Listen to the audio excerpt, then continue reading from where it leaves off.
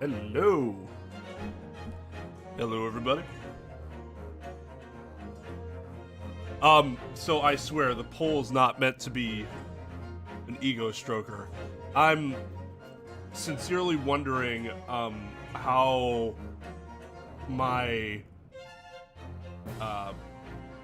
stream presentation in general has been since the schedule changed. I feel like it's been well received, but I'm somebody who I require feedback where I'm not gonna believe myself, you know. So that's why the question's there. How's everybody doing? Samuel Lugia, Claustrophobia, Lynch Trep, Miro Dog, Maxim the Surgeant, Hat Void,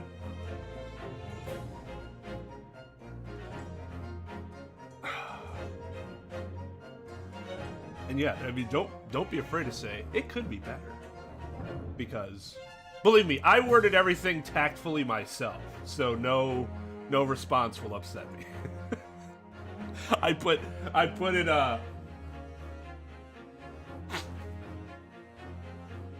I put it in ways where if somebody votes and I won't be like, oh. Hey, Ran.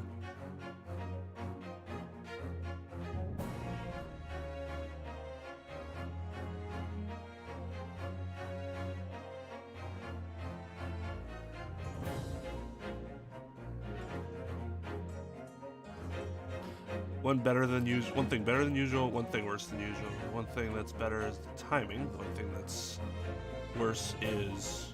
Oh. Okay. I guess I should have been a little more specific. I get that there are some people that don't like this case. It was more about my personal overall performance, not the games, though I understand that. Who was it? I forget who it was. Somebody that's here often is like, I'm not going to watch this case, but I'll be back after it's done. Just because I've seen it so much, and I'm like, oh god, that doesn't necessarily bode well for the case. MBTI type? I don't think so. I'd have to go back and look. I don't know off the top of my head. Hey, Andre. An Inferno?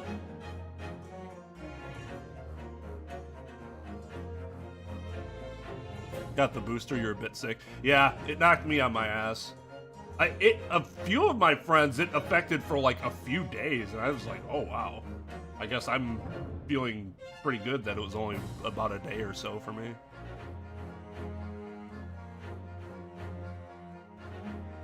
Ha, thanks, Maxim. And plus, also sorry for the late start. My allergies were killing me last night, so I woke up probably half a dozen times throughout the course of the night. I just got absolutely no sleep. So I tried to sleep in until about 10. So that's why we're starting late. It was actually, I snoozed a couple times, which I try not to do.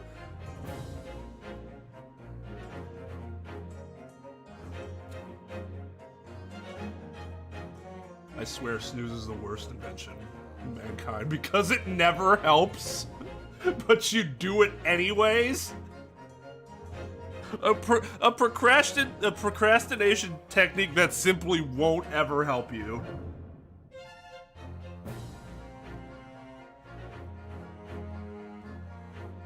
Are they like migraine headaches? Or are they more like stress headaches? Or it's like, because I have all three of the major ones. I get migraines, I get stress headaches, and then I also get blood pressure headaches as my blood pressure gets high. These don't happen nearly as much as they used to. Like when the start of the pandemic happened, I used to get those like every stream basically. But since I've been taking the blood pressure medication, I haven't had that. And thankfully I've been able to actually cut back on it recently because of less stress.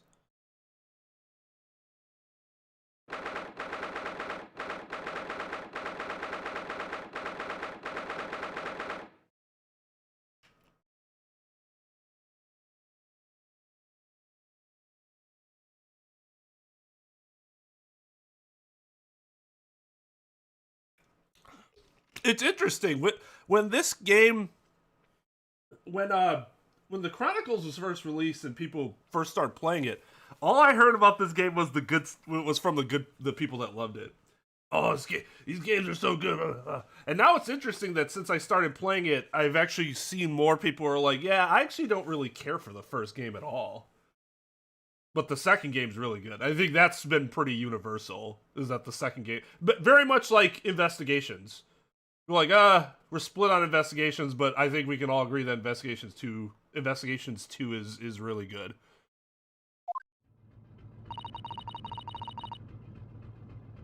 I wish we hadn't been thrown out like that. I wish we'd managed to find some clue as to what that speckled band might be. We didn't manage to investigate at all. I'd say we got something. Some information. Right? Right? Man, her expectations are high.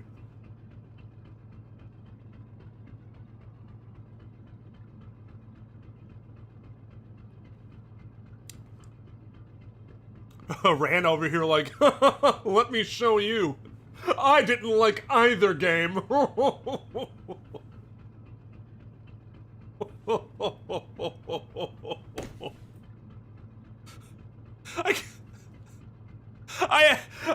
I do that so much. I absolutely need that as like a either a button I can press or a button that or a command that you guys can use. The Edgeworth shrug and head shake might be like the best.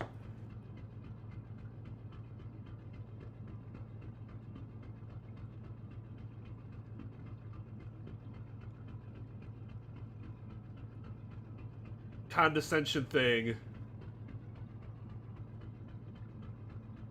Can I help you? I think she got happy because I started laughing. Well, I guess I can take this opportunity. So, hey, I'm thinking of making a change as to what the next emote's going to be. We'll do a poll on this next time, but right now it's the K smile that I've been wanting to put on there for a while. I can't because we need the 50 memberships to get a new slot. But the next one I actually just put on Discord. Just made it.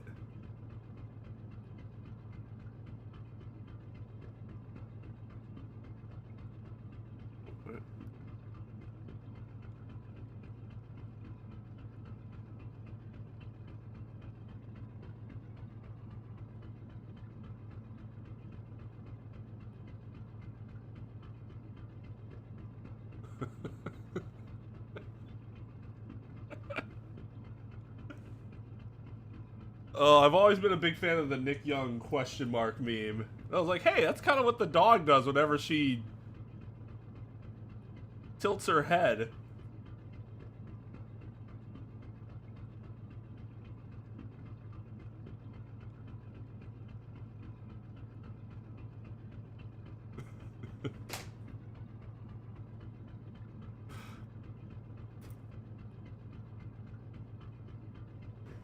You don't need to stretch on me, you know, you can do that on your own. Dog Susato. Ruff, ruff, ruff, ruff, ruff, ruff, ruff.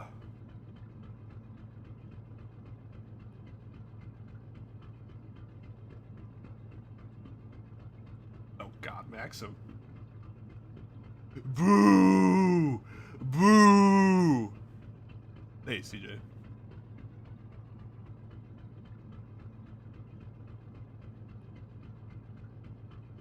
And Plushmaker and Kapoor. See, now that's interesting. The idea that this game, these games are all great, are both great in terms of like the gameplay is the best, but I did not like the story. That can be a thing, especially since these are the newest games, right? Like, it advanced the gameplay in a way that the others did not, but I prefer the story of the others compared to this one, sort of thing. But yeah, I'll make a poll about that next.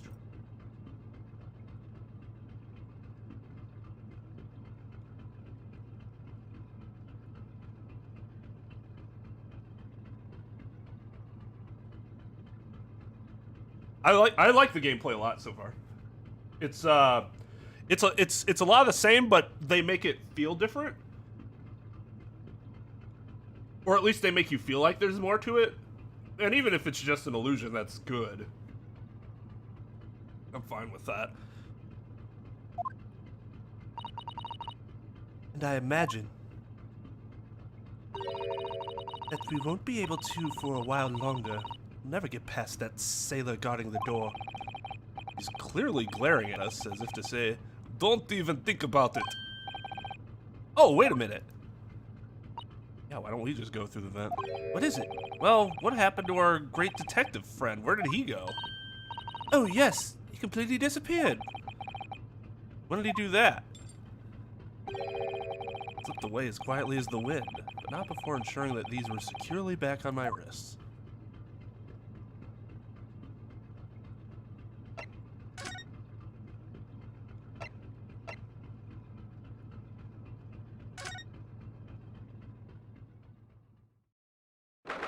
Oh, this guy's still sitting, staring at us. Okay, maybe we won't be able to do that. Like they're still investigating in here. Yes, on that subject, I wonder if Inspector Hosonaga is unscathed. What do you mean, unscathed? You haven't forgotten, have you, Naruhodo-san? Don't you remember what he said about allowing you out of this cabin to investigate? He was going to talk to the captain about it. He said he'd lay his life on the line for you. Oh, yes. But I'm sure he was exaggerating, right? Let's see what he has to say for himself. There's some new information for us. Never know. Well, where is he? Okay. I need you to go sit.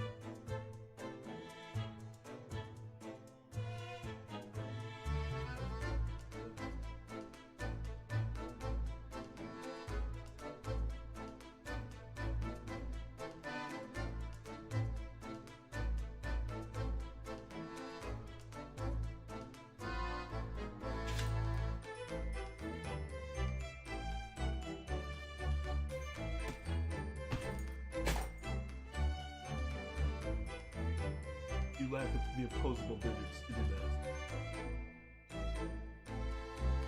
You lack digits altogether, for that matter.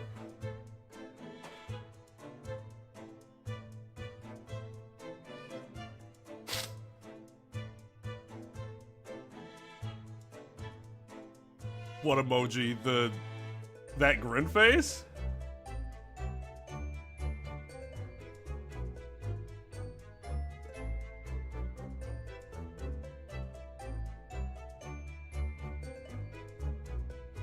Yeah, what do you mean?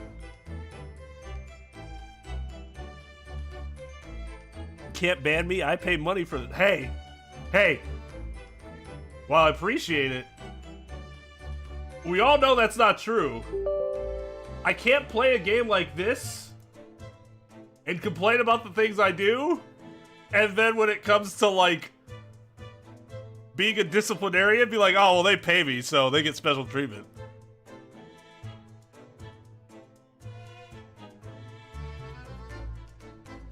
Right?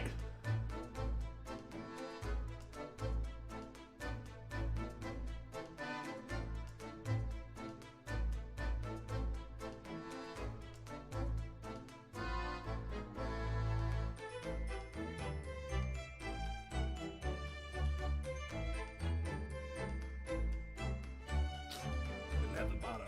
There we go. I know you're a war criminal inside.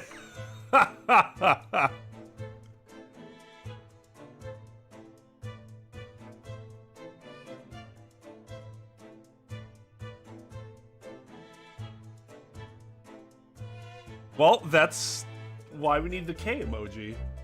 Because who doesn't want to use K's grin in that situation?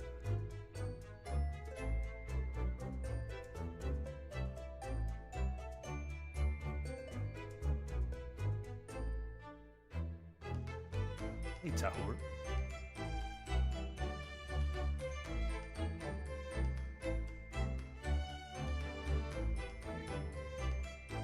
Hershey. He has a big ego. Yeah, he does.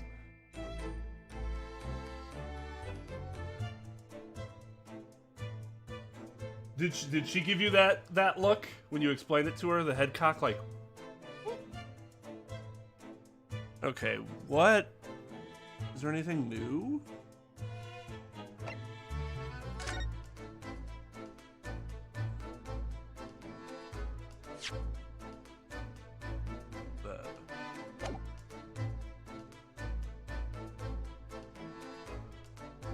Why is this not...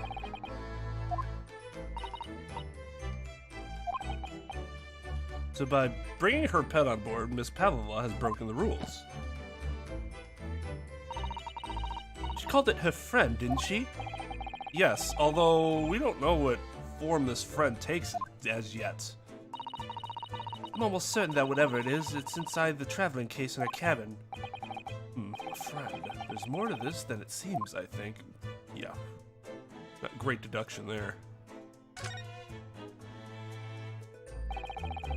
All the books provided for passengers occupying this cabin neatly arranged on the shelf. They're all over the place when we first looked around, if you remember. Oh yes, and you tidied them up, didn't you? You have to look after the ship's property. Unruly behavior in this cabin leads to danger. It really wasn't me who knocked them over.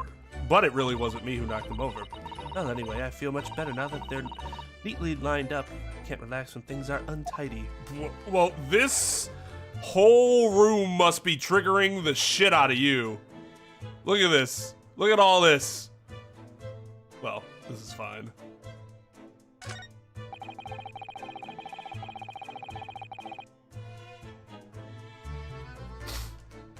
Is it like the same composer that did the Layton games?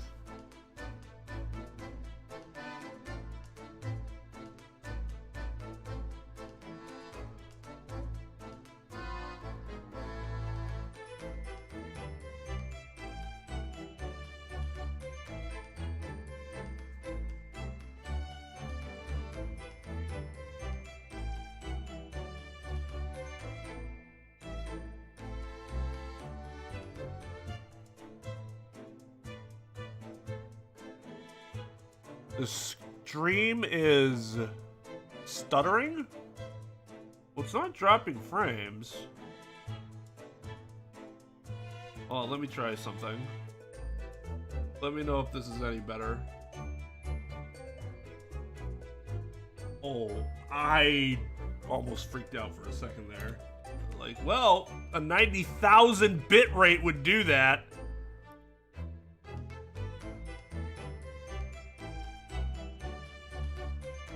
It's not that the bit rate's too high for the internet, because that would cause drop frames. No, it wasn't. It was 9,000. It wasn't 90K. I tried dropping it to 6,000 to see if that does anything on your end. It's not a frequent issue, but from what I understand, sometimes that can happen for whatever reason, either because YouTube's being weird or.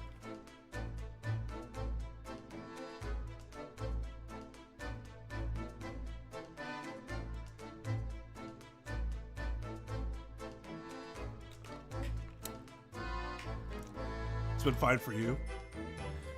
I don't know, maybe that's just an area thing then.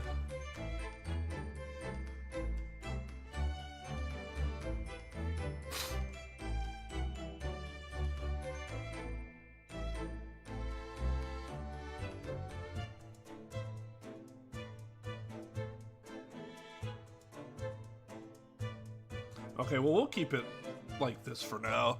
These games, I'm not really worried about the bitrate being a little lower. I have it at Twitch's max right now. Because, I mean, these games look good, but these aren't, like, the intense graphical mammoths that are, like, Call of Duty or something like that. So it's clear that these letters were written with the ink that was somehow spilt on the floor. And they spell the Russian word for wardrobe. It does seem to be an unambiguous pointer to you. Naruhodo-san, as you were sleeping in there. But to be truly unambiguous, it should have just spelt out my name, don't you think? Well, either way, one fact remains. Don't just hand-wave that away! It's hard to imagine that Kazuma-sama would have written his last words, or word, in Russian. Also very true. Which begs the question... Where are you, Brian? of who did write it.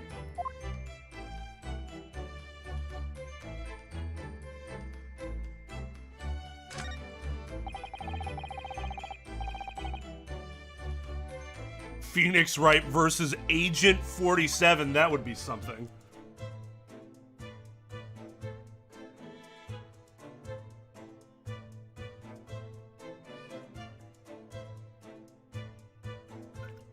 Were you blocking the internet like a solar eclipse?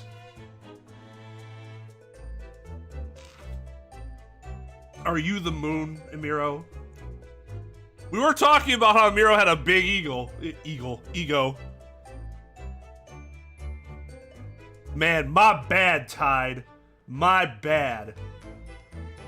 You know, I know this is gonna sound really weird, but like 2 weeks ago, I had a dream where we were in, I don't know why we were all there. We were at somebody's stream, and it was like, it was Spanish's old channel, but somebody else took it over. And so, like, we like, just completely bombed that stream.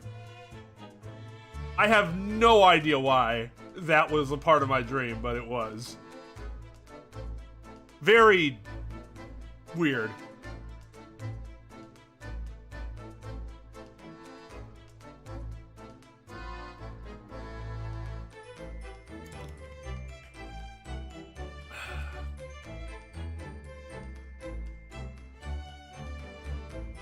Interesting's one way to put it. I would say it's just weird.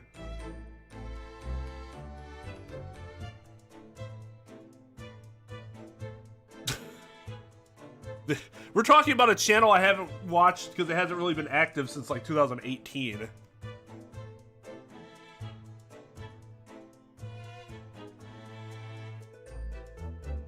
Thank you everybody for voting.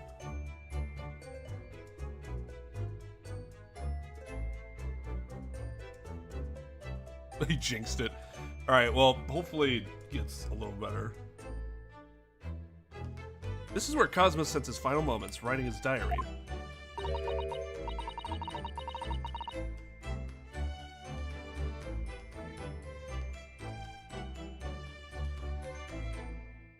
Nah, don't worry, it's just my tale. No. See, that's exactly what I don't want to do. Is, like, call people out for saying something like that. I want people to be honest. And feel like they can provide feedback without being called out. That was weird, I didn't press anything.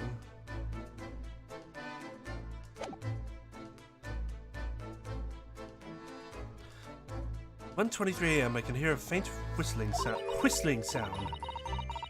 1:35 a.m. What looks like some sort of speckled band is dangling from the ventilator grill. Man is writing here on this page. Almost impossible to believe that he's gone. Kazuma-sama left us a valuable clue in his last...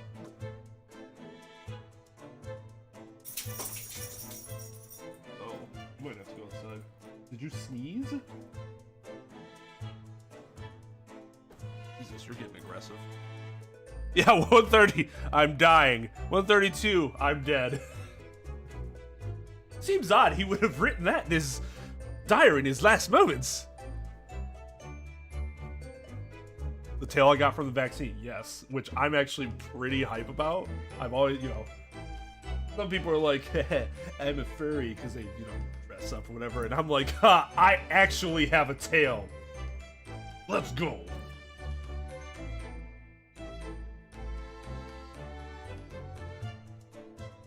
I'm not gonna lie, that would be interesting to have a trait like that makes you stand out to that degree. Like an actual tail, though. Not like, oh, I have an elongated spine that's like this much and it just slightly protrudes.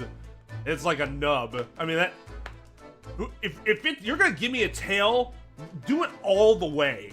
Give me like a Saiyan tail that I can wrap around my waist.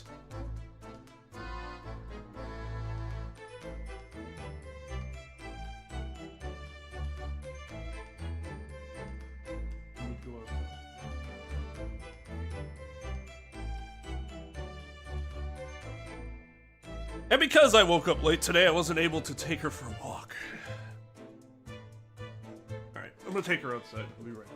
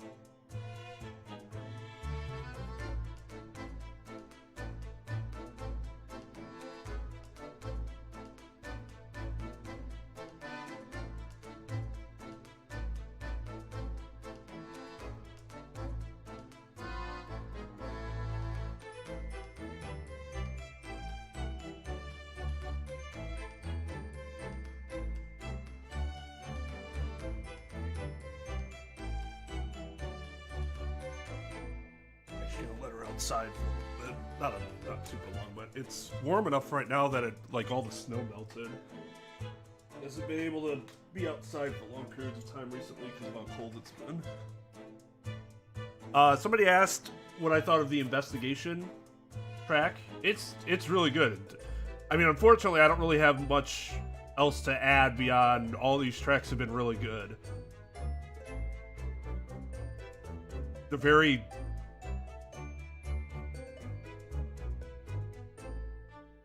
I feel like they very much fit, like, the Sherlock whimsy sort of thing.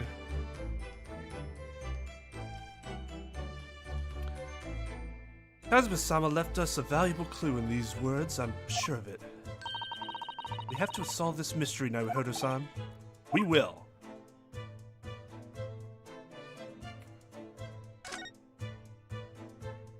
Oh, there you are. Oh, God. Ah, you're back. Inspector! What happened to you? Your faces! Please, don't worry about it. They're just scratches. Made by a bear, maybe. I told the captain that I'd given you permission to investigate. He told me he'd pummel me with his fists and then toss me overboard. What? But the pummeling was over in a flash, and he must have decided against throwing me overboard. So it was nothing, really. It's like he wasn't joking when he said he'd lay his life on the line if he had to. Damn, what a bro! Well, thanks to your efforts, we now know a little bit about the neighboring cabin. Yes, so I understand. Oh? I bumped into a man claiming to be a great detective a little while ago. I think his name was something like Herlock Sholmes. I don't think he was German, though. Ah, that explains it. Shall we compare notes, then? What can you tell, we can tell you what we found. Yes, let's do it. Man, it almost looks like it's painful for him to make that face, but he's like also excited. As a Russian, I can confirm we are all like this. Yeah, that's why I need Maxim around. Cultural accuracies. Brosanaga, there you go.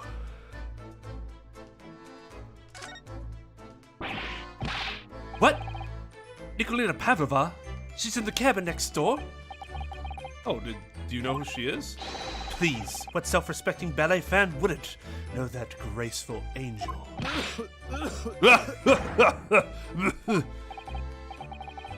Oops, I think I upset him there. Well, that tells us the neighboring cabin is unrelated to the case, at least. Oh, how? Because angels don't go around committing crimes, do they? Oops, now I've definitely upset him. Shall I tell you the story of Lucifer the Morning Star? Inspector, has your investigation in here proved fruitful? If I'm honest, there's very little more I can do. Our duty is to make sure the scene isn't disturbed, ready to hand over to the Hong Kong police. So I'm just keeping watch here, trying not to take my eyes off the job. Oh, I see. Ah, there is one thing. I do have a small piece of new information for you. Oh, what? Yes, do tell us, Inspector, please!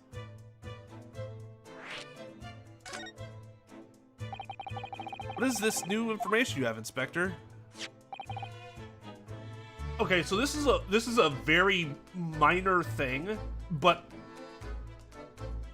it helps the narrative flow so much. In the old Ace Attorney games, when there'd be a new option, it would always go at the bottom. So it could end up, like, if you were just going down, it could end up seeming like things are kind of out of order. But now, because they put it right after the discussion that you had, you're not really jumping around the conversation anymore, as long as you keep going down.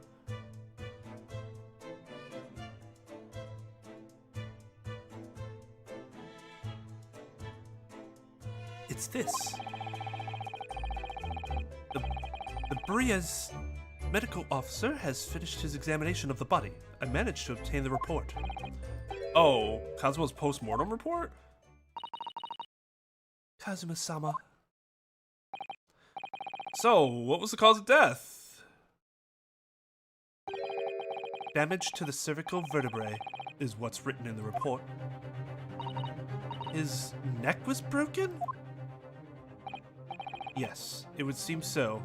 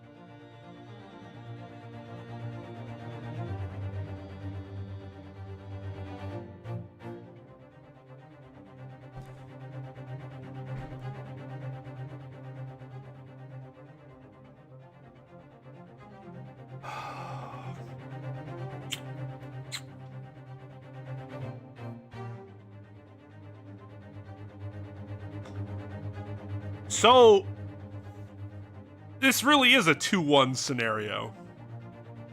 This broken-necked man was able to somehow perfectly write a word in a different language.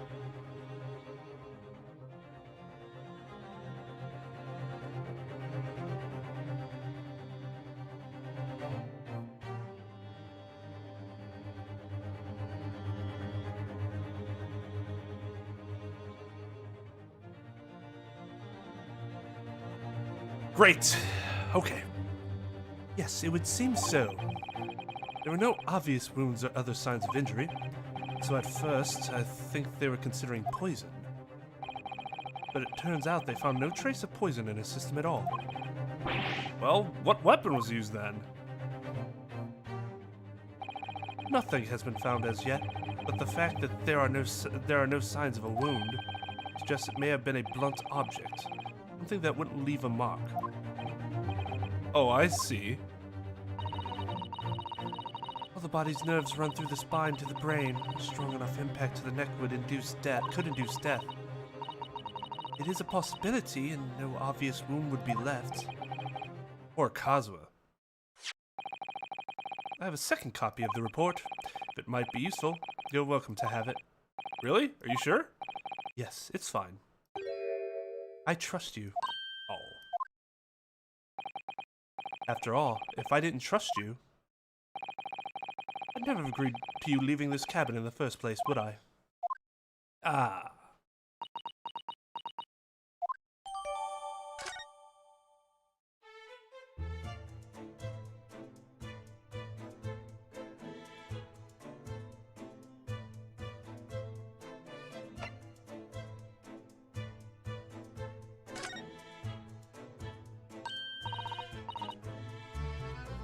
Two, one.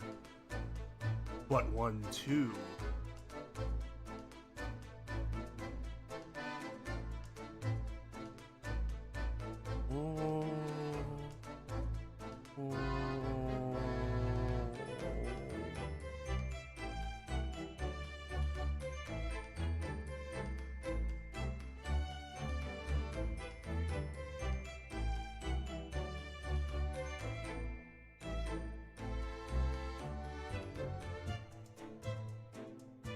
I have no idea what you guys are talking about. Forming sentences, tear running down your left cheek. Oh, Mr. Sholmes was here, was he? Yes, he seemed to be enjoying himself a little too much as he crept about on the floor investigating. But then he suddenly left. I suppose he must have become bored. Did he say anything at all? Actually, now you mention it, yes, just one thing, but he practically shouted it. "It's shoe polish!" was all he said. Shoe polish? I wonder what he meant. It was when he was over there by the piece of broken glass. Do you see? Ah, perhaps he was talking about this brick-colored mark, do you think? Yes, that must be it. Now, how can Mr. Sholmes know that it's shoe polish? That leaves me cold, I'm afraid. I have no idea. What is it, Susato-san? Well, Kazuma-sama was wearing leather shoes with the very something dark tan on them. Dark tan, a sort of dark brownish red there, then. Yes, a little like that color of red wine. A little like the color of red wine, but darker. I often repaired them for him. Oh, does this mean that this mark was made by the polish on Kazuma's shoes as they were scuffed on the floor?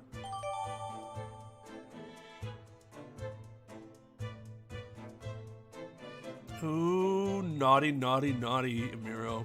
Naughty, naughty, naughty. Yeah, they actually said wine. Good for them. Good for them. They grew up a little. Shoe Polish? That's rather rude. The Polish have the right to be where they... Yeah, right? I think that happened in Discord like a few months ago where somebody said they wrote Polish, but somebody read it as Polish, and then there was a big misunderstanding.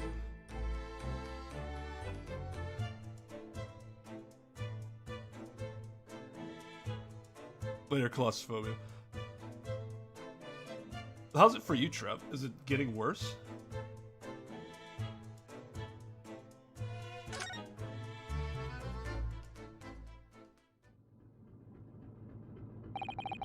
That's really all I can tell you at this stage. I should return to my post. My fellow crewmen's eyes are boring into the back of my head. Yes, that might be for the best. Thank you. Oh, Inspector, you look exhausted. Oh, no. Well, I feel terrible that I failed to protect Asogi-san. He was my responsibility. Of course, my pain is nothing compared to yours. You were his friends. The truth is, I seem to have had a heavy head ever since I woke this morning. A heavy head? Interesting. My head's still throbbing too.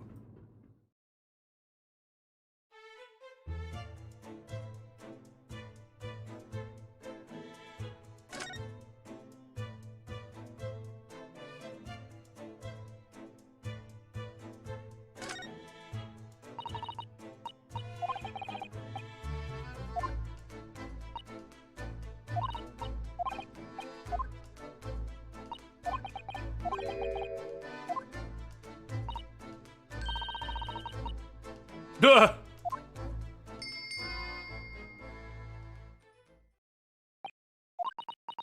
Ringing of a bell. Damn!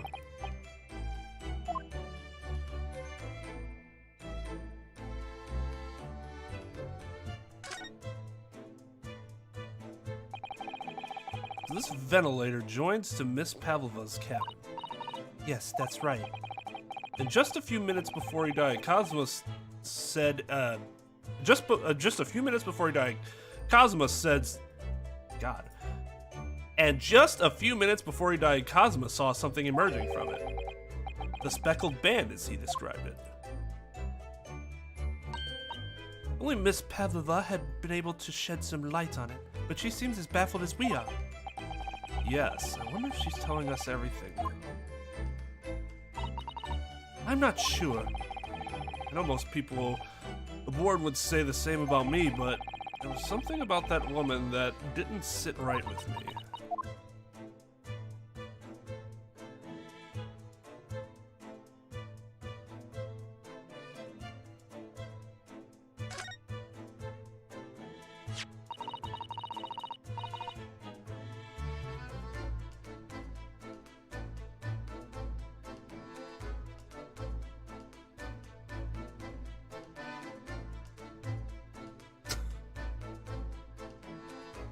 I'm seeing a PowerPoint slideshow.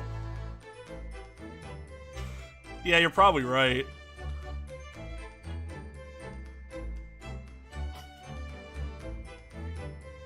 It really is such a beautiful color, this glass. Looks like whatever it was is broken clean in two. But the other half is nowhere to be seen. And there's the brick-colored mark, which is shoe polish, according to that great detective you seem to know all about. That almost seemed passive-aggressive. That great detective you seem to know everything about. You're giving all the attention to.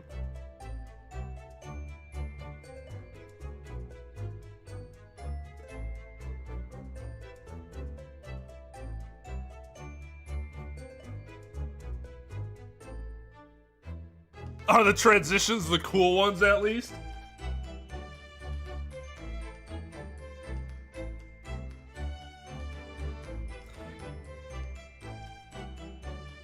Huh.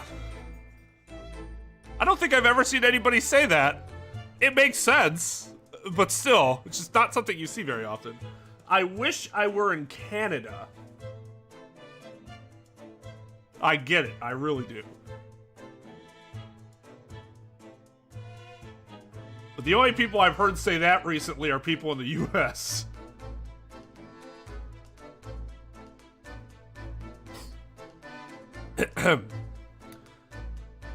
I suppose it must be from Kazuma-sama's shoes.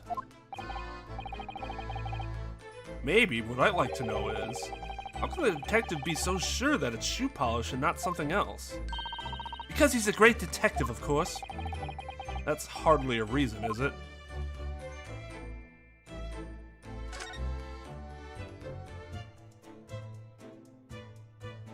Rather circular in reason.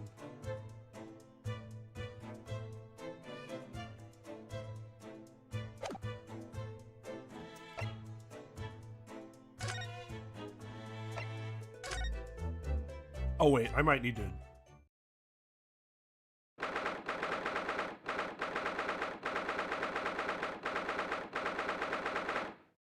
Oh, well, that's easy to explain. See, the profession of law is one of the most technologically stunted of any profession. So the fact that I had PowerPoint presentations was like, oh my god! What is this black magic? Didn't even have to be good. Okay, that's a bit of an exaggeration. But seriously, like, law is way behind like everything else technologically, and it's so fucking annoying. Our state just recently, over the past like 5 years, I think, went to mandatory e-filing. It's like that should have been done like 10 years ago.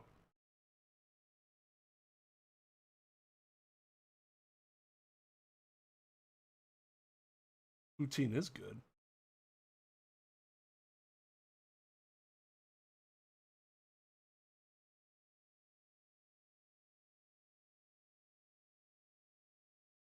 We have snow here.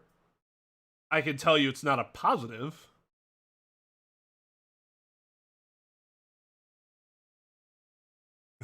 That is what we do here, Tide.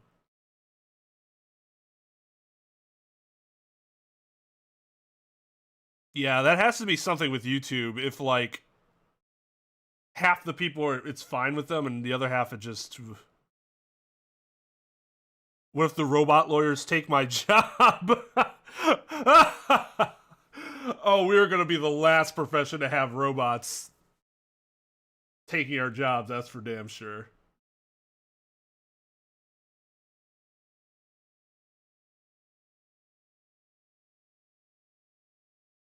Yeah, I heard about that. Somebody flushed the toilet, and it's like, dude, come on, man. It was during, I think it was Chief Justice Roberts was talking, and the toilet flushed. Ah! Look, Naruhodo-san! Seaman Stroganoff is gone! Strong enough? The burly Russian sailor is always crossing his arms and glaring at us. Oh, all these Russian names are impossible to remember. Okay, relax there, Mr. Rinosuke Naruhodo. Tra-la-la! Did you hear that? It sounded like someone singing. Tra-la-la-la-lira-lira-lira-lay. I did it the great detective way. This caroling, I knew that lark-like voice. Well, never mind that now. This is a golden opportunity for us. Yes, you're right. We must seize it. Let's get inside Miss Pavlova's cabin while we can and investigate. Definitely. Before that, something. Stroganoff, not stringy knot. Stringy knot. Not stringy knot.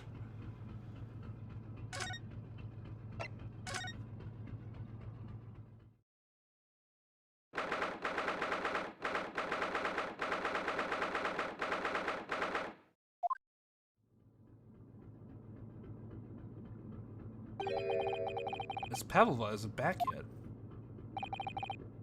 Sato-san. Oh, where's she gone? Hey, what are you doing? Those are her private things. There's not a moment to waste, Naruhodo-san. We must investigate as quickly as we can. She's right, you know. I suppose you're right. For Cosmo's sake. Not just for Cosmo-sama. What do you mean? It can't be long now until we arrive at port in Hong Kong. I don't want you to be in those handcuffs when we get there. Really? We must solve this case, Naruhodo-san, by ourselves if we have to. Yes, we will.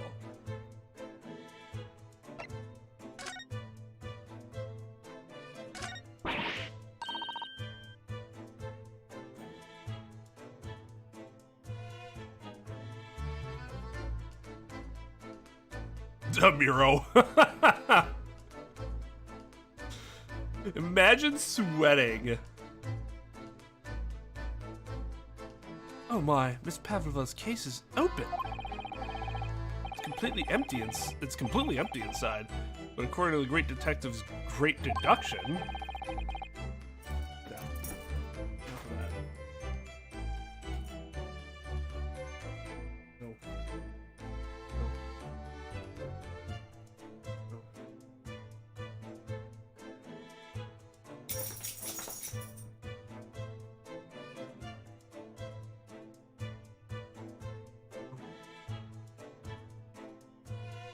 No.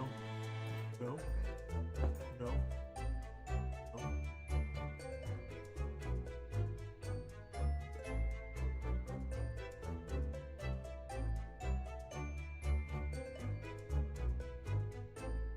She was hiding her special friend in there. Yes, a friend that she had to keep secret. You're not allowed to bring animals aboard the SS Buria.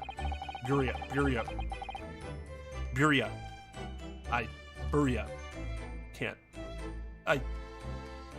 SSB, yeah?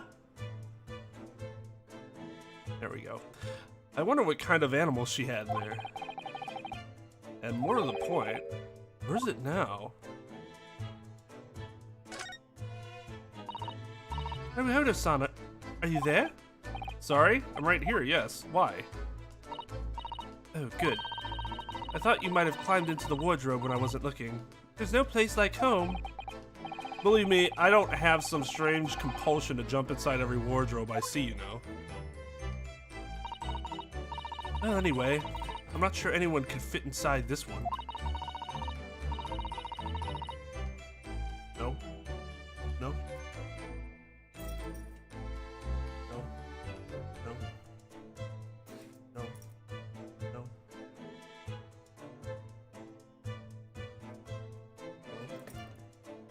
No.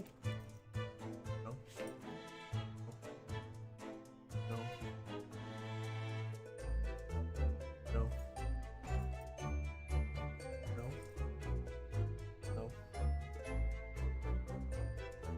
No. No.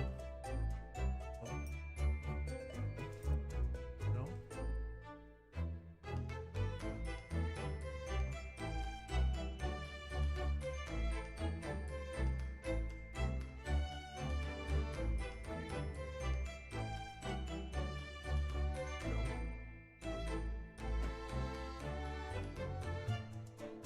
No.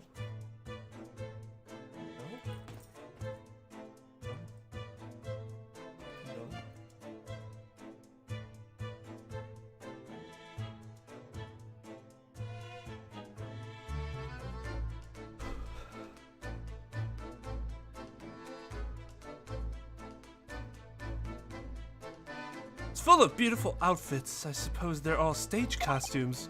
These look like robes. I was rather hoping we might find Miss Pavlova's friend hiding in there, but no such luck. Is that really everything? One on the bed next to Cosmo's cabin, too. Or one in Cosmo's cabin next to his bed, too. Yes, it's a bell cord. I can't resist. That! She barely hesitated there. And she gave it a good tug, too.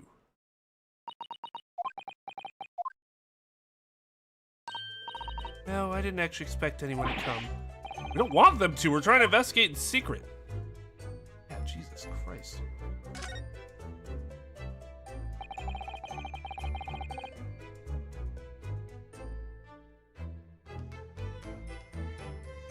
My soul twin.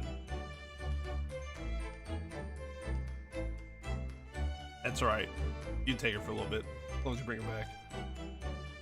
She'll love all that snow and forestry and area up there. So this ventilator connects to Cosmo's cabin next door. Yes, although what a foolish shipbuilder must be to open a ventilator into another room. Maybe. It's so that if there's a gas leak next door, the occupant of this cabin would notice and raise the alarm.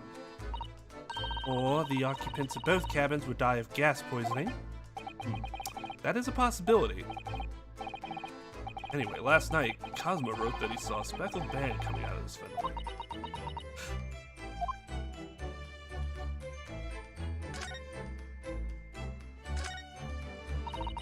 I wonder what this little saucer is doing on the floor. Well, I wonder. Yes, it doesn't look like it's been dropped. More like it was put there deliberately. Ah, do you think there could be a leak in the roof just above here? What? A leak? Is this ship quite safe? I'm sure that even if there's a little leak in the roof, it doesn't mean the whole ship is going to sink. No, you're right. Of course you're right. She's really trying to persuade herself, isn't she?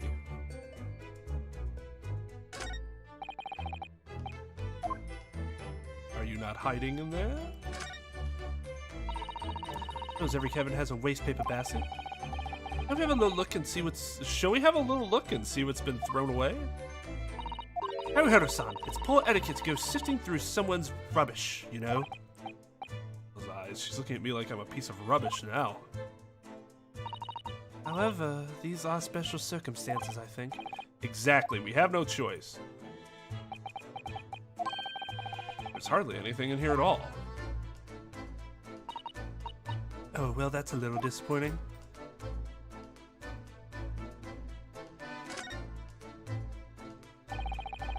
Just a few books on the desk, nothing else by the looks of it.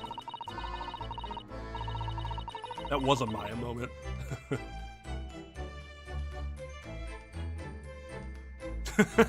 Couldn't have said it better. I like to pride myself on descriptive accuracy.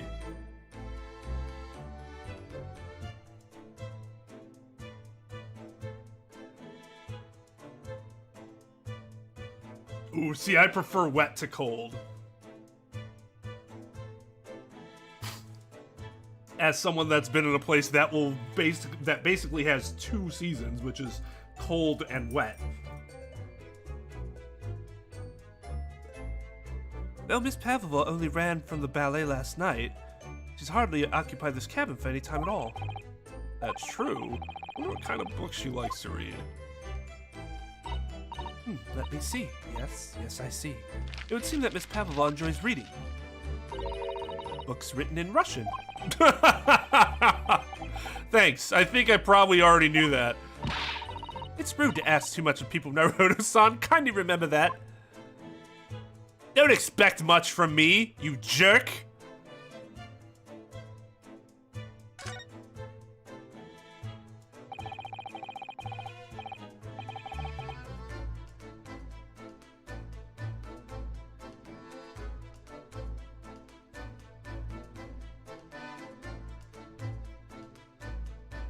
Why? Is this news to you? I've talked about how much I hate the snow and cold.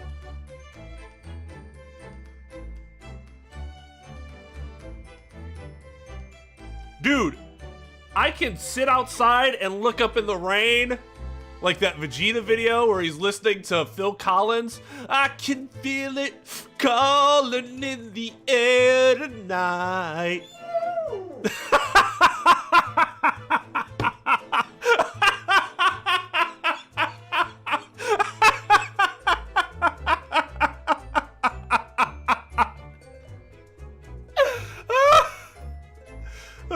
She'll howl next to me.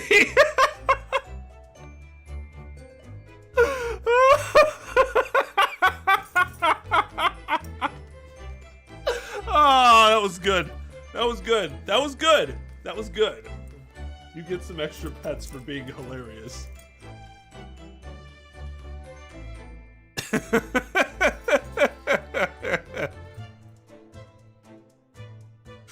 Oh.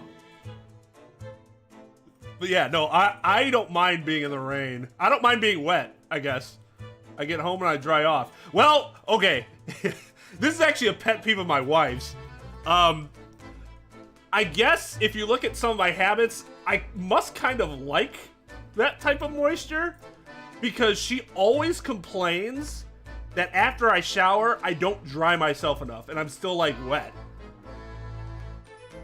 So like, maybe that's just what my body, because I don't notice that. I dry myself and I feel like, oh, I'm dry. But apparently I'm not, compared to the average human being that dries himself after a shower.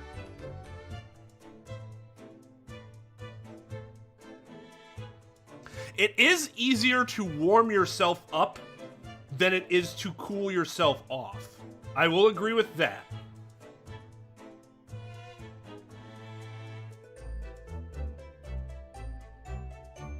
For me, it's more about the humidity than it is the actual temperature, though. Because high humidity makes it hard to breathe. But if it's dry heat, I don't have any issue with it.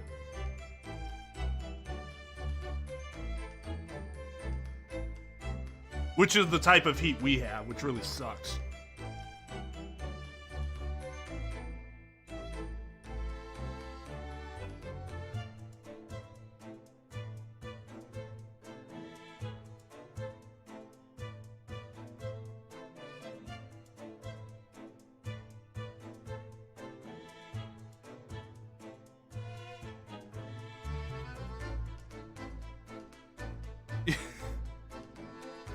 That's true, Maxim. You did a very unfortunate time to go there. Maybe if we had more floods, I would feel differently, but our infrastructure for handling water is very good.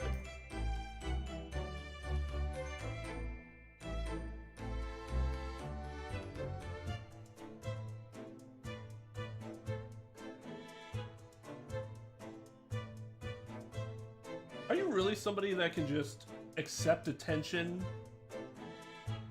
100% of your waking hours? Because I can tell you, after about 5 minutes, I'd tell somebody like, oh, okay, we're good. Oh, go away from me. But not her. You're like your mother. You're not like me. No, no, no, no, no.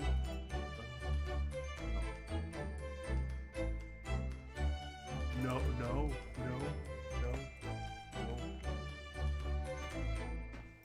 no, no, no, no.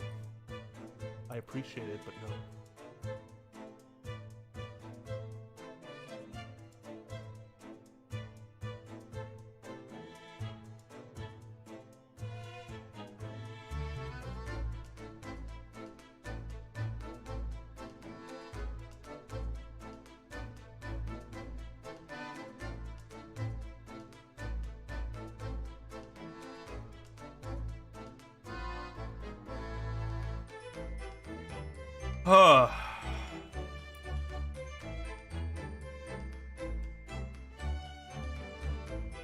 Yeah, I guess so. Just until our mom gets home, then I don't exist anymore. All the books have top... Oh, I see what it is. I keep seeing the squirrels outside. Don't look out the window! All the books have toppled over together. Look, every single one. You think that's a god of the sea? Perhaps? He's toppled too. It's exactly the same as the bookcase next door. In Cosmo's cabin. Perhaps Miss Pavlova was practicing a difficult ballet pose and fell against the bookcase? I don't know. Would she really be practicing ballet on the same night as she ran away from the ballet company? Alright then. It must have been you. You lost your temper and knocked them all over in a fit of rage. Not everything bad that happens on this ship is because of me, you know. Well, anyway, I'll set them all straight again in here too. I don't like seeing things in disarray.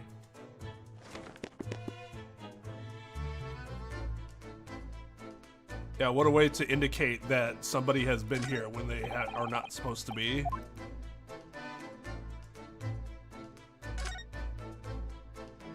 Ah. What? What is that? Oh, well, let me... Okay.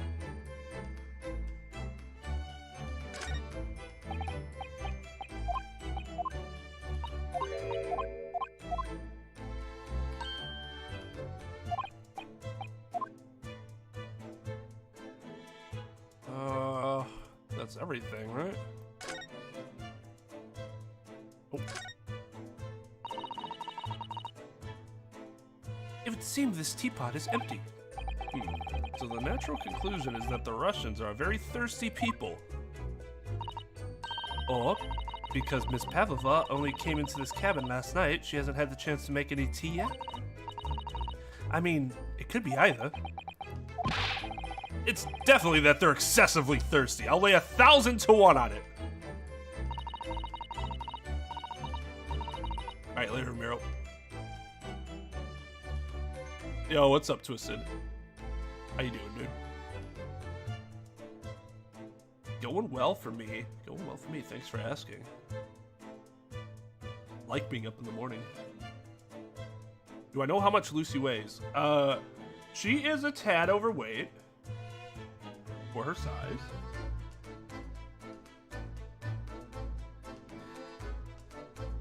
Didn't want to say that in her presence. Should have checked first, though. She ranges somewhere between 70 to 75 pounds. And she's supposed to be like 65 to 70. Can you confirm, Maxim?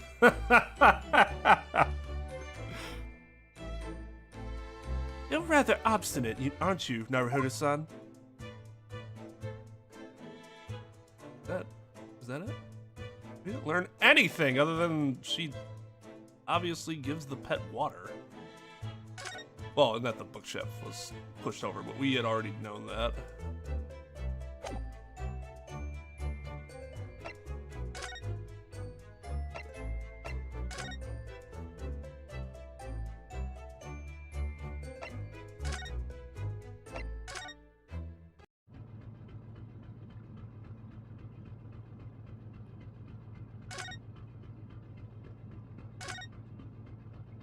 Oh, there you are. Oh, it's Mr. Sholmes, look! Oh, you never know where he's gonna turn up next, do you? He seems to be stealing a look at something as he sings to himself.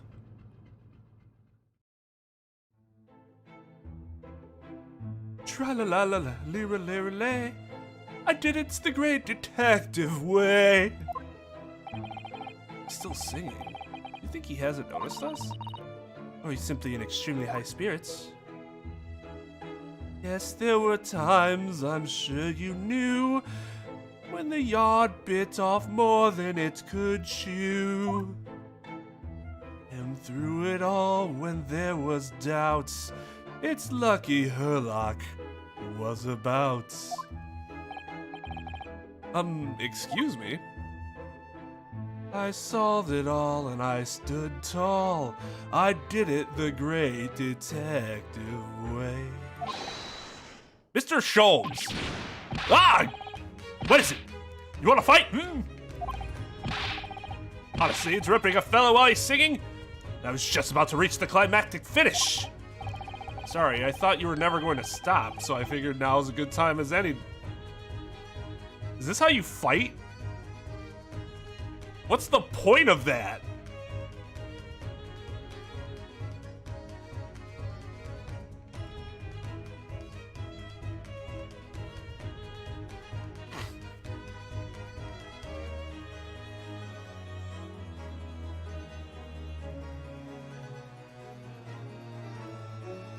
Yeah, sheepdogs and poodles are both pretty big, so like the mix is about the same. Not as big as golden doodles, which is kind of interesting because golden retrievers are smaller than sheepdogs. But my friend's golden doodle is like 15 pounds heavier. He's like huge.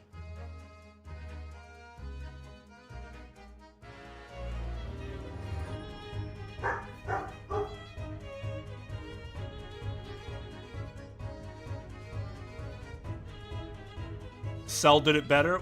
Well, of course. Cell is perfect.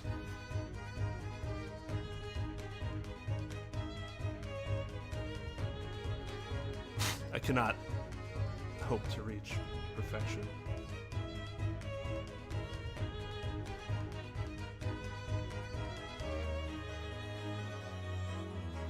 Sorry, I thought you were never. Oh, yeah. I very nearly dropped you to the floor with one of my famous right hooks.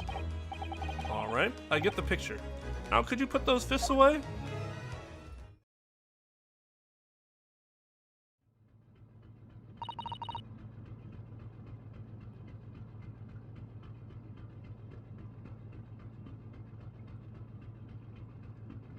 Where's my fist now?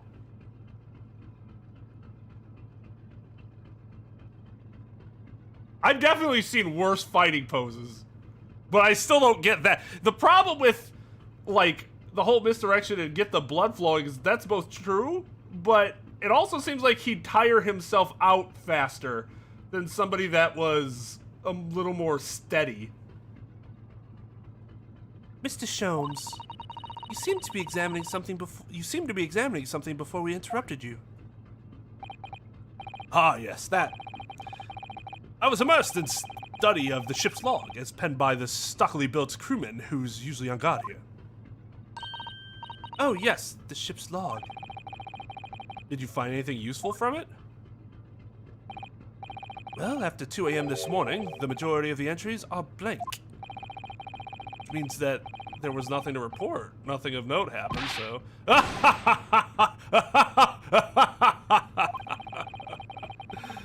You truly are a student from the land of the rising sun. You've been utterly blinded by it. Sorry? Your logic, my boy, is inverted.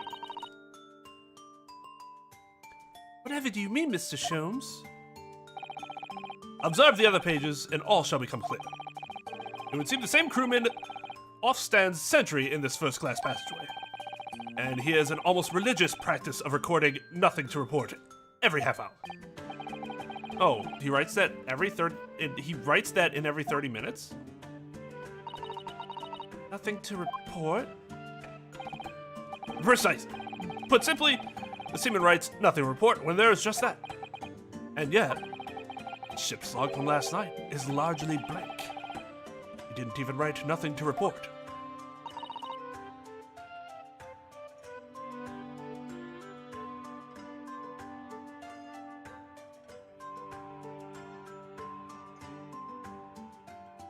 £150?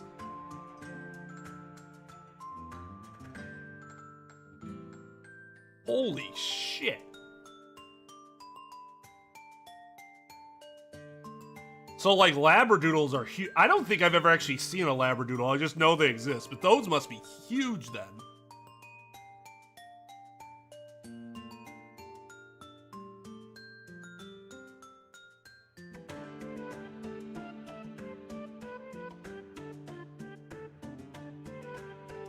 Yeah, just the fact that they kind of have more freedom to move in general is really nice.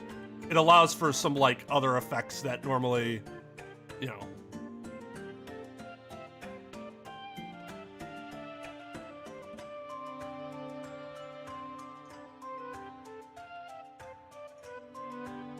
Do you mean... Yes. There were circumstances about afoot last night, which led to the seaman being absent from his post. What kind of circumstances? What happened? That remains a mystery for now, but we can be sure something significant took place. So significant that it caused the seaman to forget his regular habits of scribing nothing to report in the log. These are important details. I would stake my life on it. You must log the ship's log in your mental file. Now that deduction was worthy of a great detective. Ah, you're starting to understand what my way is, I see. What makes Sherlock... Which makes Sholmes... Sholmes? Brilliance.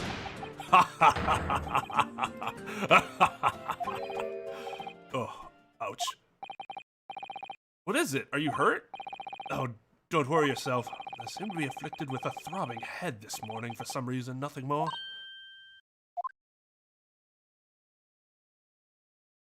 Everybody has a headache? Well, my friends, until our next encounter.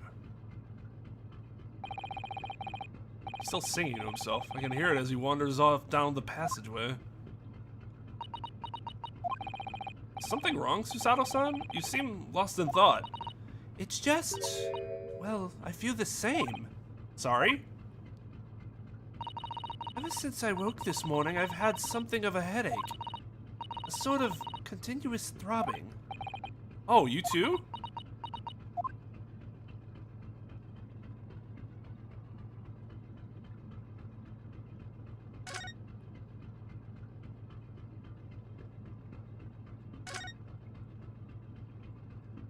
Let's...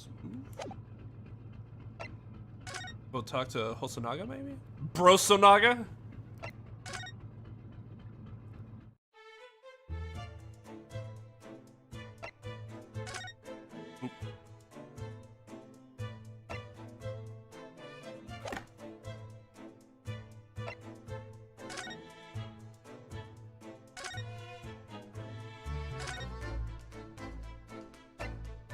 Oh, I see, okay.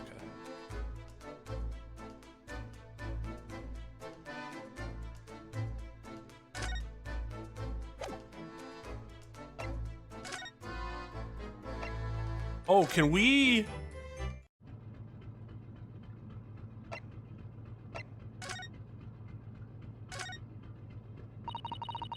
That door leads to the second class area. It's locked, I can't open it. No, well, that stands to reason. No one wants to let the murderer escape. Gosh, she gave me a very stern look when she said that. Gosh. Gosh.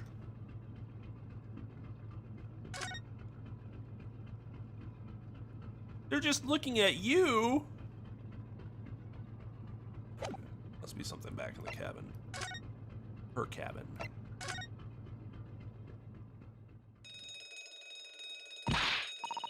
Ah, what's that?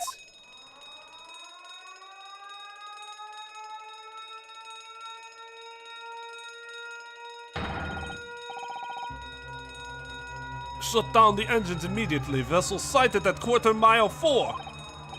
Full stop. Hard to starboard. All hands brace for impact. What the? I think we're about to crash into another ship. What? I can't stand. Susato-san, hold on to me. Arrgh! Susato-san, are you alright? Are you injured at all? I think I'm fine. Thank you, Naruhodo-san. Thank you for not murdering me in your arms by breaking my neck. Looks like we avoided a collision. I think... Yes, the ship has come to a stop. Oh my goodness, what about you, Naruhodo-san? Are you hurt? No, I'm fine. Hello, is anybody in there? Shout if you need assistance. Oh, that sounds like... Or that sounds like... Inspector... Oh. Sorry, I was working on my Russian accent. It's just me, host Brosonaga. Inspector Brosonaga. Is that you in there, Naruhodo-san? Unbolt the door, quickly. What? The bolt? Look at that. The door's bolted. Did you do that, Susato-san? No, I didn't touch it. Well, that's strange. How did... Look at all the books. They're just like they were before again. Naruhodo-san, aren't you going to open the door and let the inspector in?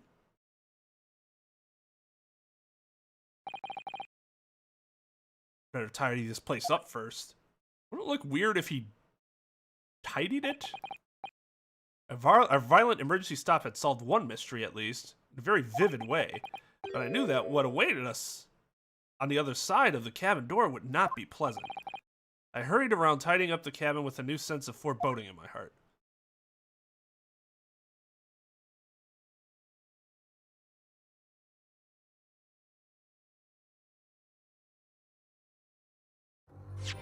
He was really into his Russian disguise. He lost himself in his character for a second.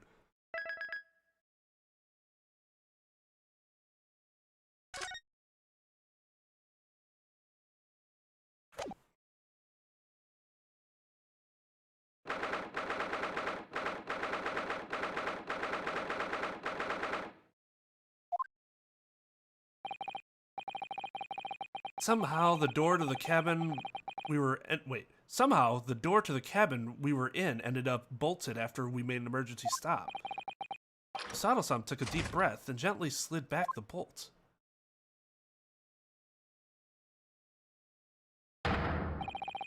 You! What are you doing in Miss Pavlova's quarters? Ah, you both look unhurt? Good. Yes, we're fine, thank you. What on earth happened? We heard something about how we were going to collide with another ship. Yes, it appears to have been a false report, though. Oh, how did that happen? There's a dense fog outside, so it's extremely difficult to see. Someone must have thought he saw a ship ahead. This person obviously triggered the alarm, and that's why we made an emergency stop. Everything is chaos. Passengers are screaming. Crew are running everywhere. This first-class area is the only quiet part of the ship at the moment. Oh, I see. Someone triggered the alarm? Does that mean that someone pressed that button outside? Ah! You wicked intruder, dressed all in black, you are the devil! Sorry? Me? Been called a lot of things before, but devil is the first. You opened my traveling case! How could you? What? No, we didn't touch it. That's right, Miss Pavlova. It was already open when we came into your cabin. Invited. Inspector! Yes? Arrest this man. I know he did it. He is a criminal. It is not enough that he has killed. Is it not enough that he has killed a man? Da, and he is a stowaway as well. If Fixin promises not to steal chicken, do you believe? What? Take him away. He is a trespasser as well as everything else. Stowing away, trespassing, killing? She is right. You are devil. Don't look good, does it? There is cell below deck. Throw him in. Tomorrow we dock in Hong Kong. Then we give you straight to police. Wait, a cell? Please, Inspector Brosinaga, is there nothing you can do? This is a Russian vessel. I really have no jurisdiction here. After my last effort to appeal to the captain's good nature, I think I'm out of options. This is terrible. This is a real crisis. I've got to find a solution. Immediately.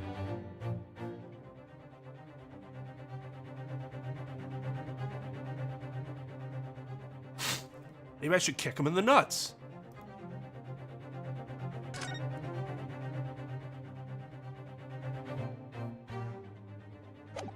Okay.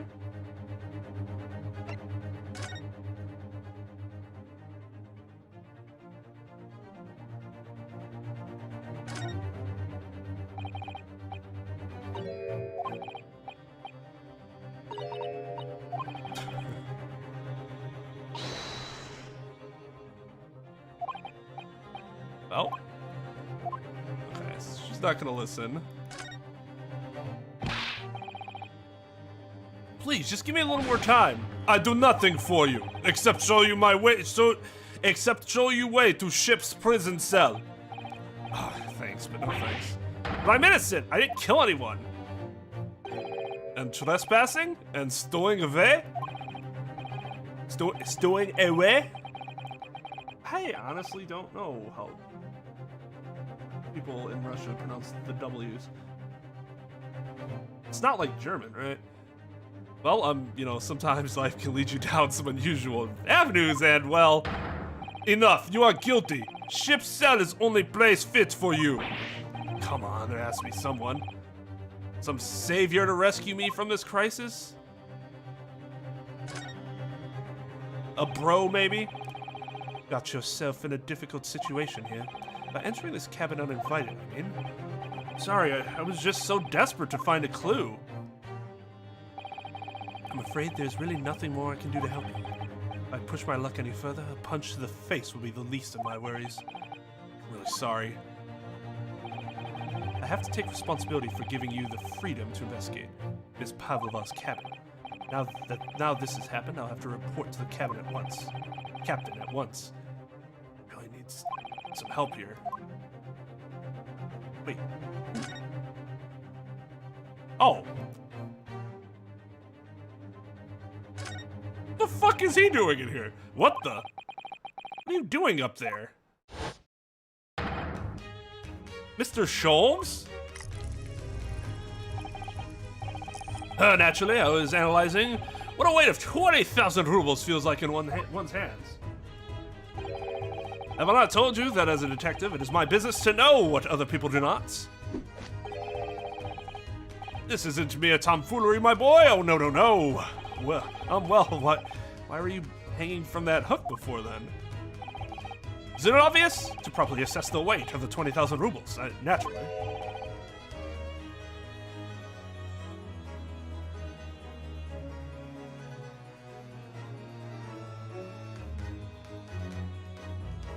Trep.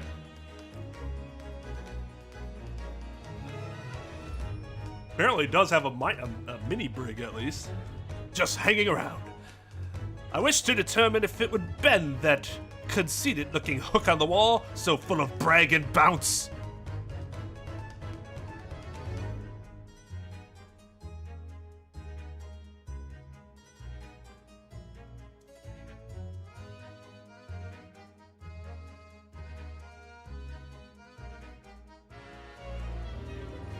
That conceited looking hook on the wall, so full of brag and bounce. I don't think that hook is anything of the sort. If anything, it looks more forlorn than anything else. Having nothing rested on its arm. It's lonely.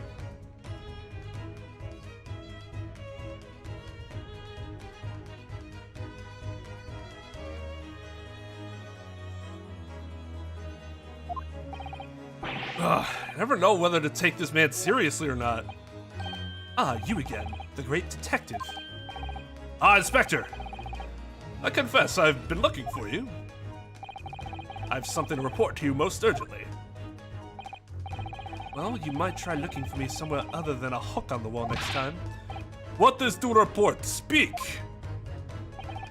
An urgent report from a great detective can mean but one thing. Yes. The case of the curious murder that took place last night here on this vessel, the steamship Buria, has been solved. By me, naturally. What? Really? Yes, I've eliminated all of the possibilities. No other explanation exists. So, allow me to illuminate all your minds. While I'm about to reveal my great detective's greatly admired great deduction to the case. Ah, you have solved it? Even Hedgehog understand this case. We all knew who responsible for killing student boy this morning when we found the criminal in wardrobe. It is this stowaway, and he has handcuffs to prove it. You put them there. I didn't do it. The trouble is, there doesn't appear to be anyone else who could have killed the victim. Because as everyone knows, the cabin door was bolted and shut from the inside. That means the culprit must be someone who is inside the cabin. Yes, it's what is called a locked room mystery in detective stories. Duh, locked room, that's it. The room was locked. Well, I can't deny that. There's no way the bolt could have been drawn across from the outside of the cabin. We just saw what happened. Can we stop pretending like we don't know what just happened? You're all quite mistaken. The cabin next door is not a so-called locked room at all. What? Sounds. What? You mean like what we just saw could have happened? Oh yes, there's another entrance. An entrance used last night by the culprit in order to gain access to the cabin despite the bolted door. What other entrance? We never discovered one. Why, it gapes open mouth at you even as you speak. The ventilator man. The ventilator? You think this is funny? I could not even put my arm through that hole. That's because your arms are as thick as tree trunks. You're suggesting that the culprit entered and left the victim's cabin through that tiny opening? It's not possible. Ha! But it is. And last night, the victim even witnessed the intruder in the act of passing through the ventilator. Mr. Sholmes, do you mean... Are you referring to the words Kazuma-sama wrote in his diary? 1:23 a.m. I can hear a faint whistling sound. 1:35 a.m. It looks like some sort of speckled banners dangling from the ventilator grill. Precisely, my dear madam. What does it mean? What is this speckled band? The answer to that particular conundrum is in this very cabin.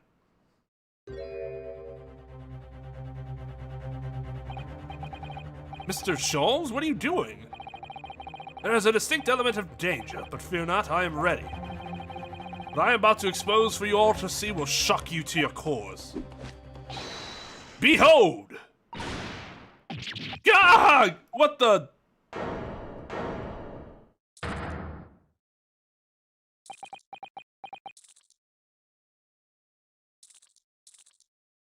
Oh.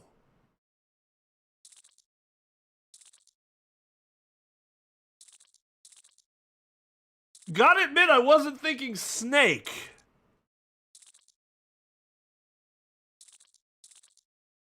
Did not see that one coming.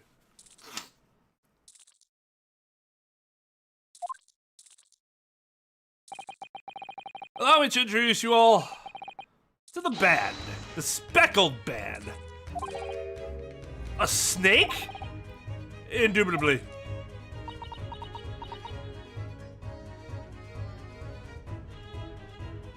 Yeah, I guess so. He's just sitting there like, little snake across my face. Feels scary. Yeah, weird looking dog. Just ignore and it'll go away on its own.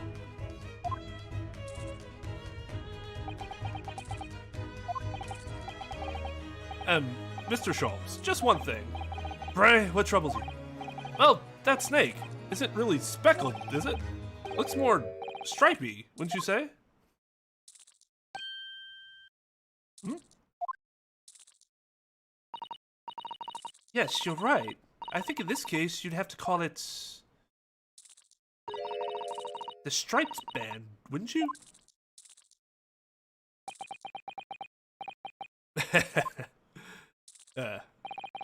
You both see and observe with distinction. However, do you not think that is precisely the trap into which the culprit wishes you to fall? Oh my goodness, really? It's a trap? How exactly? I think perhaps it is time I explain the intricacies of my train of thought. Are you ready, Miss Pavlova? I'm sorry for the young man who died, but that is all. His death has nothing to do with me. This whole thing has nothing to do with me. There are two conclusions I have drawn from the facts. Number one, last night your friend infiltrated the victim's cabin. Ah! And number two, that same friend was responsible for the victim losing his life.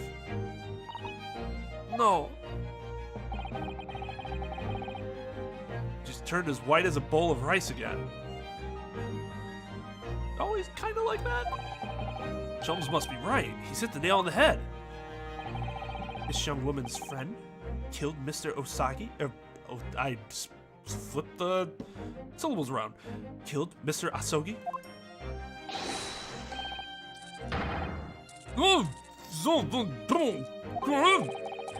It's like he can't speak with that snake coiled around his head. I would advise as little movement as possible, Seaman. You wouldn't want the fangs of that long friend in your neck. So, everyone, let us begin. Sherlock Sholmes is proud to present his Logic and Reasoning Spectacular.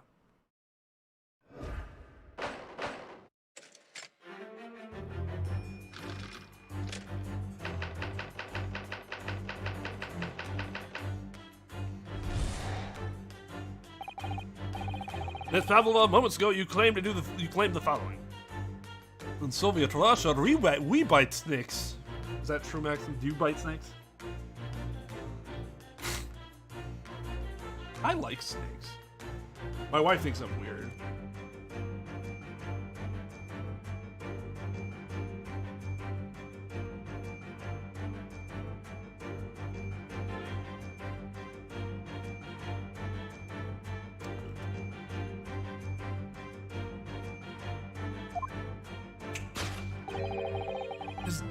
His death is nothing to do with me. This whole thing is nothing to do with me. Yet you cannot deceive yourself. Yes, when you recall those horrid events, your aching heart smarts with pain. And it's that very pain that evidenced your inextricable link to the victim's death. So we ask, what was the nature of this intruder that stole into the victim's cabin on that portentous night? Why, naturally, it was the friend with which you boarded this vessel, was it not? Ah, as I suspected, another telltale glance. Without doubt, your friend is the writhing serpent we see before us. And yet, the fact leaves us in a quandary. The victim's written observations on the night in question tell of a speckled band, whereas, regrettably, this specimen's marking do not fit that description in any way.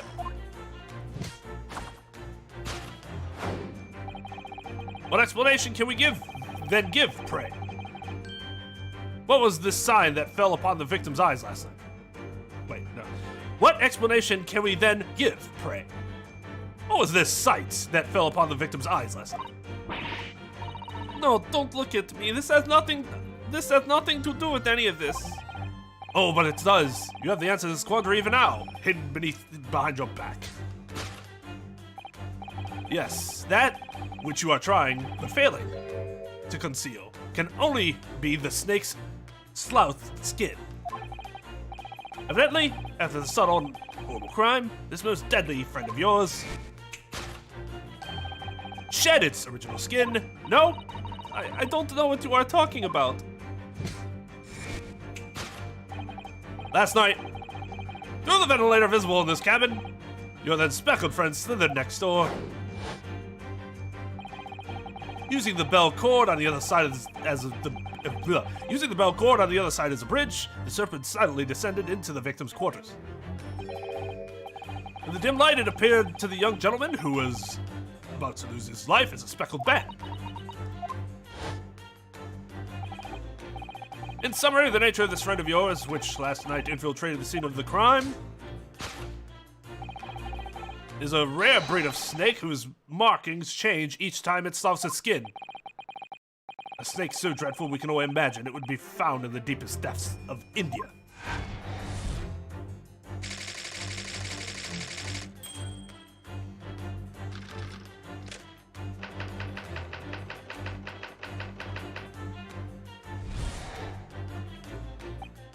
Moving on, we come to the heart of the matter, the grim demise of the victim. How did this young man lose his life, and why? According to the data of which I have been apprised, it would appear that there were no visible signs of injury.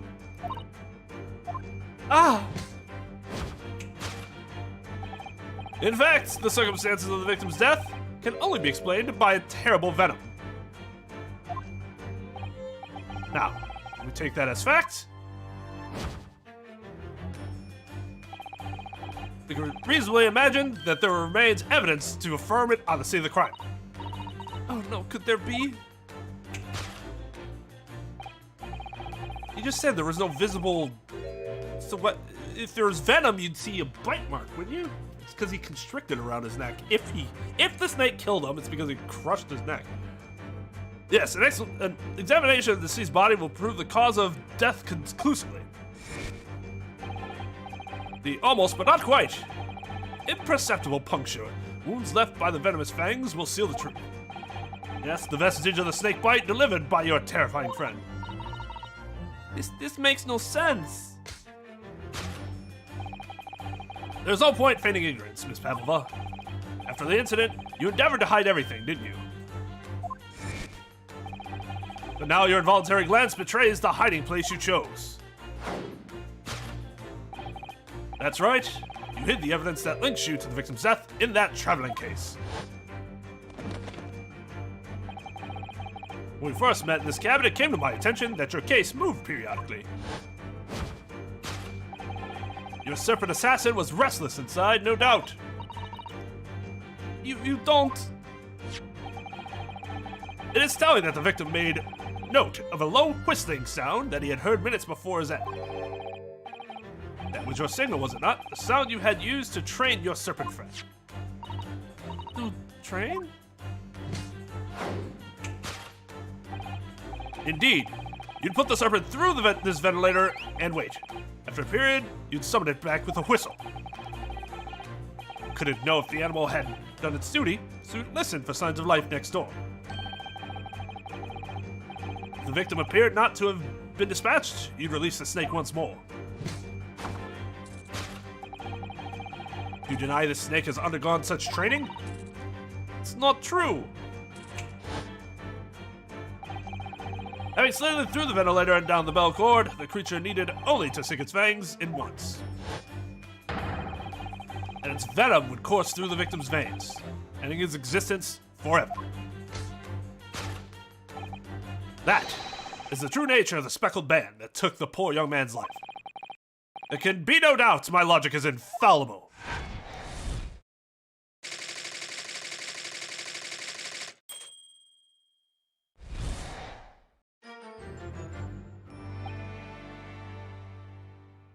Thus concludes Herlock Sholmes' great deduction of the Speckled Band.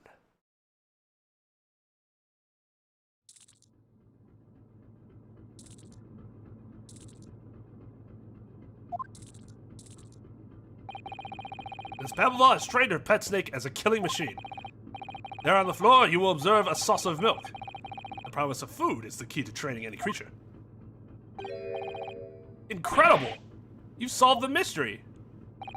Amazing! Your great deduction really lives up to its name. I see now why Herlock Sholmes has become such a household name. My dear man, it was nothing remarkable. As the Russians say, I could have done it with one left hand.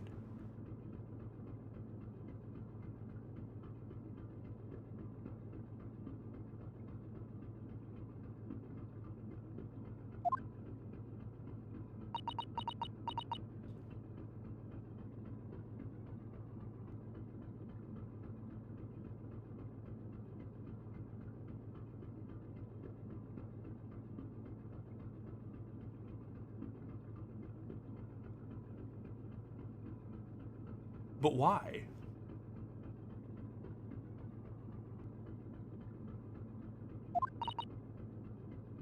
Can I venture an opinion, Mr. Sholmes? But of course, what's on your mind? It's just about your deduction before. Some things don't quite make sense to me. I welcome questions as to my method, and will answer both loudly and proudly. Oh, well, good. First of all,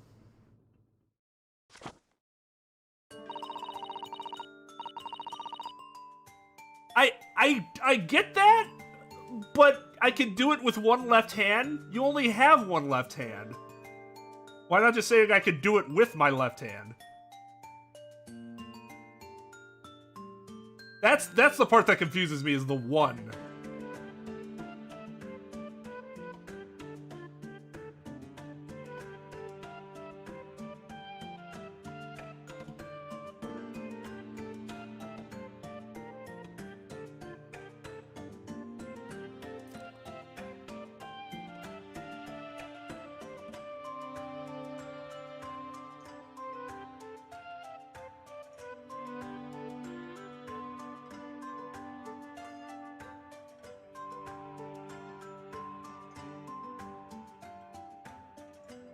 Ah, okay.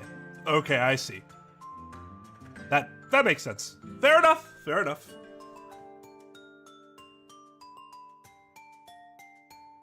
Snakes are egg-laying creatures, part of the reptile family.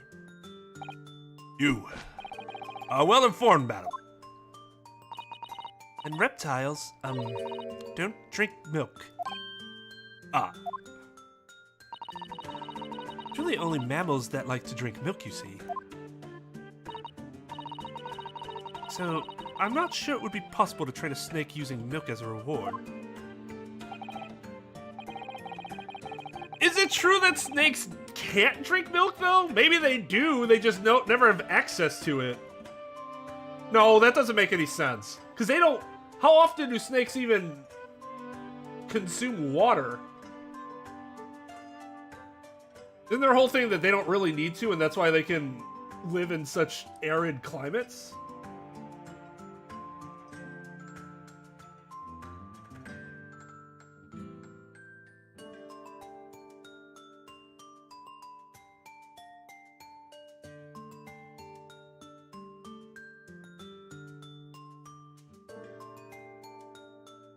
Well, right, but that's what I'm saying. Is it because they don't do it or they can't do it? Because if they don't do it, then it's, in theory, something you could train. It's just, but if they cannot do it, then that answers the question right there. It simply cannot happen.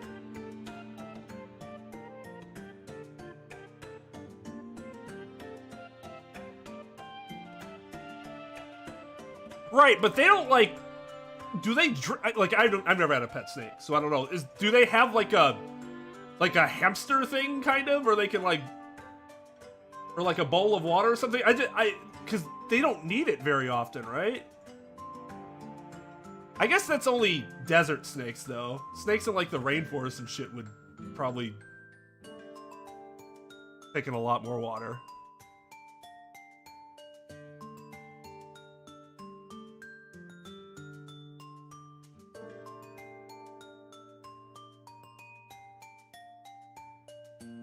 Well, see, that's... How do we know that whether milk is tasty to snakes or not? I mean, if it's not, if it's proven to not be, then sure.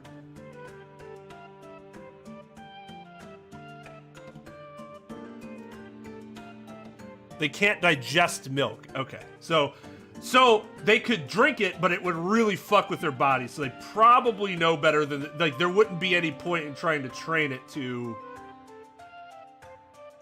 ingest it, because that would be stupid on everyone's part. I see.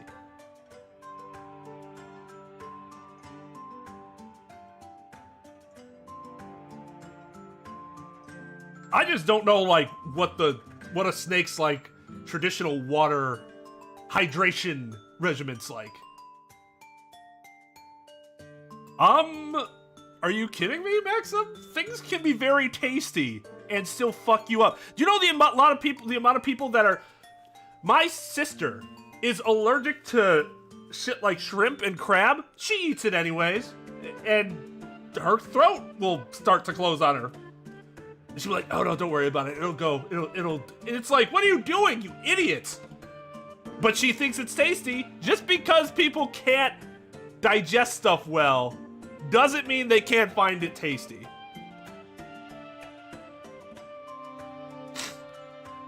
Cats are lactose intolerant. They drink milk. They can drink milk. About the amount of people that... Look at alcohol. Alcohol's terrible for you. And people drink it anyways. Like, oh, this wine's really good. It's really bad for me. Wine's not the greatest example, because wine can be okay to some degree. But alcohol doesn't digest well.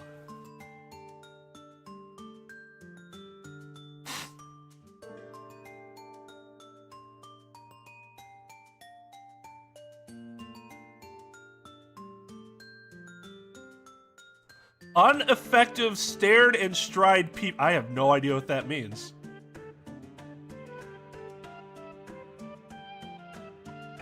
Yeah, I mean, there are people that they know something's going to fuck them up. And they're like, well, I guess I'm just going to deal with it because this shit tastes delicious.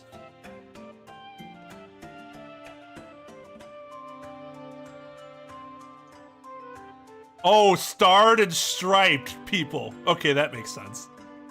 That's not just an American thing, though.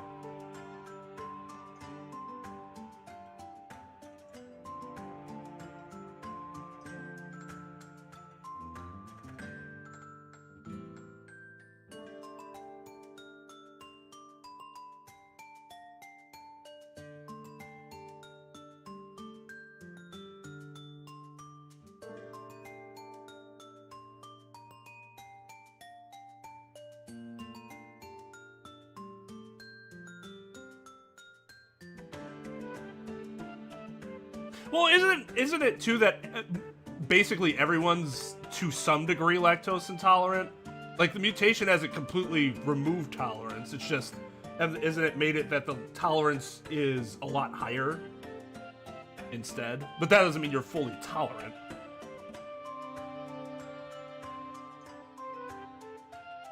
Hello, Loba. Thank you. We dumbasses eat it. Yeah, I eat spicy shit all the time. It can be good for weight loss, but it's really not great for your digestive system.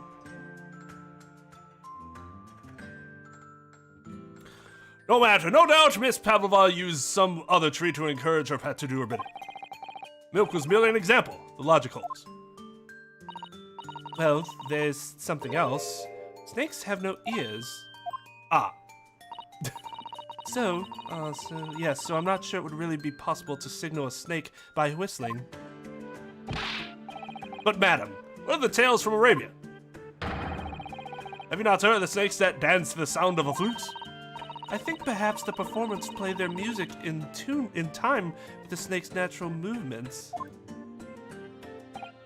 Oh, I see. No hands, no feet, no ears? These creatures are so inept as to be practically useless. Don't take it out on the snakes, Mr. Scholes. There's one other thing. You have more? Snakes use the scales on their bellies to propel themselves. So, I'm not really sure that a snake could manage to climb up a flat belly cord. So, I'm not really sure that a snake could manage to climb up a flat bell cord like the ones in these cabins. Then it should try harder. Please, don't be angry with me, Mr. Sholmes. The point is, even if the snake had gone through the ventilator to the next door cabin, it couldn't have come back without help. What I'm trying to say is that there are a number of reasons why it's difficult to imagine the snake could have had a part in this.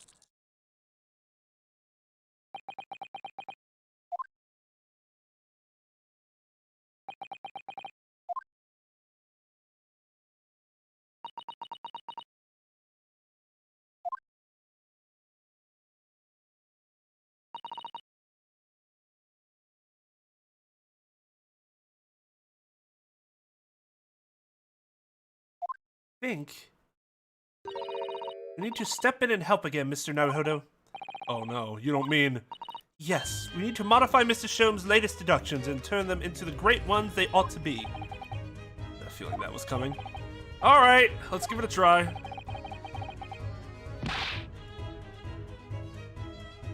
Just what I was waiting for, Mr. Naruhodo? Yes, right.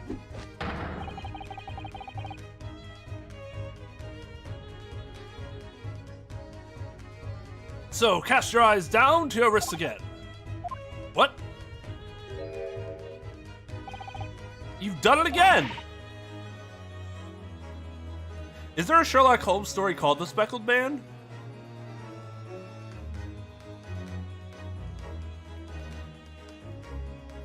I don't think I've ever read that one. Wait, hold on. 1 second. Now that I'm thinking about it, it sounds...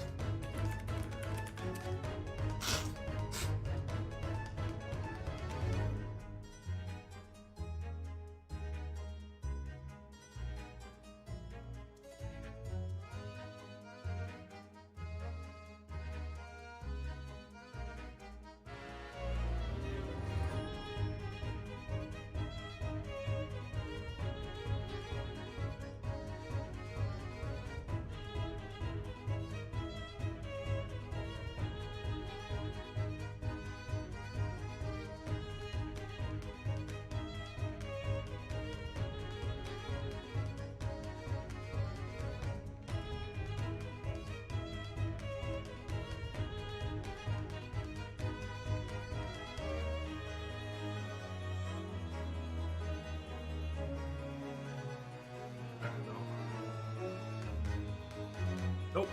I don't think I know anything about the Speckled Man.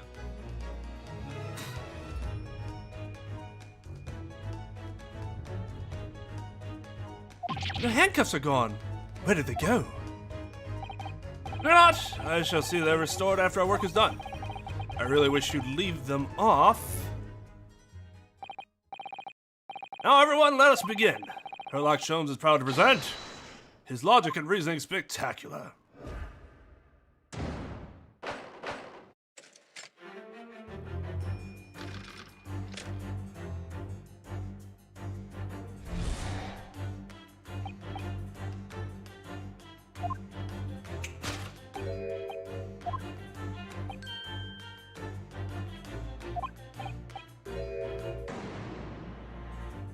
Yes, when you call your aching heart, she does have a pained expression on her face.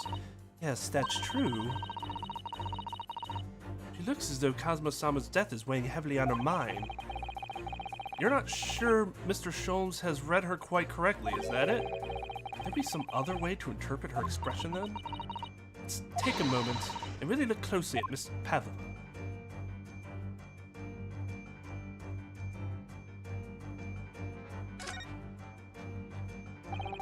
She really does look troubled.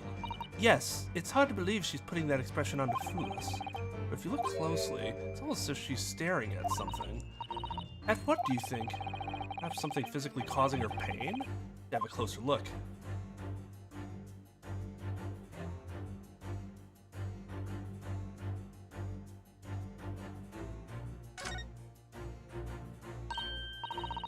Oh, Naruhodo-san, look! That looks like a very painful wound. It's like a scratch made by some kind of small animal. Fairly recently, too. Well, whatever scratched her doesn't appear to be around here.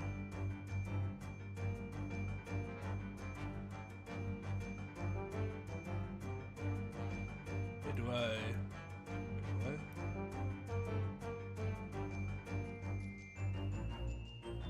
Yes!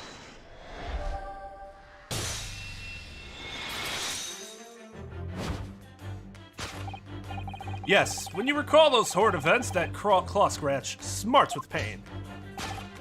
Indeed, its simple observation reveals that the wound is fresh.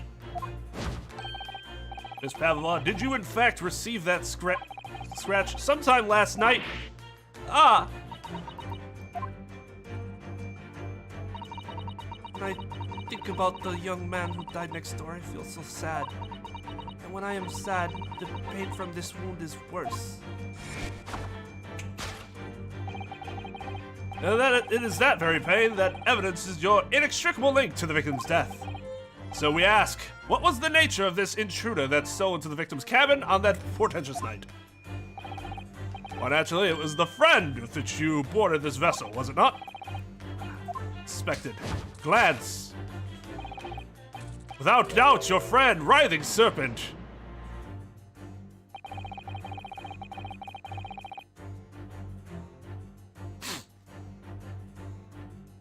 It's still a cat, right? Isn't that the thing? This snake is not, like, her friend. It seems likely that scratch mark on the back of Miss Pavlova's hand was made by this friend of hers, doesn't it? Especially when she's trying to shove it into a case. Except, snakes don't have claws, do they? No, they don't. They don't even have hands or feet on which claws might grow. Well then, if that snake isn't her pet, what is? What's the true identity of this friend of hers? We should follow her gaze, Naruhodo-san. That's where we'll find the answer.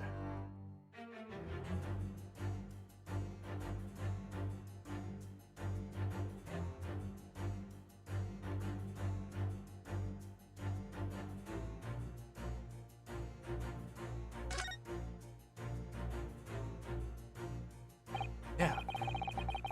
That's what I said, like, when we first knew there was an animal, like, it's a fucking cat. And then they went out of their way to say every other animal but a cat. Ah, look at the photograph in this frame.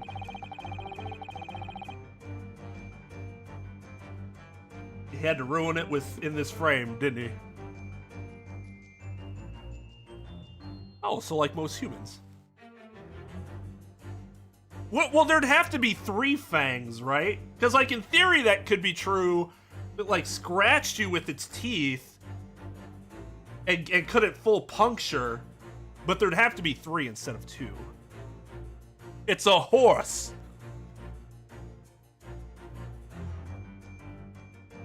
This must be something Miss Pavlova brought with her when she ran away. Hold on.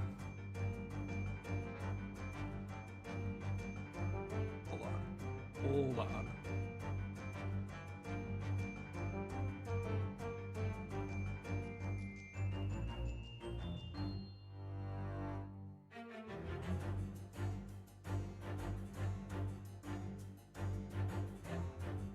Ideas flowing in the head that I must write down or I will forget them. What's the other one? What's the other one I came up with earlier? It was like we need a command for this. Fuck, I don't remember. I have to go back and watch the video.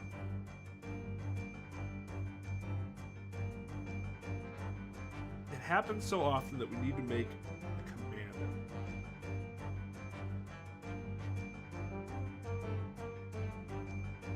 I don't remember what it was. I'll have to go back and watch.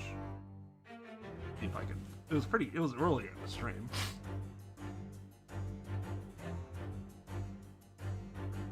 Rocky the Bear. Man, Rocky the Bear is old.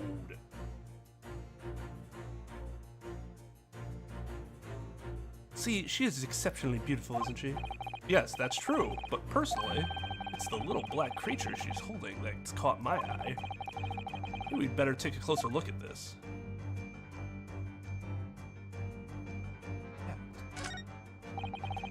A little cat Miss Pavlova is cuddling here. Oh, what a cute little kitten. Could vie with you, couldn't it, Naruhodo-san? For the blackest outfit. Black kitten. And from the look of this picture, at least, Miss Pavlova seems very attached to it. Oh, it's so cute. It's so cute! Yes!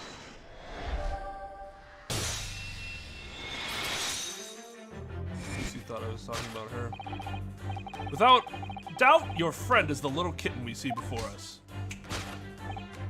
Yes, the scratch on the back of your hand makes that abundantly clear. Oh no. The whereabouts of this black kitten isn't clear, but what is clear is that you brought the animal with you when you ran away, didn't you?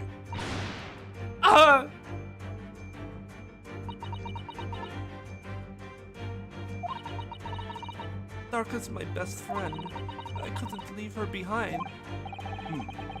Dark would appear to be a Russian blue. And yet, that fact leaves us in a quandary. Grid observations, night, person, speckled band. Regrettably,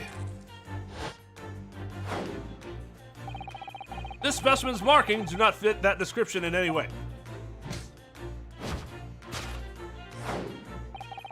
What explanation can we give then, pray? What was this sight that fell upon the victim's eyes last night?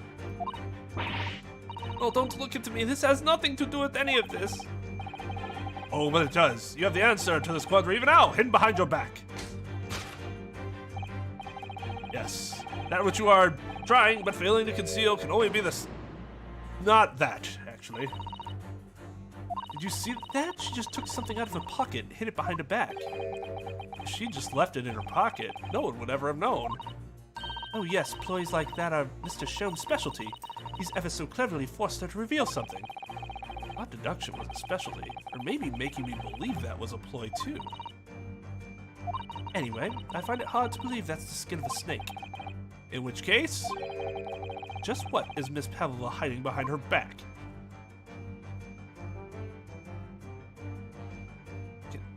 Can I? Can I?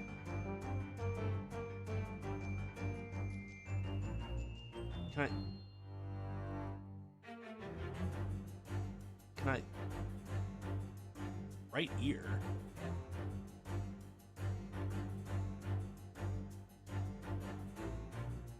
Oh.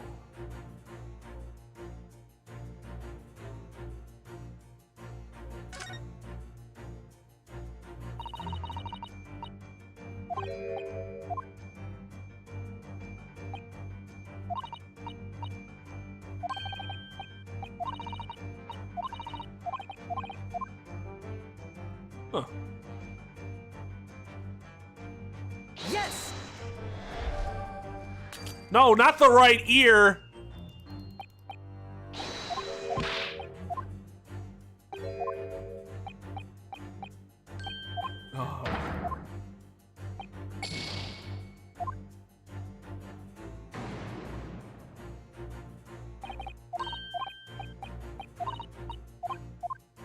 I should have realized that. They would literally like, it was the right ear that she's holding.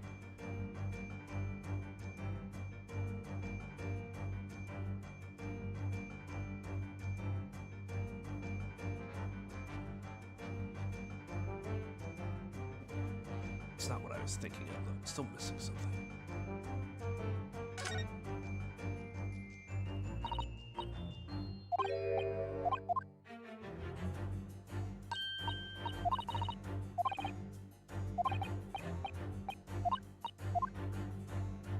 Okay. I can't.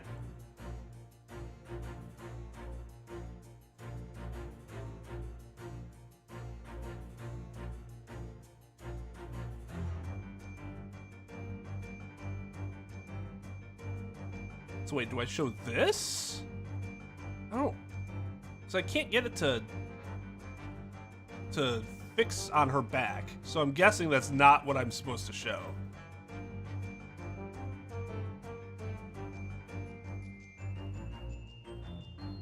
But oh. Yup.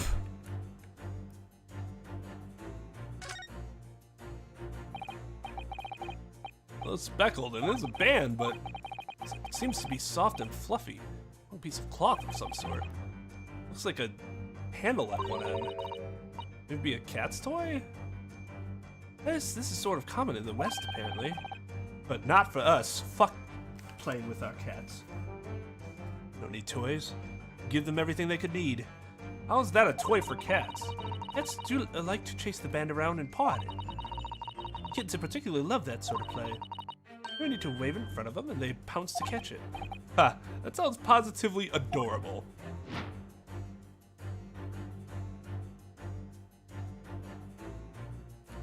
Yes!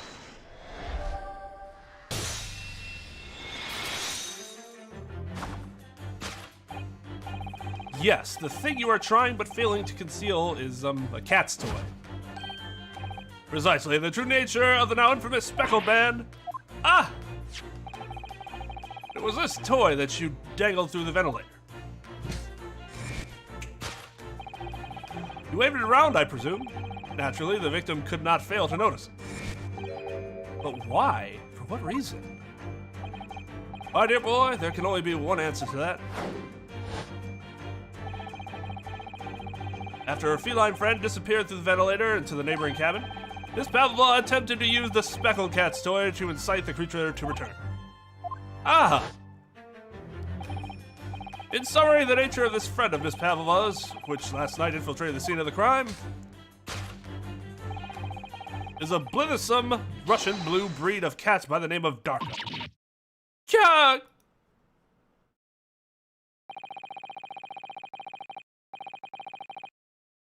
You Z through it.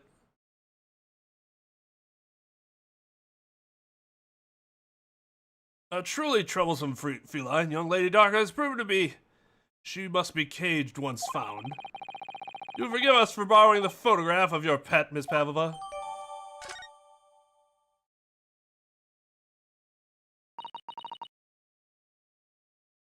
It's after I gave her food last night. That's when it happened. She scratched the back of my hand and then ran up the bell cord. Before I could do anything, she had disappeared through the ventilator. Darka, she is so naughty.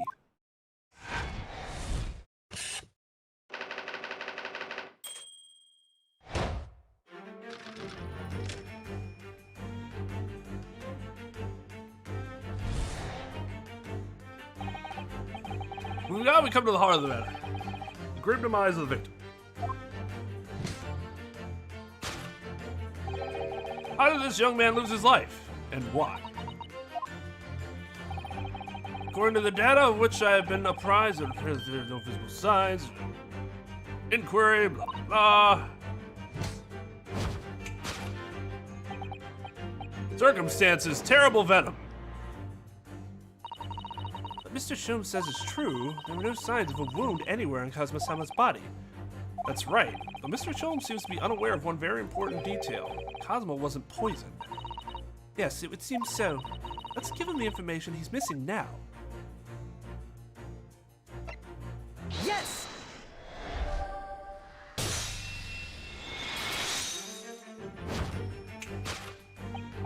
In fact, the circumstances of the victim's death can only be explained by the post-mortem report. Ah, yes, I knew it was one or the other. His neck was... Indeed, the breaking of the cervical vertebrae is fatal. Only that Goliath would be strong enough to survive that. Seaman Stroganoff isn't some immortal freak, you know. The jury is out. Anyways, we have on good authority that the victim's death was broken. Now, if we take that as fact, we can reasonably imagine that there remains evidence to affirm it at the scene of the crime. Well, no. Could there be? Examination, deceased body. Cosmo died because his neck was broken. In other words, he was probably struck by something or someone. Yes, that's a distinct possibility. As of yet, no weapon has been found, though. Presumably, Darker didn't silently creep up behind Cosmo and deal him a fatal blow. I suppose it's possible that he had a fall and hit the ground awkwardly.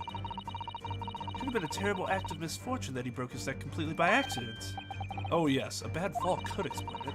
Rather hard to believe Cosmo-sama, though. He wasn't a clumsy man. Well, we need to fix this thing. Is there anything from the scene that can explain what happened?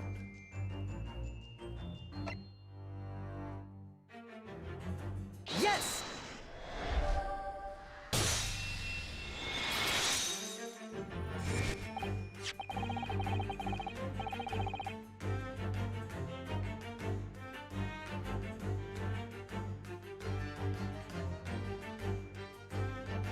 Right. Yeah, this isn't an autopsy report. In fact, it's significantly worse than an autopsy report. Yes, an examination of the mark on the floor will prove the cause of death conclusively. This particular mark, so prominently visible next to the victim's body, is a deposit of shoe polish. Shoe polish? Indeed, positively identified by a little analysis device I constructed, which I now carry as a matter of course. Beeswax, tallow, and dye were my results. The undeniable ingredients of shoe polish. And the color of the polish is a perfect match to the color of Mr. Asogi's laced leather shoes. Looking at this mark, it's not hard to imagine what happened. For some reason, Mr. Asogi must have caught his foot at that point on the floor and tripped. Please, no. And by a dreadful turn of misfortune, caught his neck against some unmovable object as he fell to the floor. Suffering a fatal blow to the spine, the victim's vertebrae shattered, and in that instant, he lost his life. No! I don't know anything about this. Is that really true, Miss Pavlova? What about the evidence left at the scene where Mr. Asogi lost his life? He just leave it behind. Yes, the facts are as clear as data. You did all you could to conceal the incriminating evidence. But now your involuntary glance betrays place, hiding. Choose. Traveling case. I don't believe it. Cosmo-sama merely tripped over and now he's no more? It can't be true. I refuse to accept it. I know it's hard to believe, but the mark on the floor does seem to suggest that's what happened. What? If this part of Mr. Sholmes' deduction is right, Miss Pavlova is trying to hide some evidence that would prove it. Here in this cabin, somewhere in the direction that she just cast her eyes. Where, I wonder? Let's have a good look around. The answer must be here somewhere. He left his life and went to go do his business.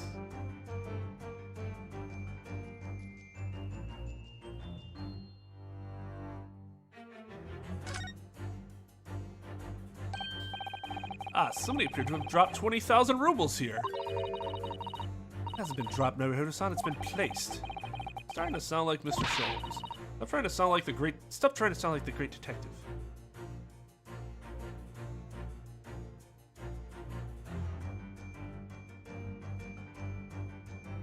This is all we can see.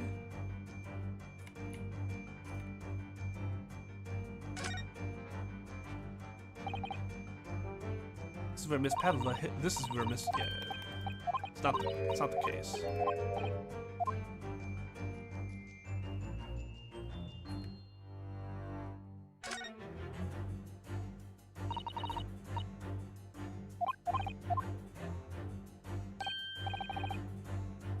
How did she not notice that last time we were looking through it? Or maybe it wasn't there. Oh, what's that? It's a broken piece of glass, isn't it? Yes, it is, and I feel like I've seen it somewhere before. It looks familiar. Yes!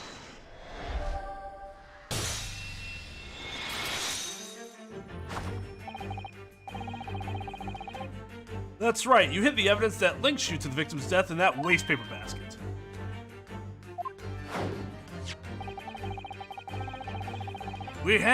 Here we have a fragment of some intricate glass object, it would seem, one that has a familiar air, in fact.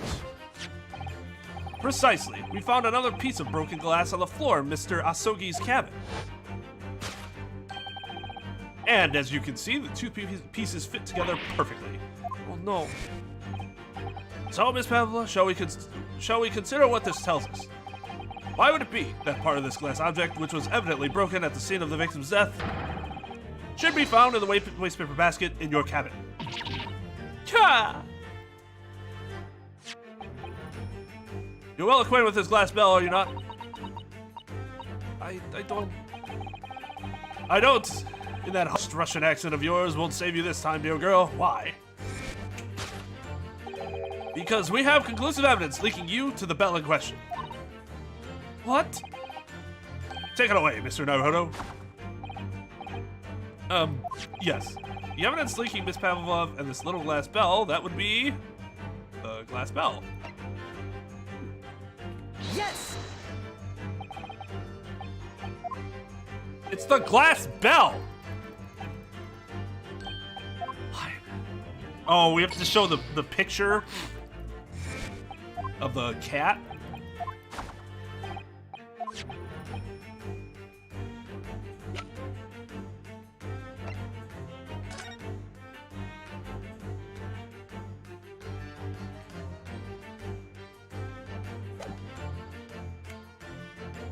Yes! Nope, not that. Oh, yep, that time worked. If you look at this photograph, you can clearly see, hanging from Darka's collar, the very glass bell in question.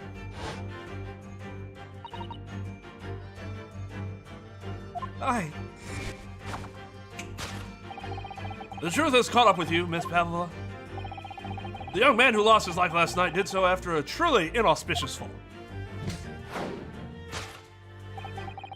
And the cause of that fateful stumble?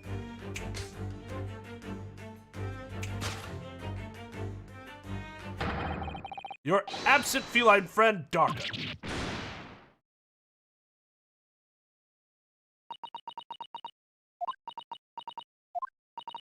I couldn't tell anyone. I'm sorry.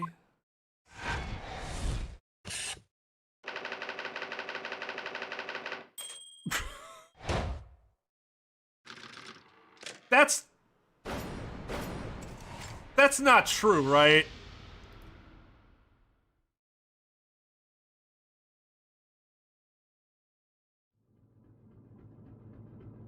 That's not true.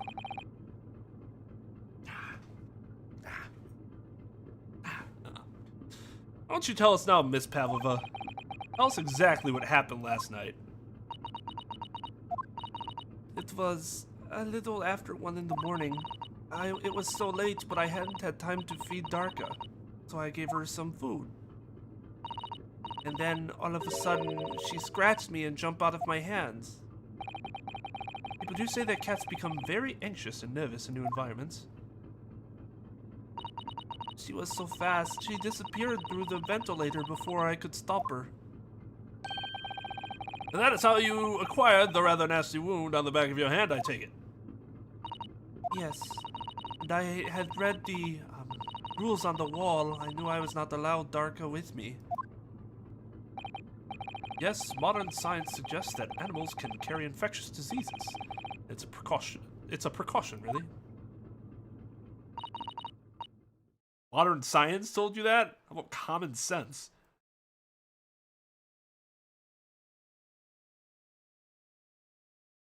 So I listened and listened, trying to hear if there was some noise in the next cabin. It was very quiet. I was sure if someone was there, he must be sleeping. So at that point, you thought it safe to try to lure the kitten back again. By dangling the end of the toy through the ventilator and into the adjoining cabin. Dark always loves this toy, but it didn't work. Nothing worked. I tried using her favorite toy, I tried whistling to her softly, but nothing. Didn't return. The faint whistling sound Cosmo wrote about in his diary was Miss Pavlova trying to retrieve her pet. How did Cosmo not realize that a cat fucking came through his ventilator? Like, that would be... I get that cats are quiet, but... not that quiet. Cats have a propensity to remain hidden in the shadows when frightened. Yes, so there was nothing else I could do. I just had to wait until she had calmed down. But then...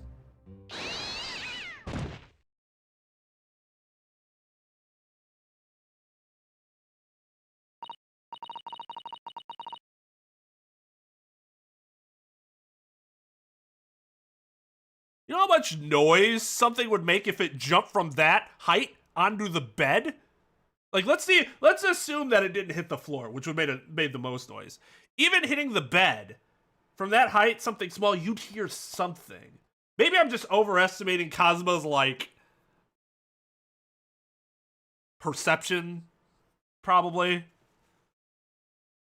Because he's got the bandana, he called himself a samurai, and he has the sword. Maybe I'm just assuming his perception is, like, you know, anime... great samurai in anime level, and maybe it's really just super average person. I nearly passed out with shock. I heard her cry out and then it was such a dreadful bang. And afterwards, nothing. It was totally silent. Cosmo was.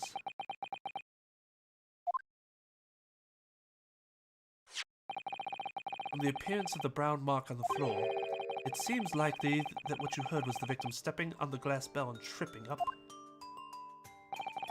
Yes, Esperia is a large vessel, but even she can pitch and roll violently without warning.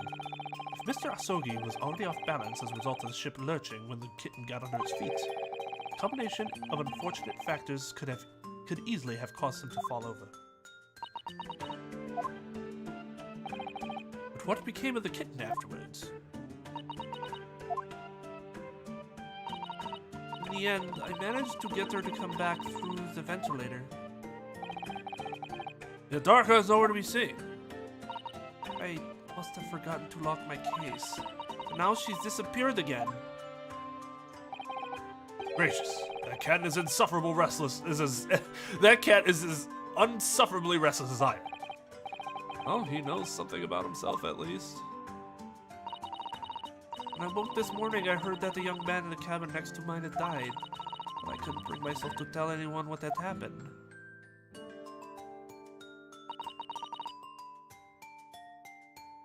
I was too scared. Scared that they would send me back.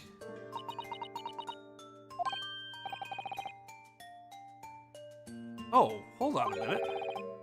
What about the snake? You're right. Where is it? The snake isn't your friend, Miss Pavlov, then whose is it? Where did it come from? What on earth is such a dangerous creature doing on board the ship?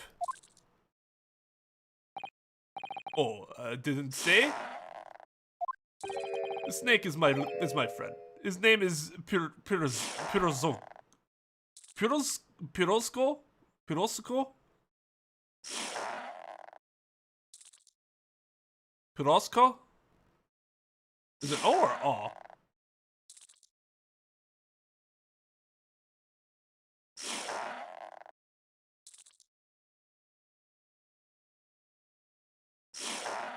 That is, unfortunate.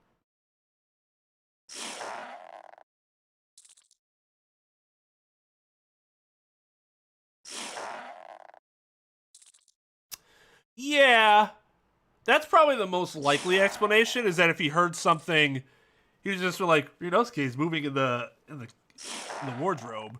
And it's not something he would have wanted to write down because he doesn't want to leave evidence that Ryunosuke was in the wardrobe. So anybody that could stumble upon the diary would find that and be like, who's in the wardrobe?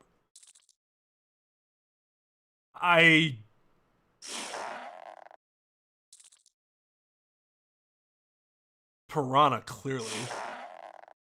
Piroshko. His name is Piroshko. What? What? That snake belongs to you. He escaped from cage when emergency alarm sounded. I was looking for him. I did not expect to find him in here. Yes, how did that snake get in this cabin? What? Animals are not permitted on board. Ha! We are at sea for 1 year. You want to be so long without close friend? Without someone who understands? Did you find someone a little more human who understands you better?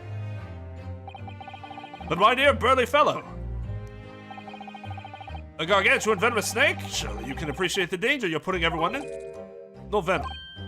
Huh? Piroshko does not have venom. It's harmless, very long but very gentle. He is adorable like Granny. It's venomless? Yes. Now he is hungry, so he is in bad mood. But once I feed him, you will see big smile. And you feed him what? Milk, I suppose? Ah! Like they say they milk chickens? Ridiculous. Snakes that drink milk are only in stupid stories. Or they die eventually because they can't digest it. But Oscar eats mouse, big fat round mouses. Ah, oh, so is that what the mousetrap in the passageway out there is for? Of course. How else can I get my friend's favorite food? The thing says top of the food chain, like the look in their eyes right now. It refuses to drink milk, it can't hear a whistle, it can't climb up a bell cord, and it's not even venomous. How the deuce did something so inept land a starring role? It's not my fault, I did not make up stories.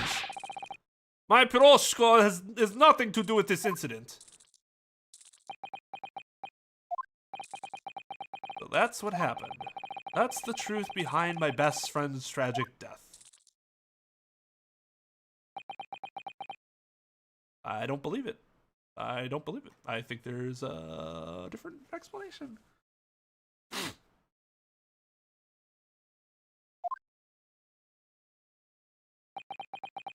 I should say I refuse to believe it. How embarrassing for him.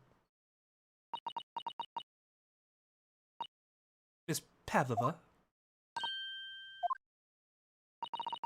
I understand the difficult situation you found yourself in. Do you? And I do sympathize. But please remember this. A young man lost his life. If you're going to attempt to cover up your guilt with lies, then no matter what the circumstances, I could not forgive you. What are you talking about, Miss Mikotoba? What lies? Miss Pavlova just confessed everything. It's just a series of unfortunate events, an accident. Somebody asked if this would be manslaughter earlier. Probably not. She did break the rules by bringing an animal on board, but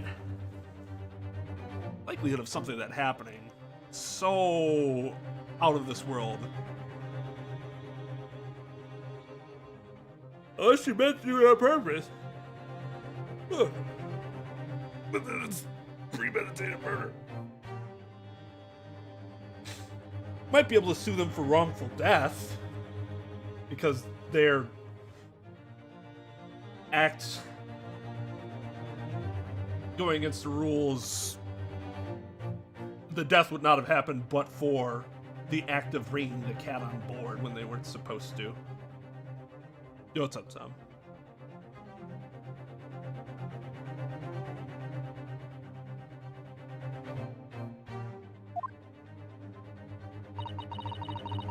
I'm no great detective like Mr. Sholmes. I don't have a gift for knowing the truth. But even I can see that was not the truth. Don't you agree, Mr. Naruhodo? To be perfectly honest, yes. There's a discrepancy in Miss Pavlova's story. I'm sure of it. I just can't quite put my finger on it. I confess, I was intending to let Scotland Yard deal with any outstanding issues on this matter. Oh. I'm only present here for a very specific reason. The truth is, you, Mr. Naruhodo, are simply a distraction. A distraction? I do hope you're not finding your shackles too uncomfortable. Ah! Not again. This happened, especially as they're on your wrists as a result of my intervention. I was rather hoping I could resolve matters before we made our next port call. You were Mr. Sholmes? Yes, but I overlooked one important detail.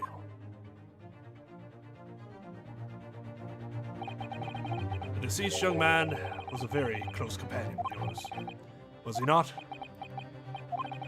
Yes, Cosmo was my closest friend. I owed him my freedom even.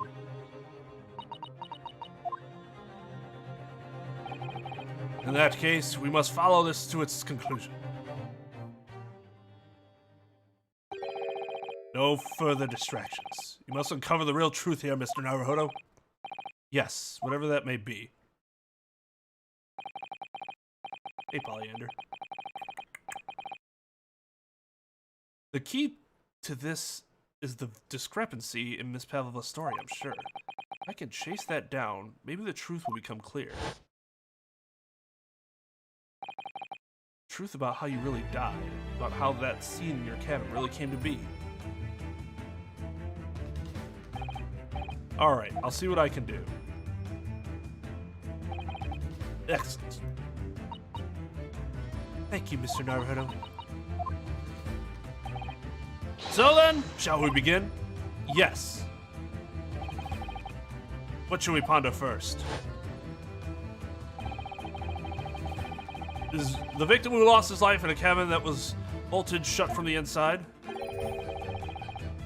Was it truly an unfortunate accident? Or was it in fact no accident at all? That is what we must establish in the first instance. But we've already established it, haven't we?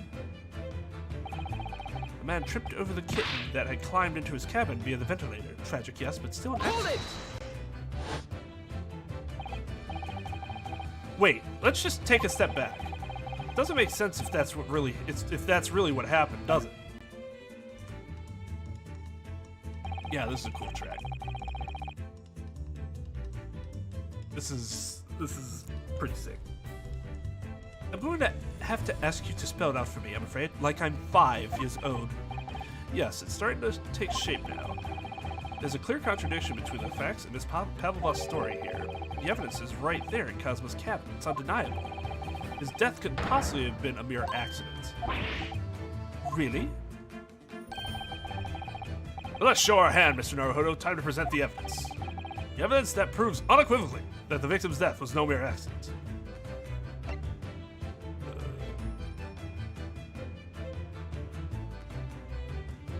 Yes! The truth is clearly recorded in this photographic print. There's no way that Mr. Asogi could have left this message on the floor. That script, it's Russian, isn't it? Indeed it is. The word written means wardrobe. I see what you mean. Most people would leave a dying message in their native Japanese, in this case. Their native language Japanese, in this case. But maybe he is studying Russian. It is a simple language. He could have picked it up very fast. Doesn't seem likely. It's actually not the point. It makes no difference whether he knew Russian or not. Sorry? What do you mean? Exactly what I said before. There's no way that Mr. Asogi could have left this message on the floor. And the reason why is clearly explained in here. Damage to the cervical vertebrae resulting in instant death. Instant death! Oh!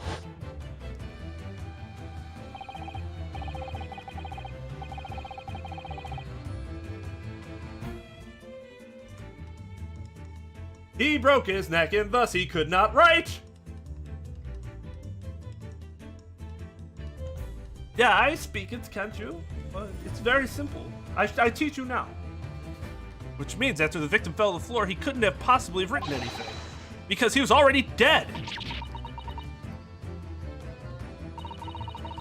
That's not the only reason either. There's something else we found in Mr. Asogi's cabin. A remnant of something that couldn't possibly have been there, if what Miss Pavlova told us was true. What? So, Susanoo-san has noticed it too, then. Putting this message on the floor aside, there's something else that gives the truth away. Another piece of evidence that proves that this was no accident. In other words...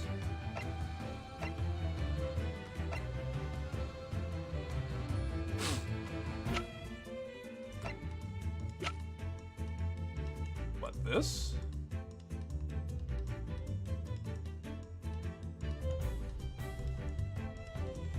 A piece of evidence that shows there was no accident.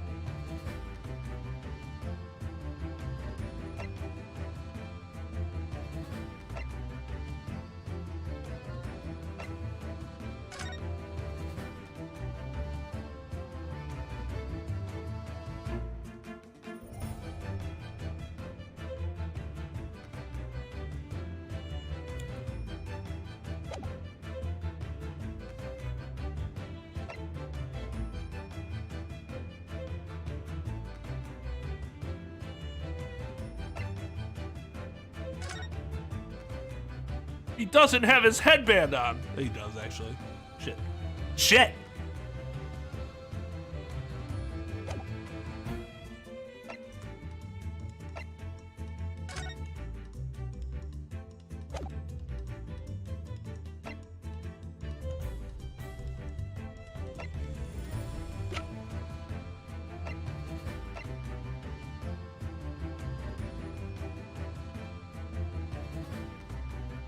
This?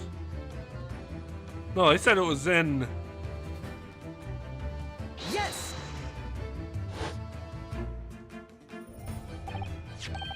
This piece of broken glass next to the mark on the floor. That's the glass bell the kitten had around its neck. We already know all about that. It was broken in half when the victim tripped over the cat and fell. So I already have a satisfactory explanation. Where's the flaw in that logic? Unfortunately, there's a very big flaw. A fatal flaw. What? That's really what happened. And how did one half of the bell end up back here in this cabin? Ah. Yes, remember that we found the other half of the glass bell in that waste paper basket? You can't explain that, Miss Pavlova. Oh no. Both these pieces of evidence clearly point to the same conclusion. Which is weird that... Hey, I'll explain. After this is wrapped up. That when Mr. Asogi died last night in his cabin, there was someone else in the room.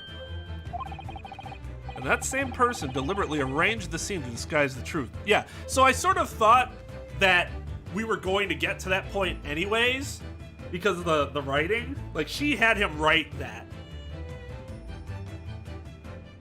Like, made it look like he wrote it. But the problem is that if she was cleaning up the room or setting it up, why didn't she take both pieces of the bell? I guess that might be explained, but that seems really weird.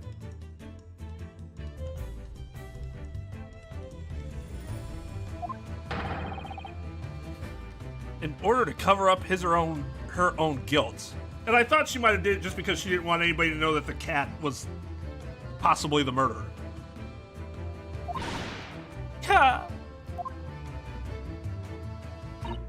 Yes, there was someone else present in Mr. Asogi's...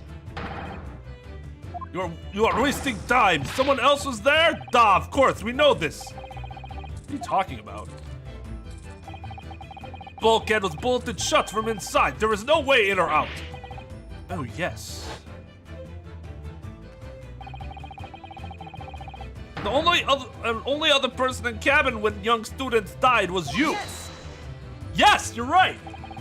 It's true. I was in the cabin when it happened. You were shut inside the cabin wardrobe, to be precise about the details. But I don't know Russian. There's no way I could have left that message. Not would have. There's no way you could have left that message, to be precise about the details. Would you mind? Forgive me, my dear fellow. As I was saying, the person in question wrote the word wardrobe in Russian on the floor in an attempt to incriminate me for the crime, even though I had been asleep in there the entire time. And then, the same person picked up the broken glass bell that had fallen to the floor for fear of it becoming evidence that would show how Mr. Asogi really died. But why would the person have taken all the pieces of the bell away? Leaving half behind was always going to raise questions. Yes, well, it was past 1 o'clock in the early hours of the morning. The cabin would have been quite dark.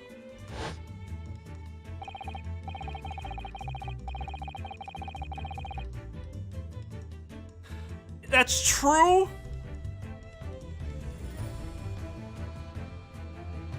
It's in the middle of the room, though.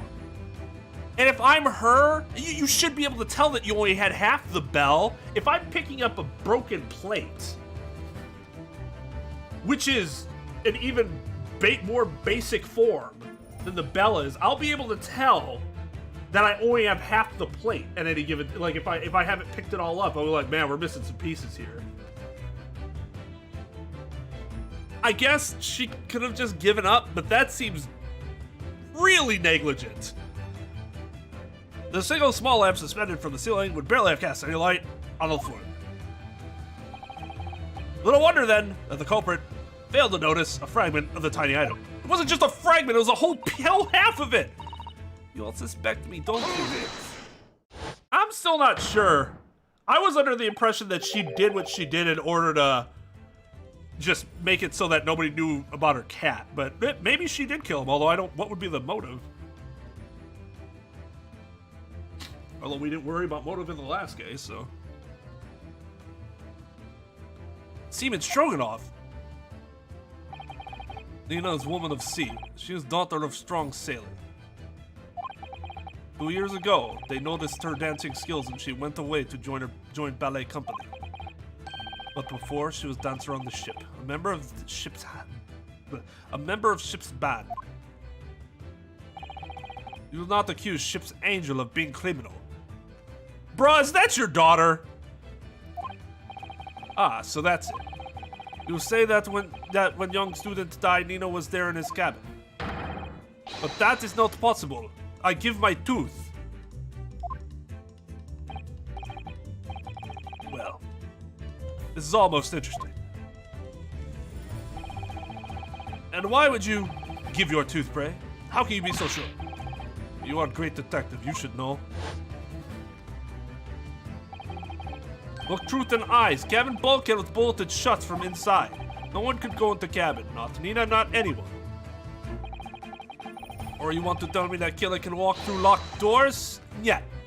It's impossible. He's right. But wait, I read something about this in Detective Search. Can we talk about how the ship moved once and the door locked? How do we just forget that? Why are we not discussing that already? That should have already been taken care of as a potential explanation as to why we can't just assume that it was locked from the inside the entire time. People often tie the thread around the door latches so they can open and close them from the outside. Thread? Are you stupid? These bulkheads are not barn doors. Certainly not. These are watertight doors, as one would expect to find on any modern steamship. Constructed of heavy steel, or not a gap in sight.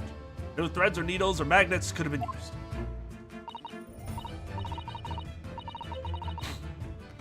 No, of course not. I thought so too. But Mr. Naruhodo suggested it earlier, so... Sato-san, how could you shift it onto me like that? So, Seaman Stroganoff has a valid point. The cabin door couldn't have been bolted shut from the outside. Not necessarily. What? I put it to you that I could bolt this cabin door without laying a finger on it. And in this very cabin, we can see the traces of the method I have in mind, having been using it. I don't believe it. Hey, press the alarm outside. Jesus Christ. Well, Miss Naruhodo, I believe you know what I mean, don't you? Shut up. Why are you asking yourself this fucking question? This literally happened 10 minutes ago. Yeah, one way does spring to mind, yes. Do you really know what Mr. Sholmes... You know what it means to... Infuriating. Yes, and so should you. Thank you. Thank you. You... Stop being an idiot. They danced around this way too fucking much. Because we've seen it happen. Indeed we have. So, would you care to do the honors, Mr. Naruhodo? Point out the telling signs of the method that was used to slide the cabin door bolts across from the outside. Oh, nothing lights up, right? We just have to... Yes! Look at the bookcase there. See how all the books and things on it have toppled over? That must have happened when the ship made its emergency stop before. Yes, that's right. It's a very powerful something. This boat, when the engines are thrown into reverse, a violent jolt goes across the entire ship. Any small objects that aren't fastened down are bound to fall over. I believe, yes, it's what's known as the force of inertia acting on the objects. Is there nothing Susato-san doesn't know? Or that isn't in her book, at least. Or that isn't in her book, at least. Well, whatever it's called, the same force that pushed over the books on the bookcase also made something else in this cabin move. The bolt on the cabin door. Ah! It was very obvious just after the emergency stop that the ship made earlier. We had come into this cabin not long before, and we hadn't bolted the door. But then...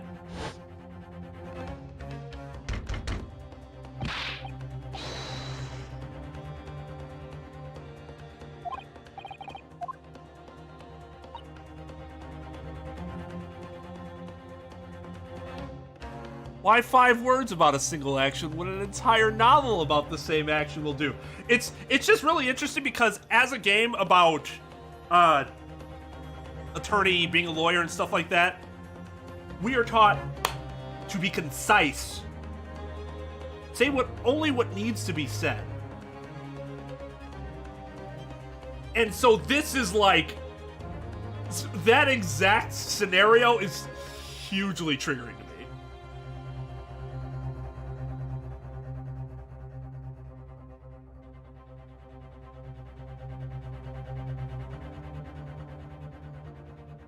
God. You're right. I mean, that's exactly what happened. No, it's true. It's true. They're not lawyers. It's not that I blame the characters. It's that the writing it's still very irritating because it's very ironic. And that's how they're presented, but really it's like, yeah, no, they're not lawyers. They're still kind of idiots, actually.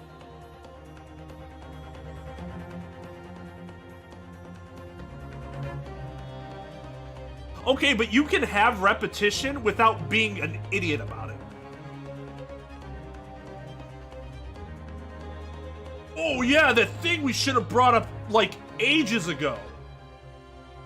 Like, this wasn't the first time in this whole interaction that the locked door thing was brought up. The first time someone mentioned a locked door, once everybody was in here, they should have addressed that. Like, immediately. Because that's a big deal. This whole assumption that it was Naruhodo rests entirely on the fact that it could be no one else because of the locked door. You get rid of that, suddenly Naruhodo's not a very strong suspect at all. Because anybody could have came in and out press the emergency button and then cause the door to lock. You present that immediately.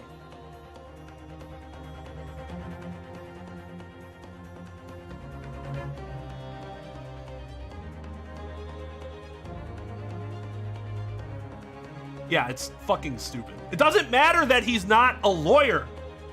That is common sense.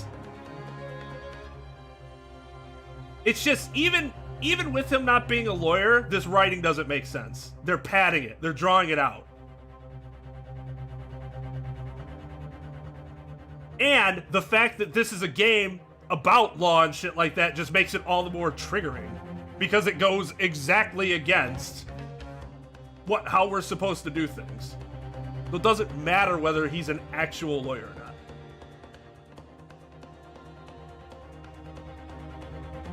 Oh, God.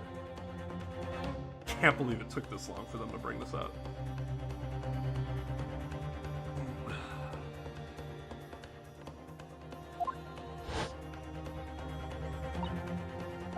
Oh, yes. That's it. When the ship stopped suddenly, the boat flew across and locked the door. Yes, it's made of metal, but it's small and light enough to be moved by the ship's sudden change of speed. The force of inertia, if you want to call it that. Did I say inertia earlier? When it was actually inertia? Oh, God. Woo! Are you trying to say that last night, after Mr. Asoki was killed?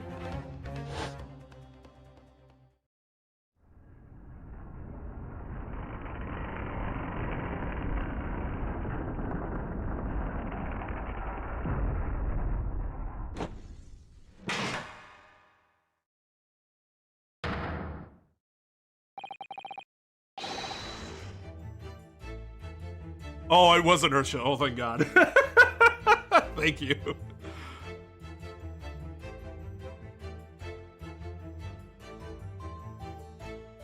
Being an inertia himself?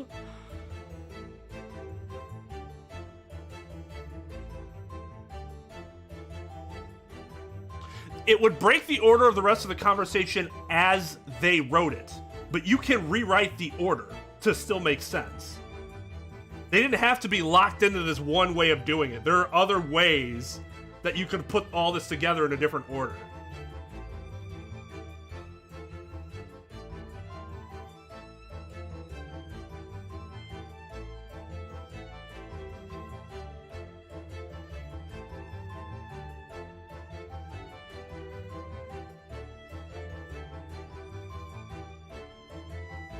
I know, and I criticize it every other time they do it, so this is going to be no different.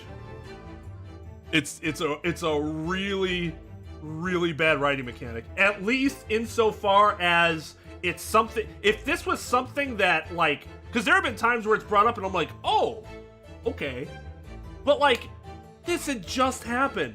They made a big deal about it, and then they came in afterwards because the door was locked and they were banging on the door or whatever, and then we suddenly forgot about it. Like, the timing of it was, you can't just ignore that. It doesn't make any sense.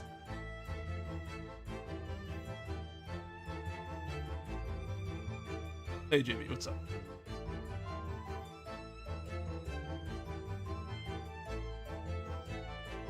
Yes, Uriel made another emergency stop. When I woke up this morning and looked around the cabin, I thought it looked a little odd. All the books on the shelf had toppled over, all the ornaments. It's almost as if someone had run their hand across the shelves and deliberately knocked everything over. Oh yes, I remember that. And I stood them all up again, didn't I? Then when we came into this cabin, we were surprised to see the same thing in here. All the books and everything had toppled over, just like in Mr. Asoki's cabin. Oh my! Alright, later, Trep.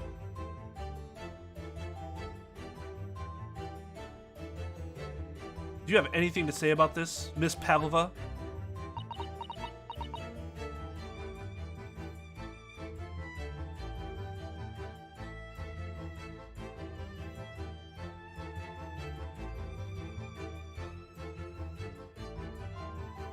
Oh, you just been lurking? Yeah, no worries. You got work today?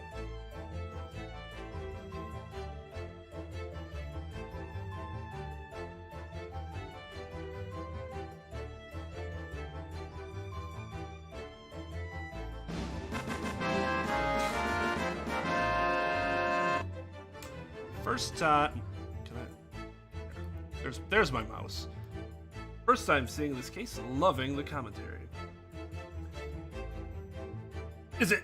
Yeah, it's... God, now I gotta make sure that I'm reading everybody's names right, because... I'm fucking blank. Prococor. Is that how it's pronounced? Thank you for the $2. Let me know if I'm saying that incorrectly. Yes, Trep. Good luck on your email.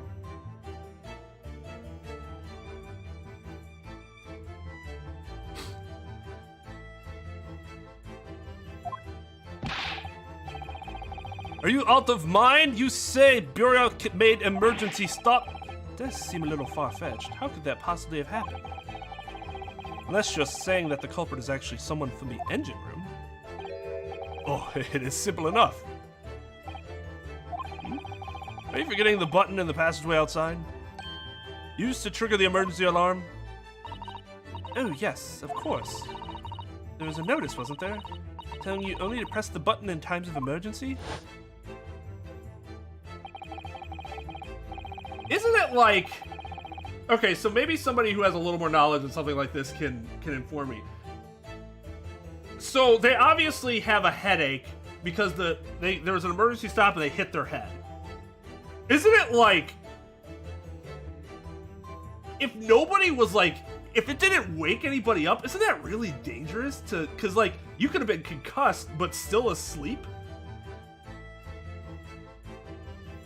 This isn't... I'm not... This isn't... this is just entirely an aside. I'm not... This is not meant to be criticism of the game.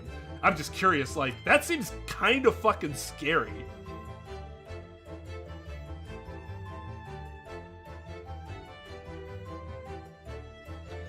On dark nights when the fog is dense, the captain cannot afford to rely on the eyes of the lookout alone. Hence the placement of a number of buttons around the vessel to allow any crewman to raise the alarm.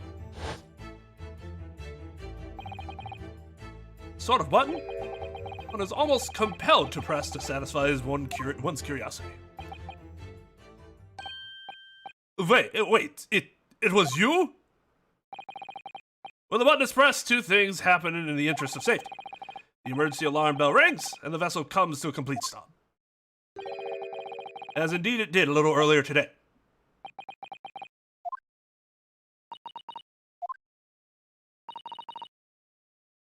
Mr. Sholmes, surely it wasn't you who... As I always say, a button has but one purpose in life. To be pressed. Whatever the occasion. That's funny. He sounds almost proud of himself. He is a mad lad. How dare you mess with ship? I report you to Captain. You are in much trouble now. Now, I'm sure all that can wait until later. Let us not overlook the fact that we have now learnt a valuable lesson. When the vessel makes an emergency stop, the bolts on the cabin doors slide closed. So, what we must now consider. Yes, it all comes down to one thing now. Last night, after what happened to Mr. Asogi, did this ship make an emergency stop, or did it not? You are idiots! Burial's huge ship with many passengers. If we make emergency stop even in the middle of night, there would be chaos everywhere. What are your thoughts, Mr. Naruhodo? Well, it's certainly possible that some kind of emergency happened last night. We have evidence to support that idea. Really? What evidence, Mr. Naruhodo?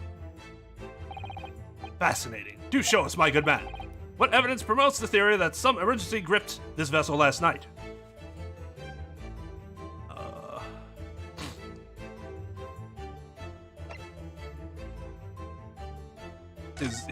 His injury itself?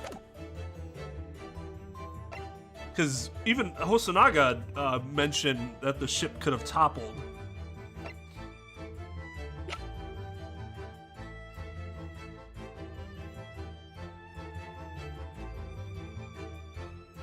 Could be this too.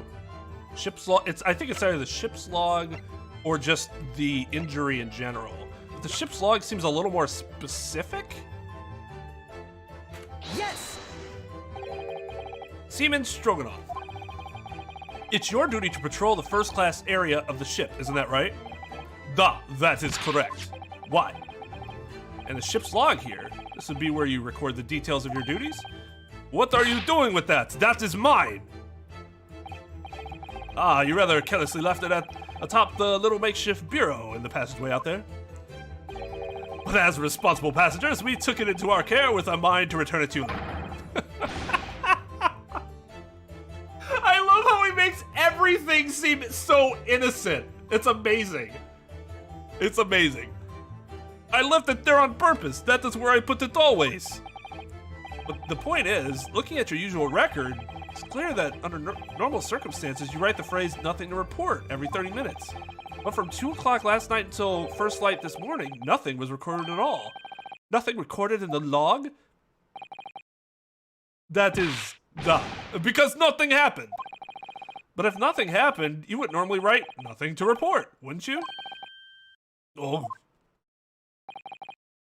Indeed so, which tells us that shortly after 2 a.m., something happened. You're aboard the SS Burial. I think it's like either Stroganoff or Strong Enough, right? Like, could you look at it either way? I mean, the game specifically mentioned Strong Enough. Oh, well, the guy died. It seemed like an emergency to me. Yeah, right.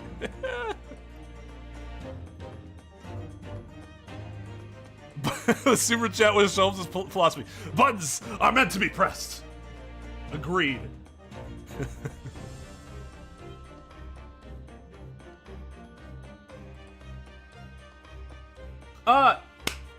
So let me just take a second here, because we've been kind of hard on chat the first 3 streams.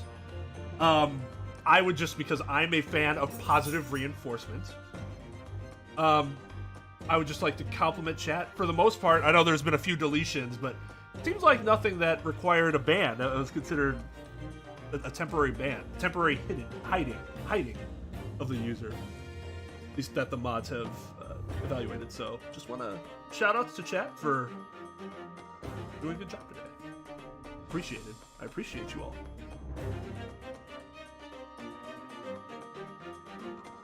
Okay, the bot. Which I'm surprised the bots are bothering to sub. But, yeah.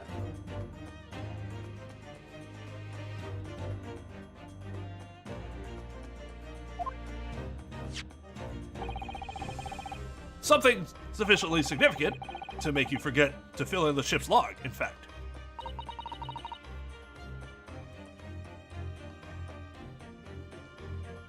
Are you suggesting that the ship really did make an emergency stop in the middle of the night?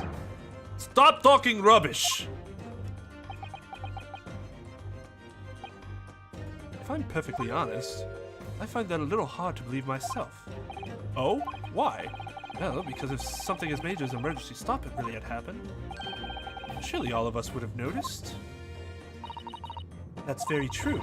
Thanks to the emergency stop we experienced earlier, we all know what it feels like now. The ship lurched so violently and the alarm bell was so loud. I can't imagine that anyone would sleep through that, even if it happened in the dead of night. Well, no, that's a good point. What of the throbbing? Sorry, what do you mean? Your head, man. The throbbing of your head since this morning. We all have suffered. Ah! Oh, yes, I have had a headache, you're right. In fact, I haven't been feeling myself since I woke up today. Nor have I! My head has been feeling heavy ever since dawn. Yes, you've all been afflicted, haven't you? Just as I suspected. He's right, my head's been throbbing today too. And since eating dinner yesterday evening, everything has felt sort of hazy. I can't really remember anything that happened after I climbed back inside the wardrobe. Then the first thing I noticed this morning was the throbbing pain in my head. I had already been dragged out of the wardrobe. Okay, so it might not just be that they hit their head. I see. And had those handcuffs put on me by that point, why didn't I wake up when all that was happening to me? When all that was happening to me? Tell me, Miss Naruhodo, you boarded this vessel as a stowaway, didn't you? Oh, well, yes, sorry. Stowaway class of accommodation doesn't usually include meals. What did you survive on? Oh, well, Cosmo looked after me. He was always happy to share his meals. Oh, he didn't eat the chicken, right? Only Naruhodo ate the chicken. So that's why Kazuma didn't, like... Well, in theory, at least, then, that would be an explanation as to why he might not have had the same affliction. Although he might still have. He was always happy to share his meals. So you enjoyed some of the whole roast chicken dish that was served yesterday evening, I take it? Yes, in fact, I had all of that. Cosmo wasn't fond of chicken. Not a fond of the lean meats, huh? Oh, really? So the victim didn't eat any of the chicken at all? That's right, he didn't touch it. Is that relevant? My dear fellow, does that not strike you? Oh! Mr. Sholmes, do you mean to say that there was something wrong with the chicken? I do. No, really? Is that really true? The meal prepared by for the passengers last night had been tampered with? Tampered with by the addition of a sporific designed to induce a very deep slumber in those who consumed it. A sleeping drug? Do you mean whoever did this laced every meal with a sleeping drug so no one would notice the ship's emergency stop? Mr. Naruhodo, of course that's not what Mr. Sholmes means. What a far-fetched idea. Precisely. Lacing every meal of every passenger on board with a sporific drug would certainly be impossible. Unless, that is, every single member of the crew was a conspirator. What? Mr. Sholmes! Well, Seaman?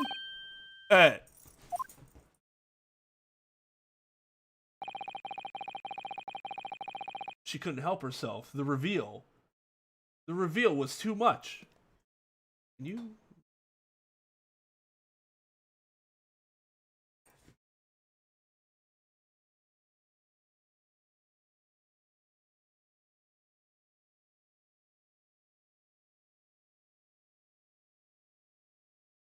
There were sedatives.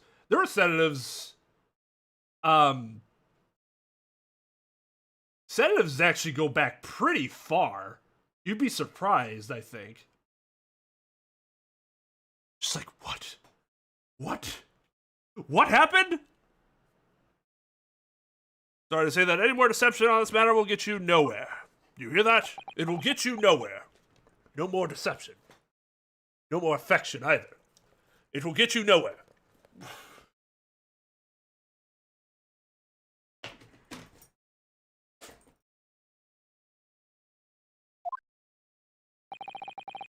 Actually, come over here.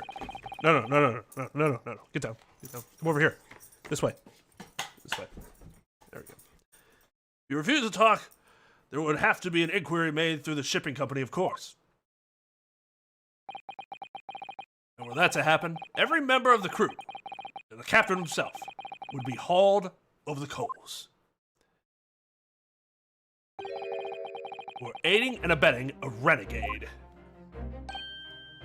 They all did it for her.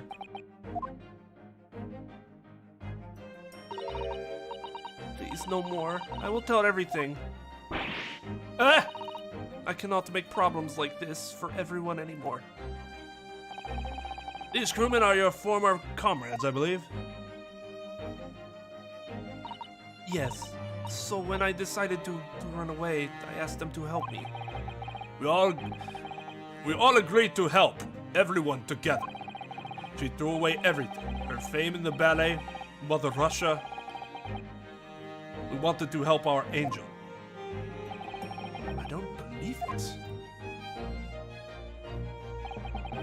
You are right. We put sleeping drug in chicken last night. Yes, I remember now. I did notice chewing on a lump of something strange and bitter at one point. Da. We could not make all drug. How do you say, dissolve?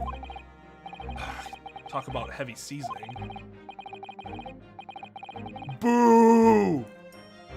At midnight in waters near Shanghai, we brought our angel on board.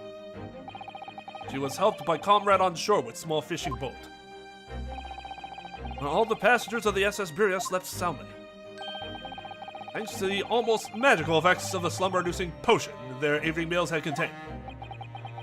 So if that's what happened, the only people awake on a ship last night were the crew, people who dislike chicken, and the newly boarded passenger, Miss Pavlova.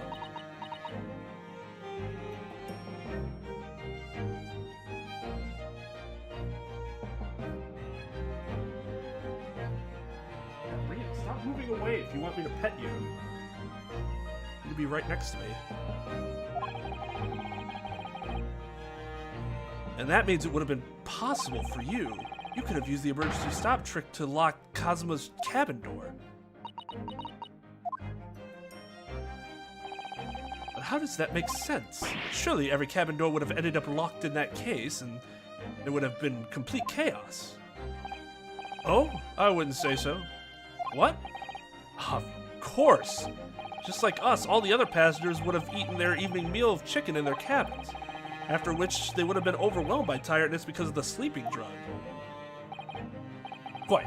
And accordingly, all passengers were already in their cabins for the night. Yes! The overwhelming majority of passengers would habitually sleep with their cabin doors bolted anyway. Unless you're fucking idiots. And so not one of them would have found it remarkable to find their door locked in the morning. In summary, in order to fasten the bolts of a single cabin door on the ship, the culprits brought the entire vessel to an emergency stop in the early hours of the morning.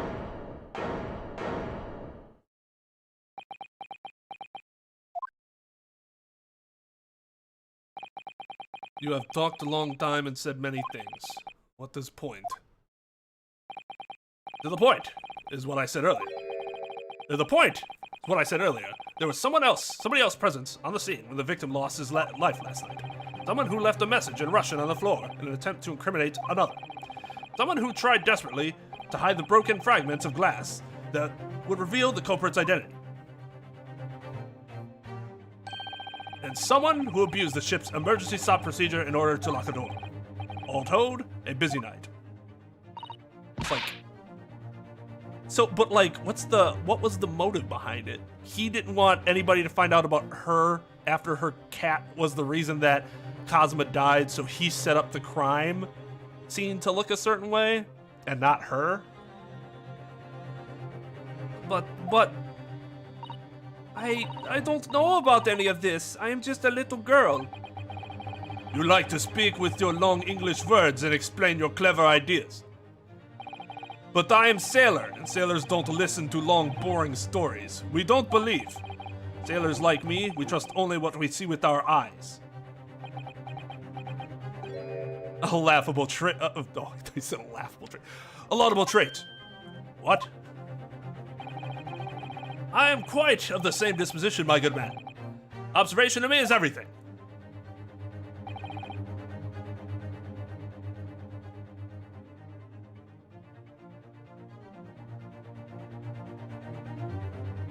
What does that mean? Yes, they are notorious for superstition. Maybe Russian sailors aren't, I don't know. Mr. Naruhodo. Oh, yes? Do you hear it? That accusatory cry of guilt on the wind. What accusatory cry of guilt? Sorry, you've lost me. Proof of involvement, man. But you can't hear such a call with your ears. No! You must hear it with your eyes, for observation is the basis of all deduction. What are you talking about? I believe the time has come for one final logic and reasoning spectacular. to expose the truth.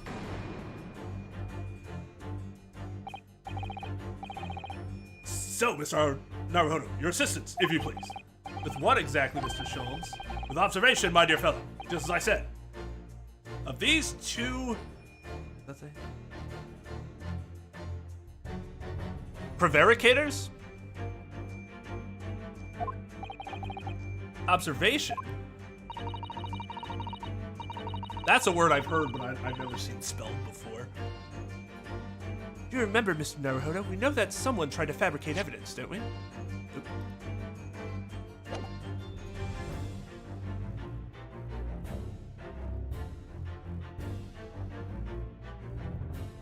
No, I don't. What swear is it? You can't say it, just allude to it.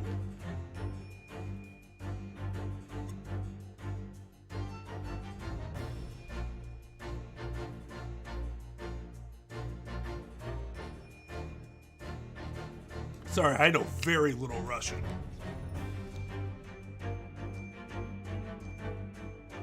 I know very little in the European languages in general.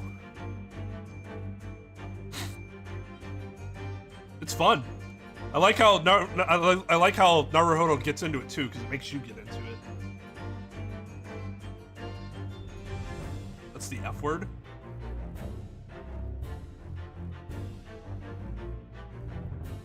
You think they just try to sneak that in there? If you remember, Mr. Naruhodo, we know that someone tried to fabricate evidence, don't we? By tampering with the scene of Mr. Asoki's death. What we're looking for is some trace of evidence that one of these two was there when it happened. No. When the reveal happens, you can jump back up. But right now, we're deducing. Precisely. You are delightfully quick to grasp my meaning. All right. I'll see what I can see. So we're looking for a trace of evidence that shows someone else was there last night when Cosmo died.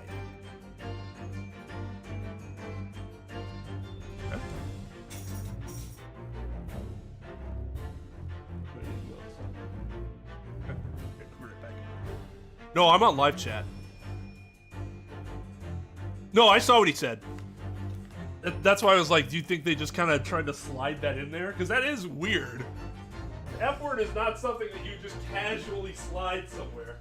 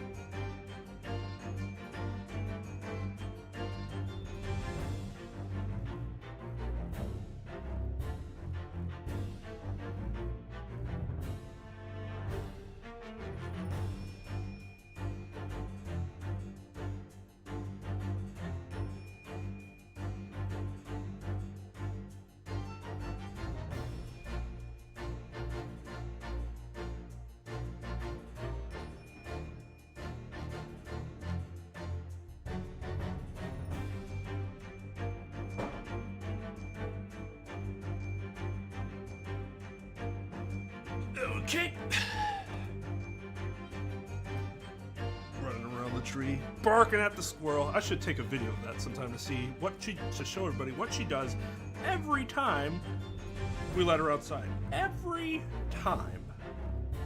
It's just, well, I was gonna say it's getting sad. It's been sad for about 3 years now, because, like, Lucy, I hate to tell you, but those squirrels just aren't that into you.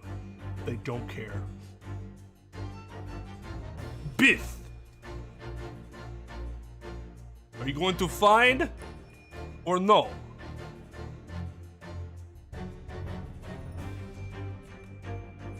We still have that right ear thing, the ear thing.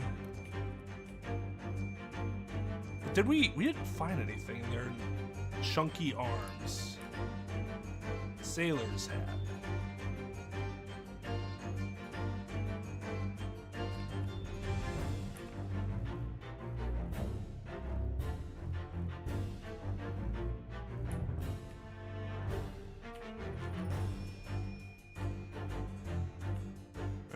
I guess look at this thing.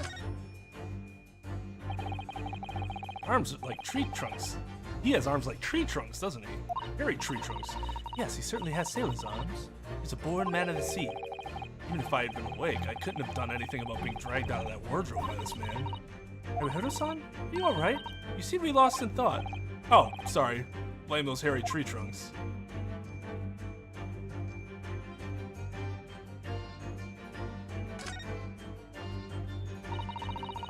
You notice something significant about Seaman Stroganoff's hat? Hmm? Oh, no, sadly not. I was just thinking that if only we'd found it in Cosmo's cabin, it'd be all so easy. That's true, a hat dropped at the scene would have been very conclusive evidence. Ah, that's a point. I'm sure you saw your university uniform hat at the scene somewhere. That's not a point, at least not one I'd like you to make.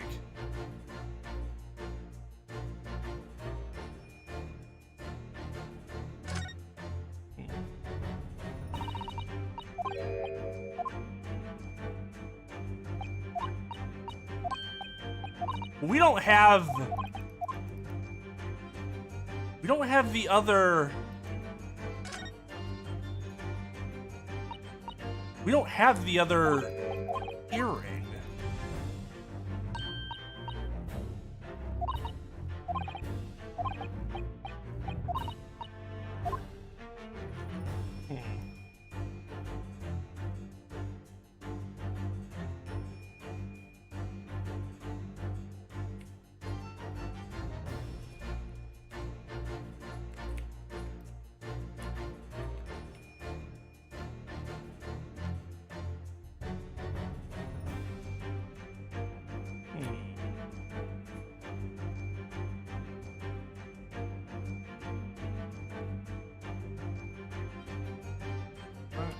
I can't look at the record.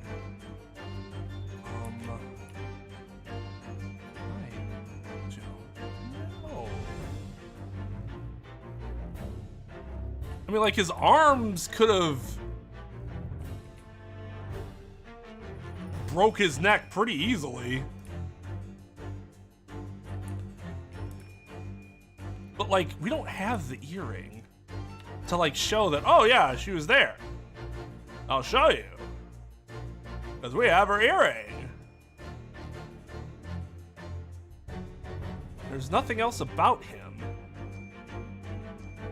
Yes!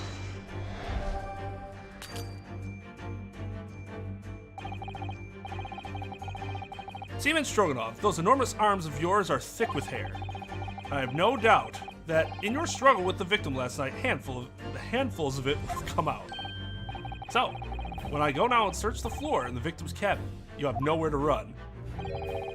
That deduction was wanting in every way.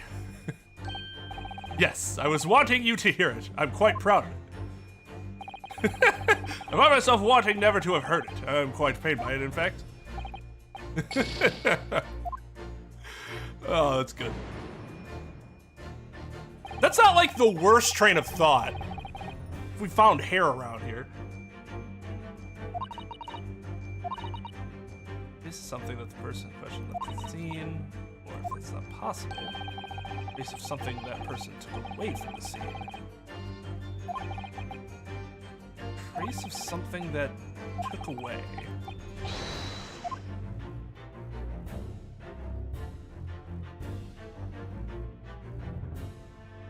Trace of something that was taken. Oh, this. Yes! Didn't see that earlier. I probably assumed it blended with the rest of his outfits. Like, oh, that's probably like his belt or something. It didn't pay close enough attention to it. Seaman Stroganoff. Strong enough. You seem to have quite a large purple stain on the back of your white uniform there. Yes, I don't know where the dirt comes from. So nothing in particular comes to mind about the stain. What are you trying to say? It would appear that the significance of this stain has escaped your attention, Seaman. Allow us to make it plain. Very large purple stain on the back of Seaman Stroganoff's uniform. I think what made it is clear. Indeed it is.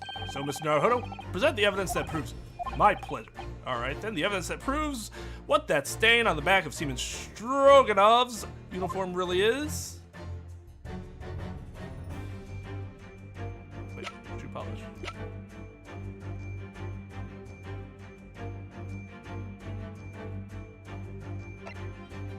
Oh wait, no, it's the writing.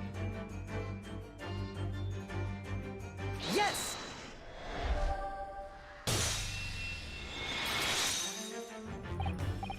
Yes, it's this photograph and the ink shows it. That's what causes the stain on your uniform. Ink? Rather unusual color of ink. Purple. Ah! The penny drops at last. Now you see the significance. The Russian word on the floor next to the victim's body was written in purple ink. And the stain on the back of your uniform is ink of the exact same color. Wait, that was Naruhodo. Nah, whatever. If the ink had been dry, it couldn't possibly have stained your uniform in that way. Which means you must have been present in the cabin in the moments immediately after the ink was spilled. All right, yes. It was me. I did it. Everything. I arranged everything in dead student's cabin to make it look like Wardrobe Man did it. Then I pressed button to make Burya do emergency stop and bolt cabin doors shut. I did everything so no one would suspect our angel. Beef, please. Don't worry, Angel. Let me do talking. It was after 1 in the morning. I was on duty patrolling passageway. Then our angel came to me. She was white like sheep. Sheep too, yeah. Beef, please. Beef, please, you must help me. I went with her. The door to cabin number 1 was open. When I looked inside, I saw student boy on floor. Whoa, what happened here? Please, don't tell anyone. My little one, my little furry friend. Everything that happened in cabin is like Angel told you. The kitten escaped through the ventilator into Mr. Asugi's cabin. Then he tripped over it and broke his neck when he fell to the floor. Yes, that is right. So after the incident, when the cat ran away, Miss Pavlova then visited the cabin next to hers? Only to find its occupant lying lifeless on the floor. She said she was worried when she heard sound of something falling on floor. That's when she went to look. No, Angel?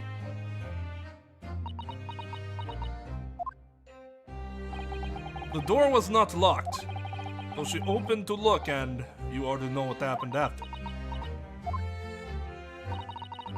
There's just one thing you wouldn't mind. What? When you went to Mr. Asugi's cabin, Miss Pavlova, was he already dead? Why? Why? It's a big deal! I already told you. When Nina opened door to student's cabin and looked inside, I was asking Miss Pavlova. Well, Miss Pavlova? Yeah. Oh. Da. Yes, that is right. I saw him. It was dark and he was wearing black, but he was on the floor, not moving. I was scared.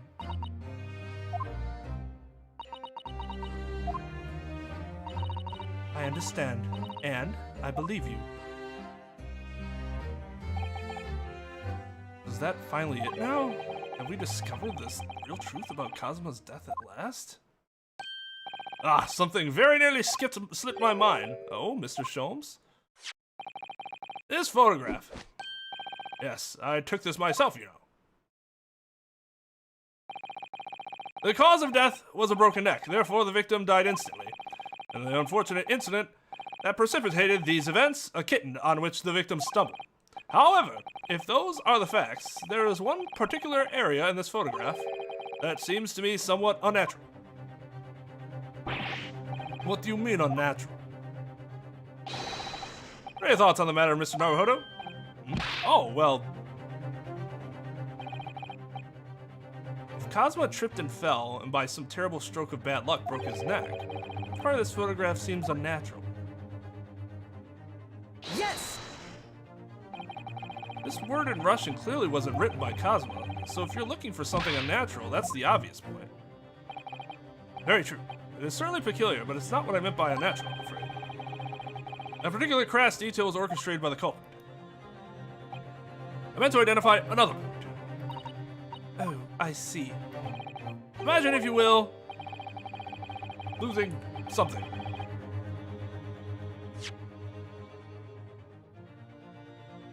Imagine, if you will, losing your foot. In my opinion, if you landed as the victim appeared to have done here, it would be most unnatural. I'm sure you'll reach the same conclusion. Well, if he broke his neck, he would have landed on his neck, not his belly.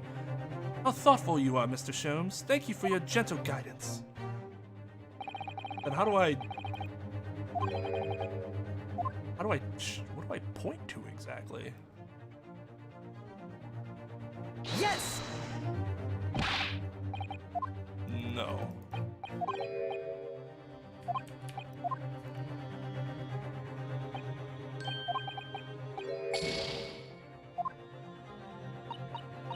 He's on his...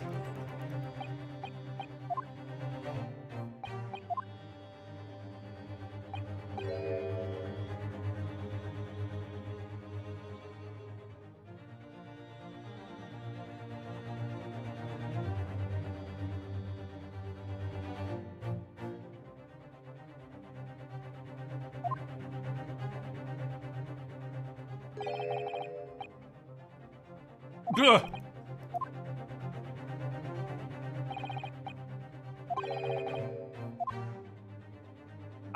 I'm honestly not. Yes! I feel like I'm missing something. Alright, if he really fell due to an unfortunate accident, then this fist just doesn't seem quite right. The exact same thought occurred to me. In a fall, one's instinct is to open the palms flat. Yet, here we see the victim with his left hand tightly balled into a fist. Almost, you might say. As though he were gripping something.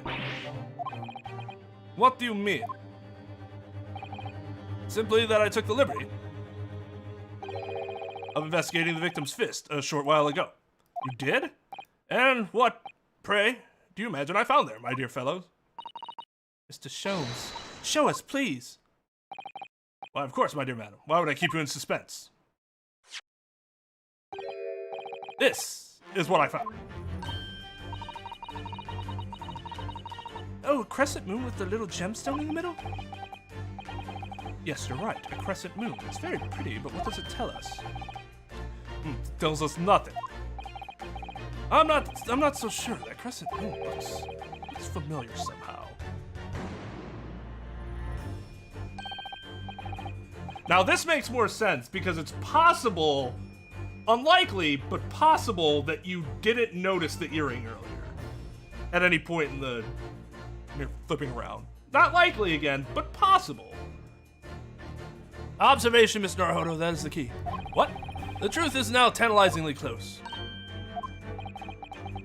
How'd that crescent moon come to be in Cosmo's clenched fist? This is the final clue, the last piece of the puzzle. Ask yourself, what does this little crescent moon mean? What significance has it? And observe. Find the answer with your own eyes.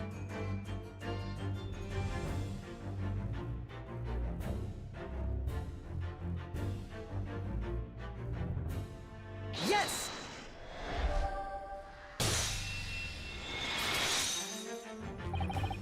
Miss Pavlova, I noticed that on your ear, even though you have a metal earring, the decorative part of it seems to be missing.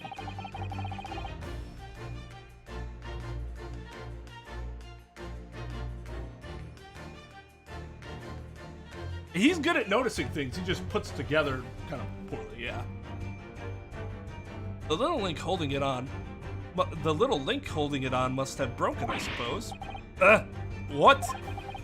But looking at your other ear, I noticed the crescent moon. Ah! I don't believe it. Now, the missing crescent moon was found in the victim's clenched fist. Clearly, there is only but one logical conclusion.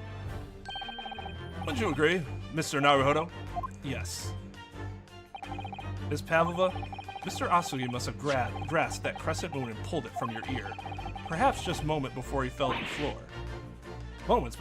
floor. In other words, last night, in Mr. Asugi's cabin, you witnessed the moment when the victim fell with your own eyes. In fact, you were quite literally at arm's length from him.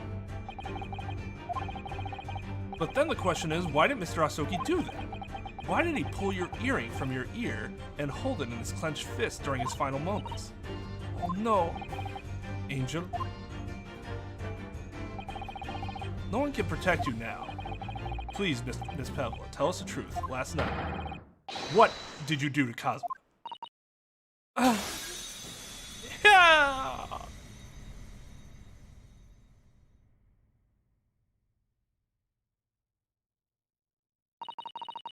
I think about everything that happened yesterday. It was too much. Running away, the fishing boat in the middle of the night, trying to climb onto this huge ship. And then, when I was at last in this cabin and I could relax after this horrible long day. Darka, wait!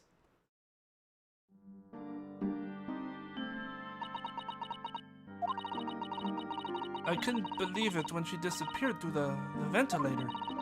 I tried to call her with a little whistle. I tried waving her favorite toy, but nothing worked. Darka would not come back.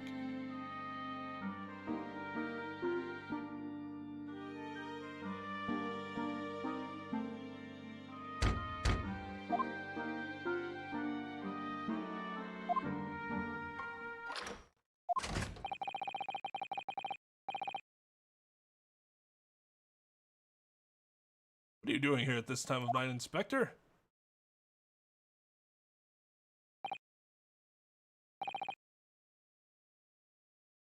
Oh, she's ready to come in. Right back.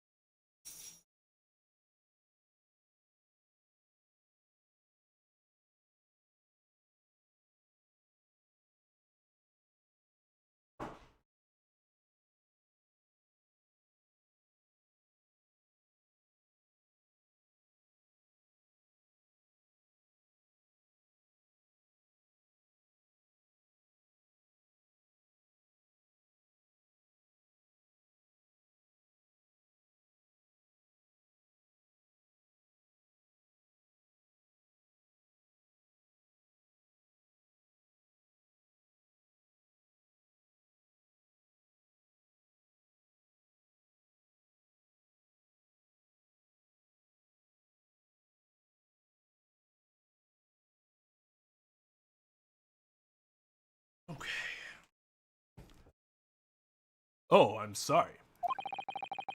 I thought it was a friend of mine.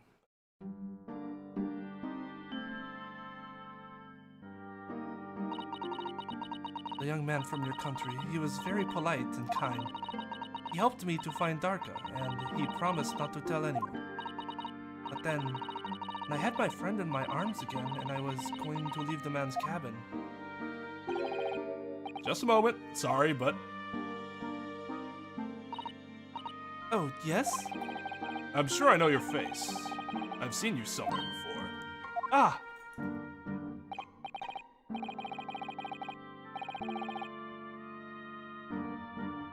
Ah, of course! You're Nikolina Pavlova, aren't you? The Russian ballerina. Huh? No, I do not know that name. My heart nearly stopped when he said that. He knew who I was. How could this man from a land in the faraway east know a Russian ballerina? Yes, I saw your performance in Japan. The beauty of the ballet made a deep impression on me. But, what are you doing on this ship? I'm sure I read that your ballet company was performing in Shanghai at the moment.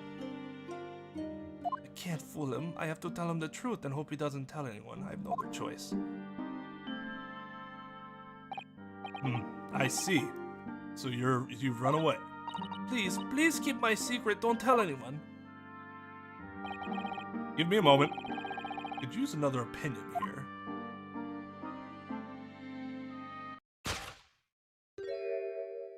Going to pull that cord. He's going to tell the captain.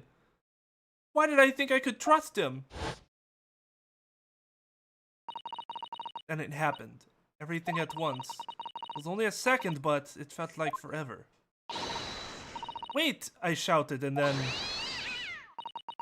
Darka jumped out of my arms and down to the young man's feet. And... as he turned around to look at me...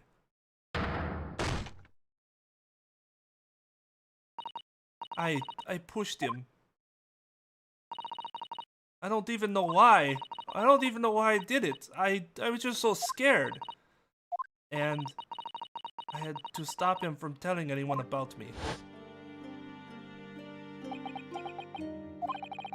And that's when you went to fetch help from Seaman Stroganov, who was on duty out in the passageway. I heard Nina cry out and thud on the floor, so I ran to her. She was standing at cabin door, shaking like leaf. She looked at me and said, "Help me, Biff." They find out I will be... Please, I have nowhere to go. So you decided to help. And that's when you arranged things in Cosmo's cabin to make it look like I did. So that no one would suspect the passenger in the cabin next door. Yes, I went into the cabin and looked around to make sure there was nothing to show Nina was there. And then I found Stowaway in the wardrobe, still sleeping. Right, that's when he found me. So you worked out a plan to lay the blame on the stowaway. I closed wardrobe doors and put back strange paper sign. Luckily for me, that's the only reason Susato-san started to believe me when I said I was innocent. I dragged the young man's body to a good place and used ink that was spilling to write on floor. I wrote that word so that the person who found him would look inside wardrobe and find Stowaway. And tell me, what of the glass bell? It's by my feet, so I picked it up. I see. But it was dark in the cabin. I didn't notice the other half. Okay, sure. Then Angel went back to her cabin and I finished job. By pressing the emergency alarm button in the emergency alarm button in this passageway. Oh God, damn.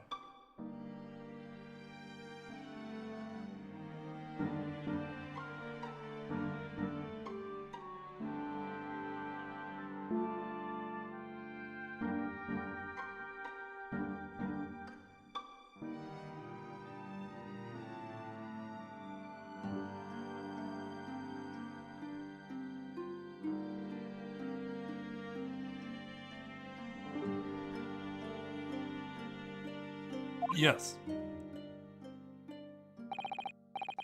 Accordingly, the SS period did indeed come to an emergency halt at a little after 2 a.m. thus enticing the bolt on the captain door to slide shut, creating the locked room mystery.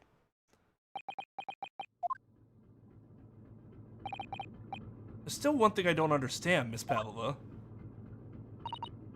What? Well, you said you had told Cosmo about the fact that you'd run away from your homeland. It's because you were worried he was going to tell the captain that you pushed him. Isn't that right? Yes. But even if he had just pulled the bell cord and called for the captain of the ship, aren't you friends with every member of the crew? Why would that have been a problem? It was what he said first. That made me scared. What he said first?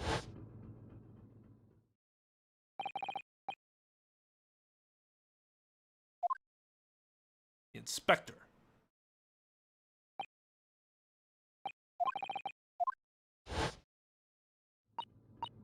He said an inspector was his friend. Ah, yes, meaning me. He was supposed to be acting as his bodyguard. I thought that if police knew about me, they would arrest me. So before he could pull the bell cord, May I stop you a moment, please, Miss Pavlova? It just doesn't seem to make sense. I mean, was Mr. Asogi really going to pull the bell cord? I don't know. What? What do you think, Mr. Naruhodo? Well, I'm not Cosmo, so I can't know for certain, but he was a man of his word. If he told you he wouldn't give your secret away, then he wouldn't have done. No, he was walking over to it. He was going to pull the cord. He was going to make them send me back. Well, Mr. Naruhodo, today's work is not done yet, it seems. There's one more deduction to make. What, another deduction? Yeah, he was going to the fucking wardrobe. We know that. Yes, what action was the victim really about to take at that moment? Can we determine whither the young man's gaze was directed?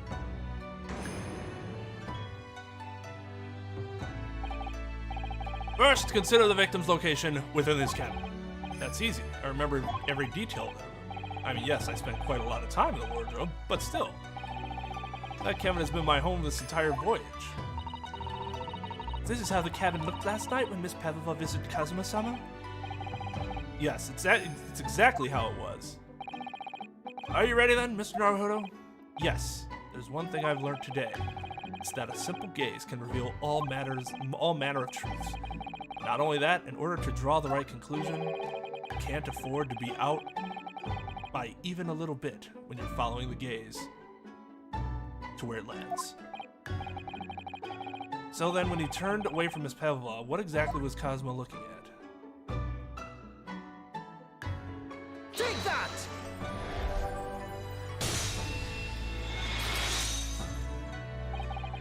Considering everything that had happened last night, certainly it may have looked as though Cosmo was going to ring the bell cord. Yes, however, what is directly beside the bell cord? The wardrobe. Wardrobe? And more importantly, what was inside the wardrobe? The man's great friend, sleeping soundly. Ah! Miss Pavlova, please, think back very carefully. What were Mr. Asogi's last words last night? Give me a moment. I could use another opinion here. Another opinion? Yes, but not from a member of the crew. No, Mr. Asogi intended to consult his close friend on the matter. To see if between them, they might be able to help in some way, no doubt. Oh no. Sadly, we can't know the truth for certain now. It's too late for that. But I wish you had made sure of what Mr. Asogi was looking at. Things may have ended very differently if you had.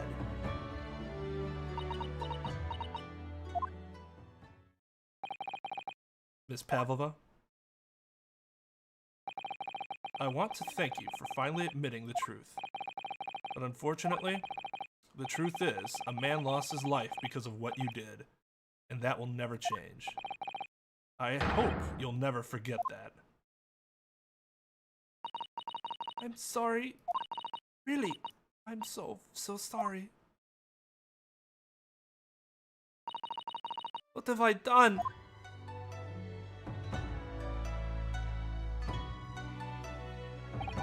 And so, at long last, the mystery surrounding the tragic accident at the SS Burial was finally laid to rest.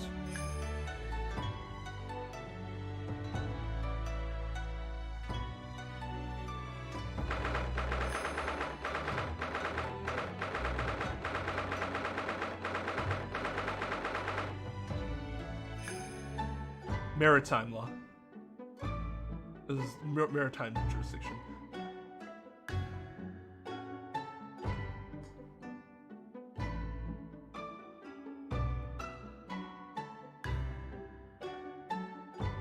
First of all, it fucking sucks that Kazuma, great Kazuma, that's how dude goes.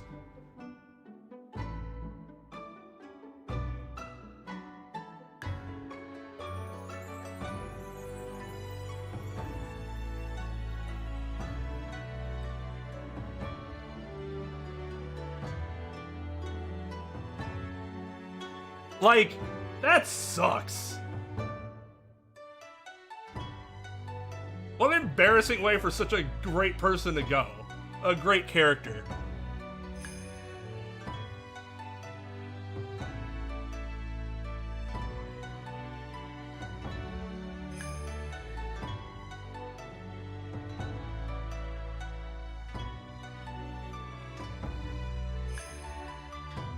Man.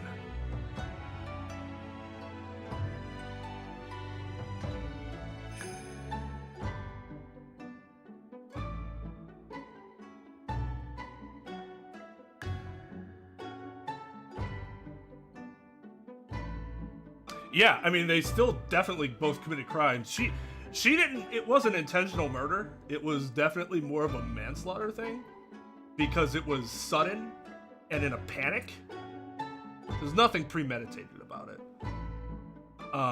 But yeah, depending on the country and how it would be all decided and settled, that could still be a very, very harsh penalty. Stroganoff could be charged as a conspirator. Well, no. No, it wouldn't be a conspirator to commit murder because you didn't... Because you're definitely obstructing... You're committing fraud, obstructing the crime scene. Tampering with the crime scene, obstructing justice.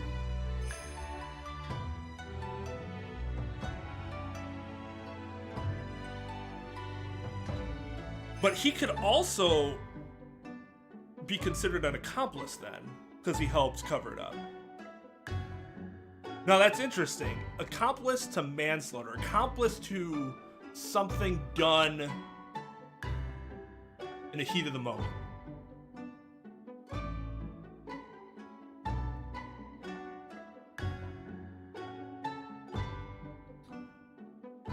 So that all depends on how the laws are written in whatever jurisdiction. God, that's such a shitty way for him to die. But also, I guess makes it all the more tragic.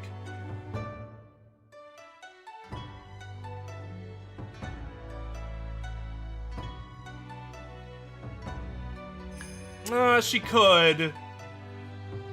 I honestly don't see that happening, though. Especially if she confesses.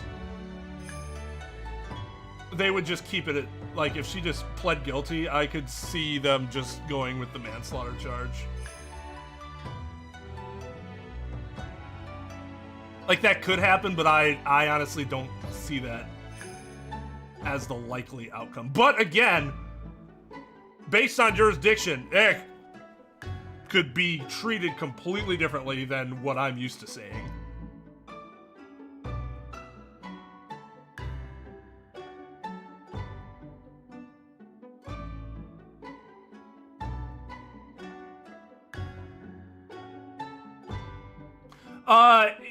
No. They could be accomplices to her stowing away, but not the murder. Because there was only one person that, like, specifically did anything.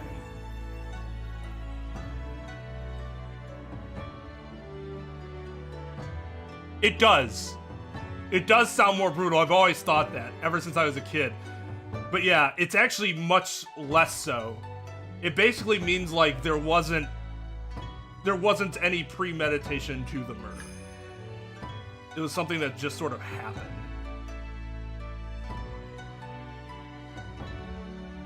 I'm fine with there being no trial. It actually seems a little more natural to me, that not everything is going to come down to a trial, or that we're going to be a part of the trial.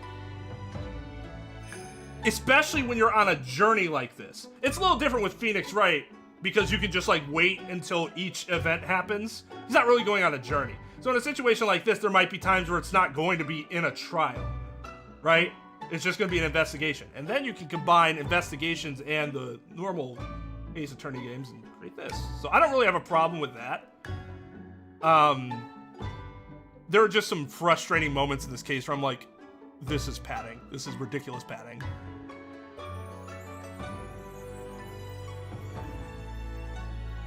Well, because I feel like the word slaughter sounds more vicious than murder.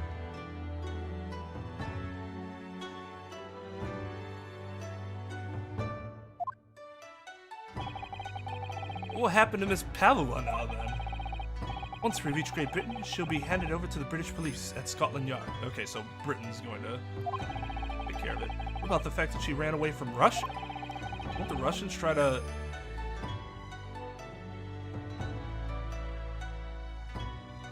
I'm gonna be honest, I've never seen that word before. repatriate?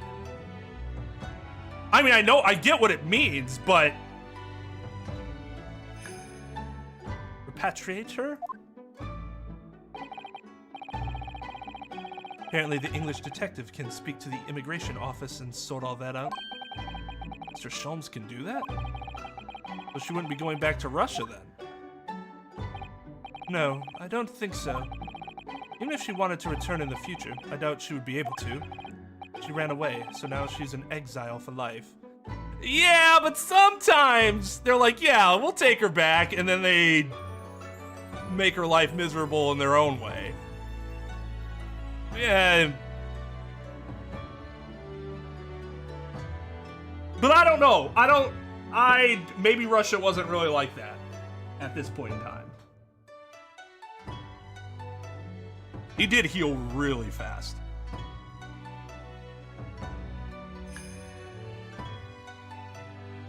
Repatriate? Repatriate.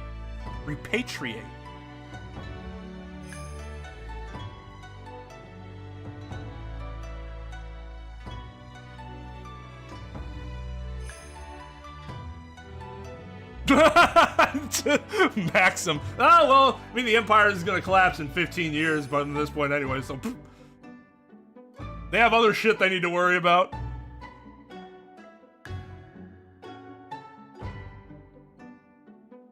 It would in the US. Because it could really bring into question whether she'd be tried as an adult. And if she's not tried as an adult, then she's not going to get nearly as much time of confinement. Because juvenile detention isn't really prison. They're considered, so that's why I say confinement. Yeah, that could greatly impact the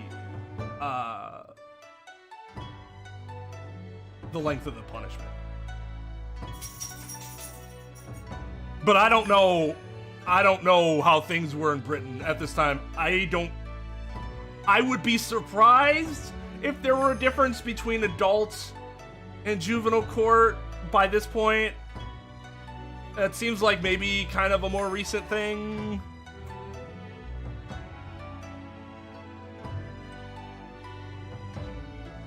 Well, I mean, England's not gonna, the Great Britain's not gonna charge her with defection.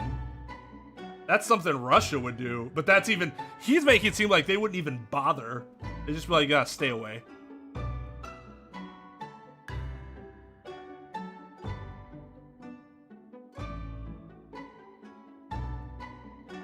But again, there's a difference in murder between intentional homicide and manslaughter. I don't know how Great Britain would have distinguished the two back then, but just saying it's murder isn't really precise enough to then be able to make a determination. All right, later, Tom. Good luck.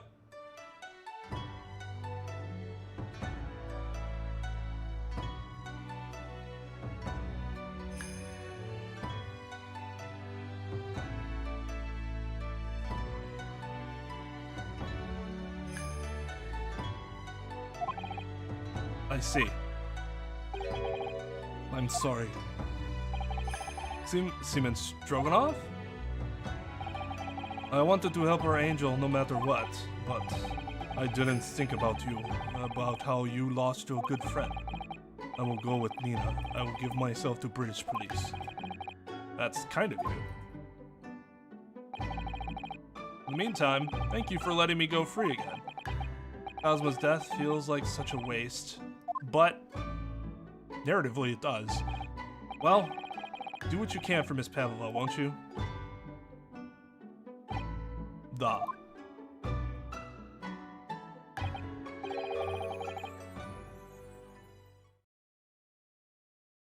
Well, I'm afraid you need to pack now. We're due to arrive in Hong Kong tomorrow.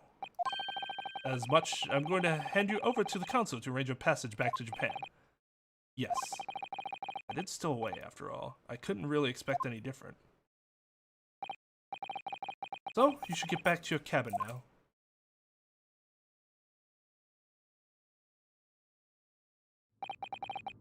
Looks like my study tour to Great Britain is over before it's even begun then. I think that only days ago Cosmo and I were laughing together about how we'd tear up the streets of London. Seems like a distant memory now. Oh, what's that? Is it someone weeping?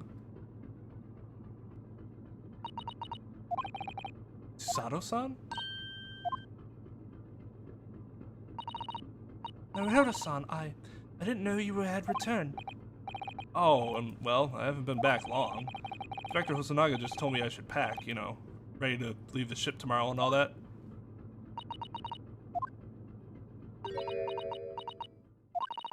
I still can't believe this has happened.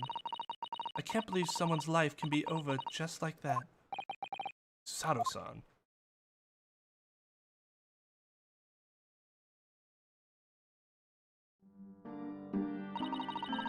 He had such grand ideas for his visit to Great Britain, so many dreams, and now they've been cruelly taken away, just as he has. I thought I could never forgive the person responsible. But now we know the truth. It was just an accident. It's not an accident.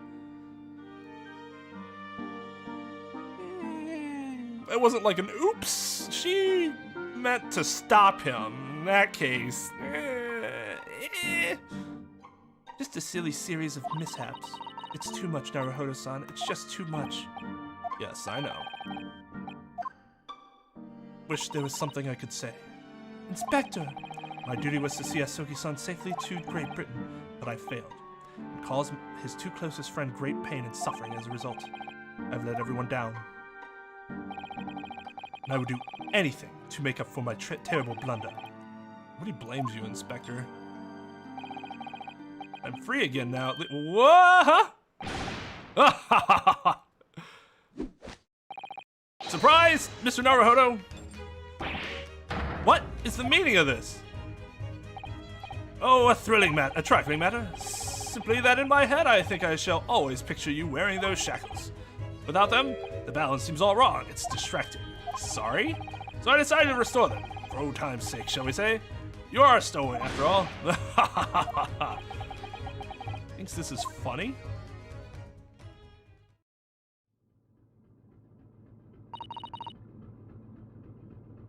Mr. Sholmes.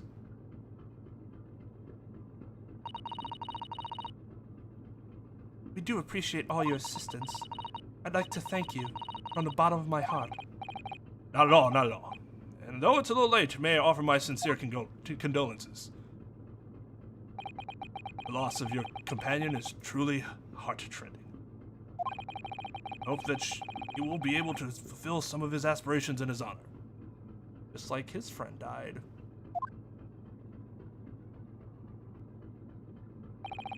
I'm afraid that won't be possible. We shall be disembarking at the next port in Hong Kong. We have to return to Japan and make a full report about everything that's happened. What? Wait a minute. It's just me that has to go back, isn't it? I mean, I was the stowaway. The terms of this study tour were negotiated by the Department of Justice in both Great Britain and Japan. There was to be one lawyer and one assistant. Was to be? In the light of Mr. Asogi's unfortunate death, I'm afraid the study tour can no longer go ahead. Oh no, I don't care for me, but... Where's Susato-san? My dear fellows, the majority of problems have an extremely simple solution, you know. All you require is one lawyer, and the study tour can continue, surely. But there's no one else with the necessary qualifications, Mr. Sholmes. We know of no other lawyer. Qualifications, you say? Any qualifications obtained in your own country will be of little value in Great Britain, I'm afraid. Oh, but anyway, the voyage to London still promises a good month of time. Ample opportunity, I would say, to find yourself another suitable lawyer. yes. Miss Susato? Yes. You think perhaps I might be able to do it? Ah! But you're not a lawyer, Mr. Naruhodo. Oh, unless... Are you studying law? No, I'm not, but... I'm sorry. In that case, I don't think there's even a chance it could work. But as I said, there is still more than a month before we reach England's shores. Isn't that right, Mr. Naruhodo? Yes, I have a month in which to study, to learn what I must to become a lawyer in Great Britain.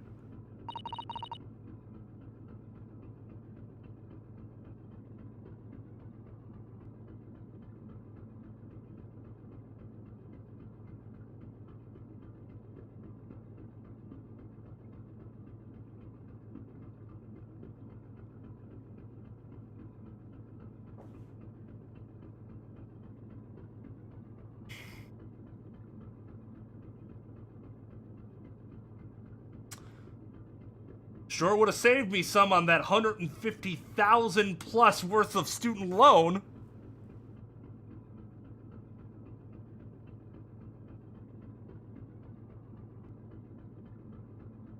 And 3 years.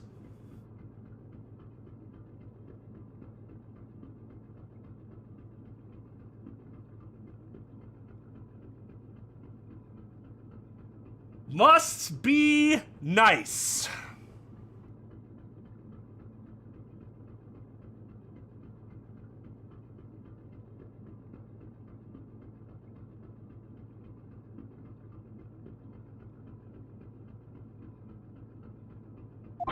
Mr. Naruhodo.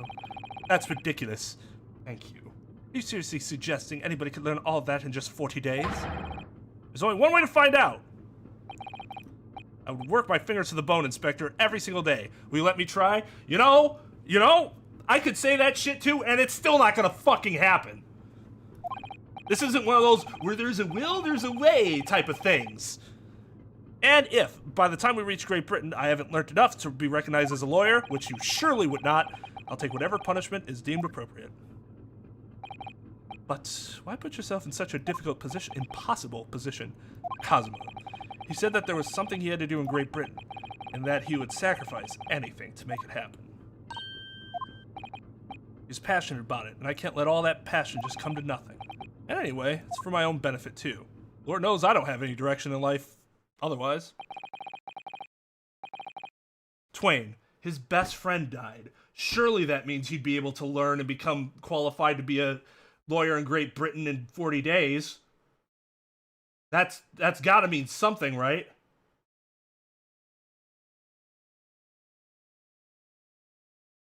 He is gonna fucking no-clip it. This is so suspiciously fast. And we're like, did he cheat?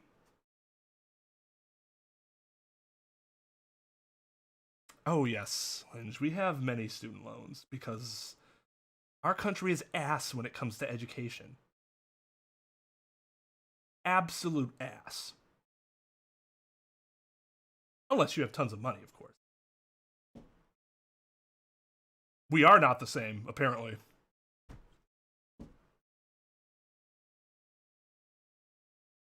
Those Game Shark codes. There you go. There's a throwback.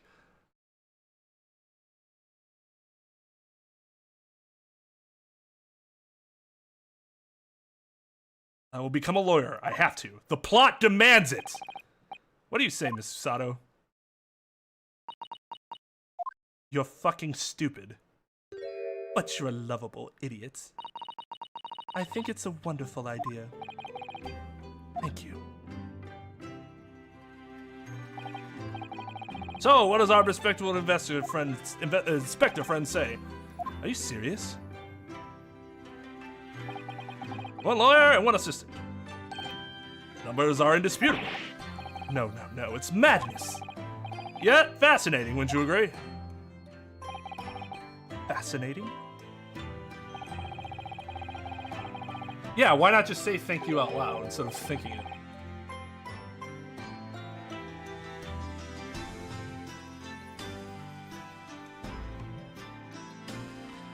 Duty and rules are the dull routine of existence that we all abhor. Give us interest, give us fascination.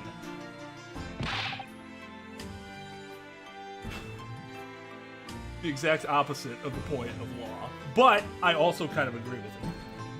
Speak for yourself. Besides, qualifications are no measure of a man. What matters most is his character, no? And you've witnessed ample evidence of this man's exemplary character today with your own eyes. From the early hours of this morning until this very moment now. Despite contending with the passing of his close companion and despite the accusation of guilt, this man has shown resourcefulness, intelligence, and above all else, courage. Intensity, intelligence, and integrity. It's true. It's true.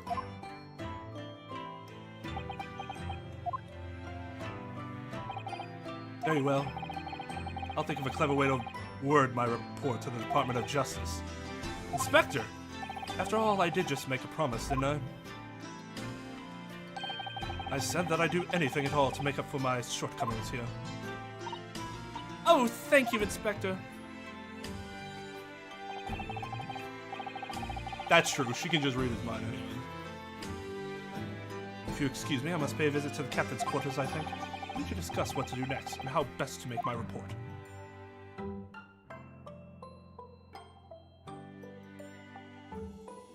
God, I'm unbelievably hungry and tired because of my terrible sleep. Are you really prepared to attempt this, Naruhodo? Yes, I'm gonna try. I wonder. You consider teaching me what I need to know? Everything about being a lawyer? Well, if anything, then she can be the lawyer and you can be the assistant. But a woman? But a woman? I'd be delighted to help you. I am a judicial assistant, after all. Thank you. And Mr. Naruhodo,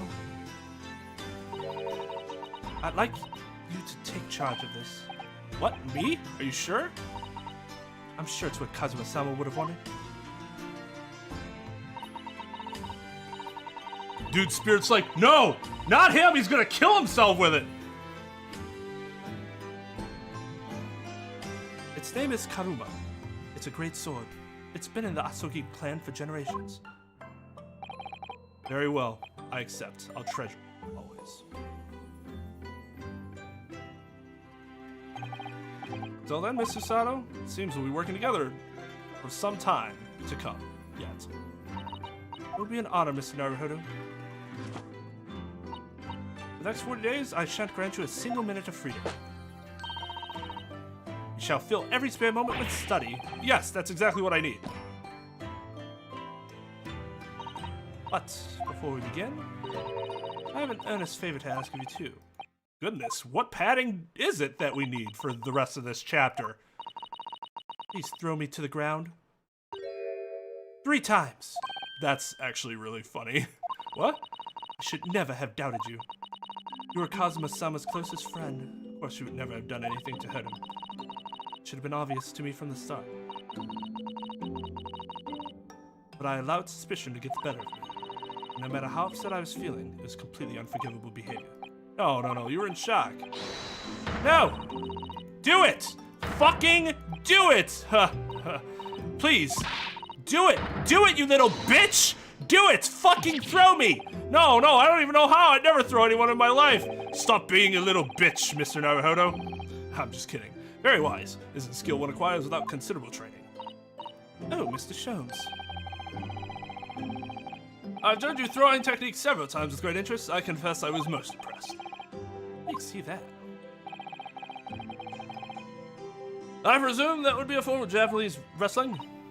Oh, well, in a way. It's not wrestling, but my own interpretation of an ancient jujitsu style.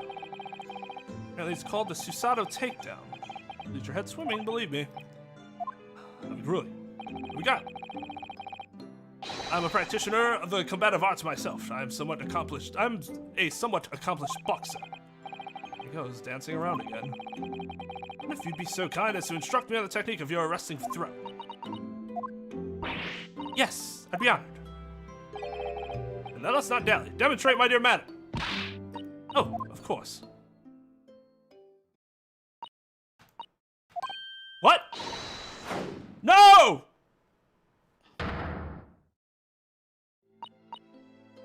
As you can see, you throw from the abdomen. Ah, yes. Arresting indeed. So you term the Susato takedown, is it? Susato's... Okay, yeah, we're done.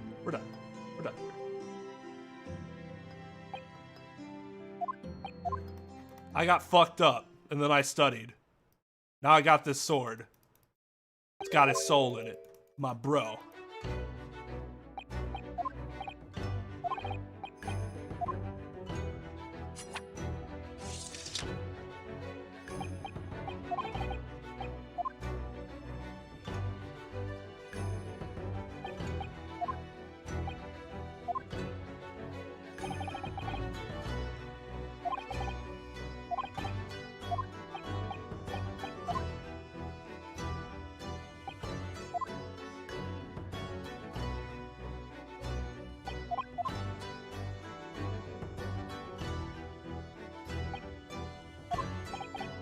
We're speedrunning the rest of this chapter, which is completely unnecessary. Could have just ended it after he got thrown.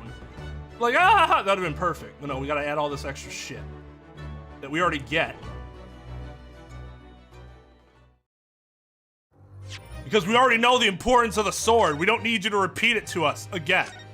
All right, I told you, I am feeling like I could pass out from my tiredness and hunger, so I gotta go and take care of that. Thank you everyone for hanging out. Thank you to all my mods once again, but also chat for doing a great job. They didn't have to do a ton today, so awesome. Also thank you to Crocacor for the $2. Much appreciated. We'll be back with more of this on Monday, so I hope to see you all then. We'll start chapter 3. So until next time, everybody. Stream is adjourned. I can't. I'm so hungry. What? Fragrant olive. Hello. Yes. Oh my god. We call these trees please. We're not missing anything here. Next episode of Students of Gaming, we will continue down this forest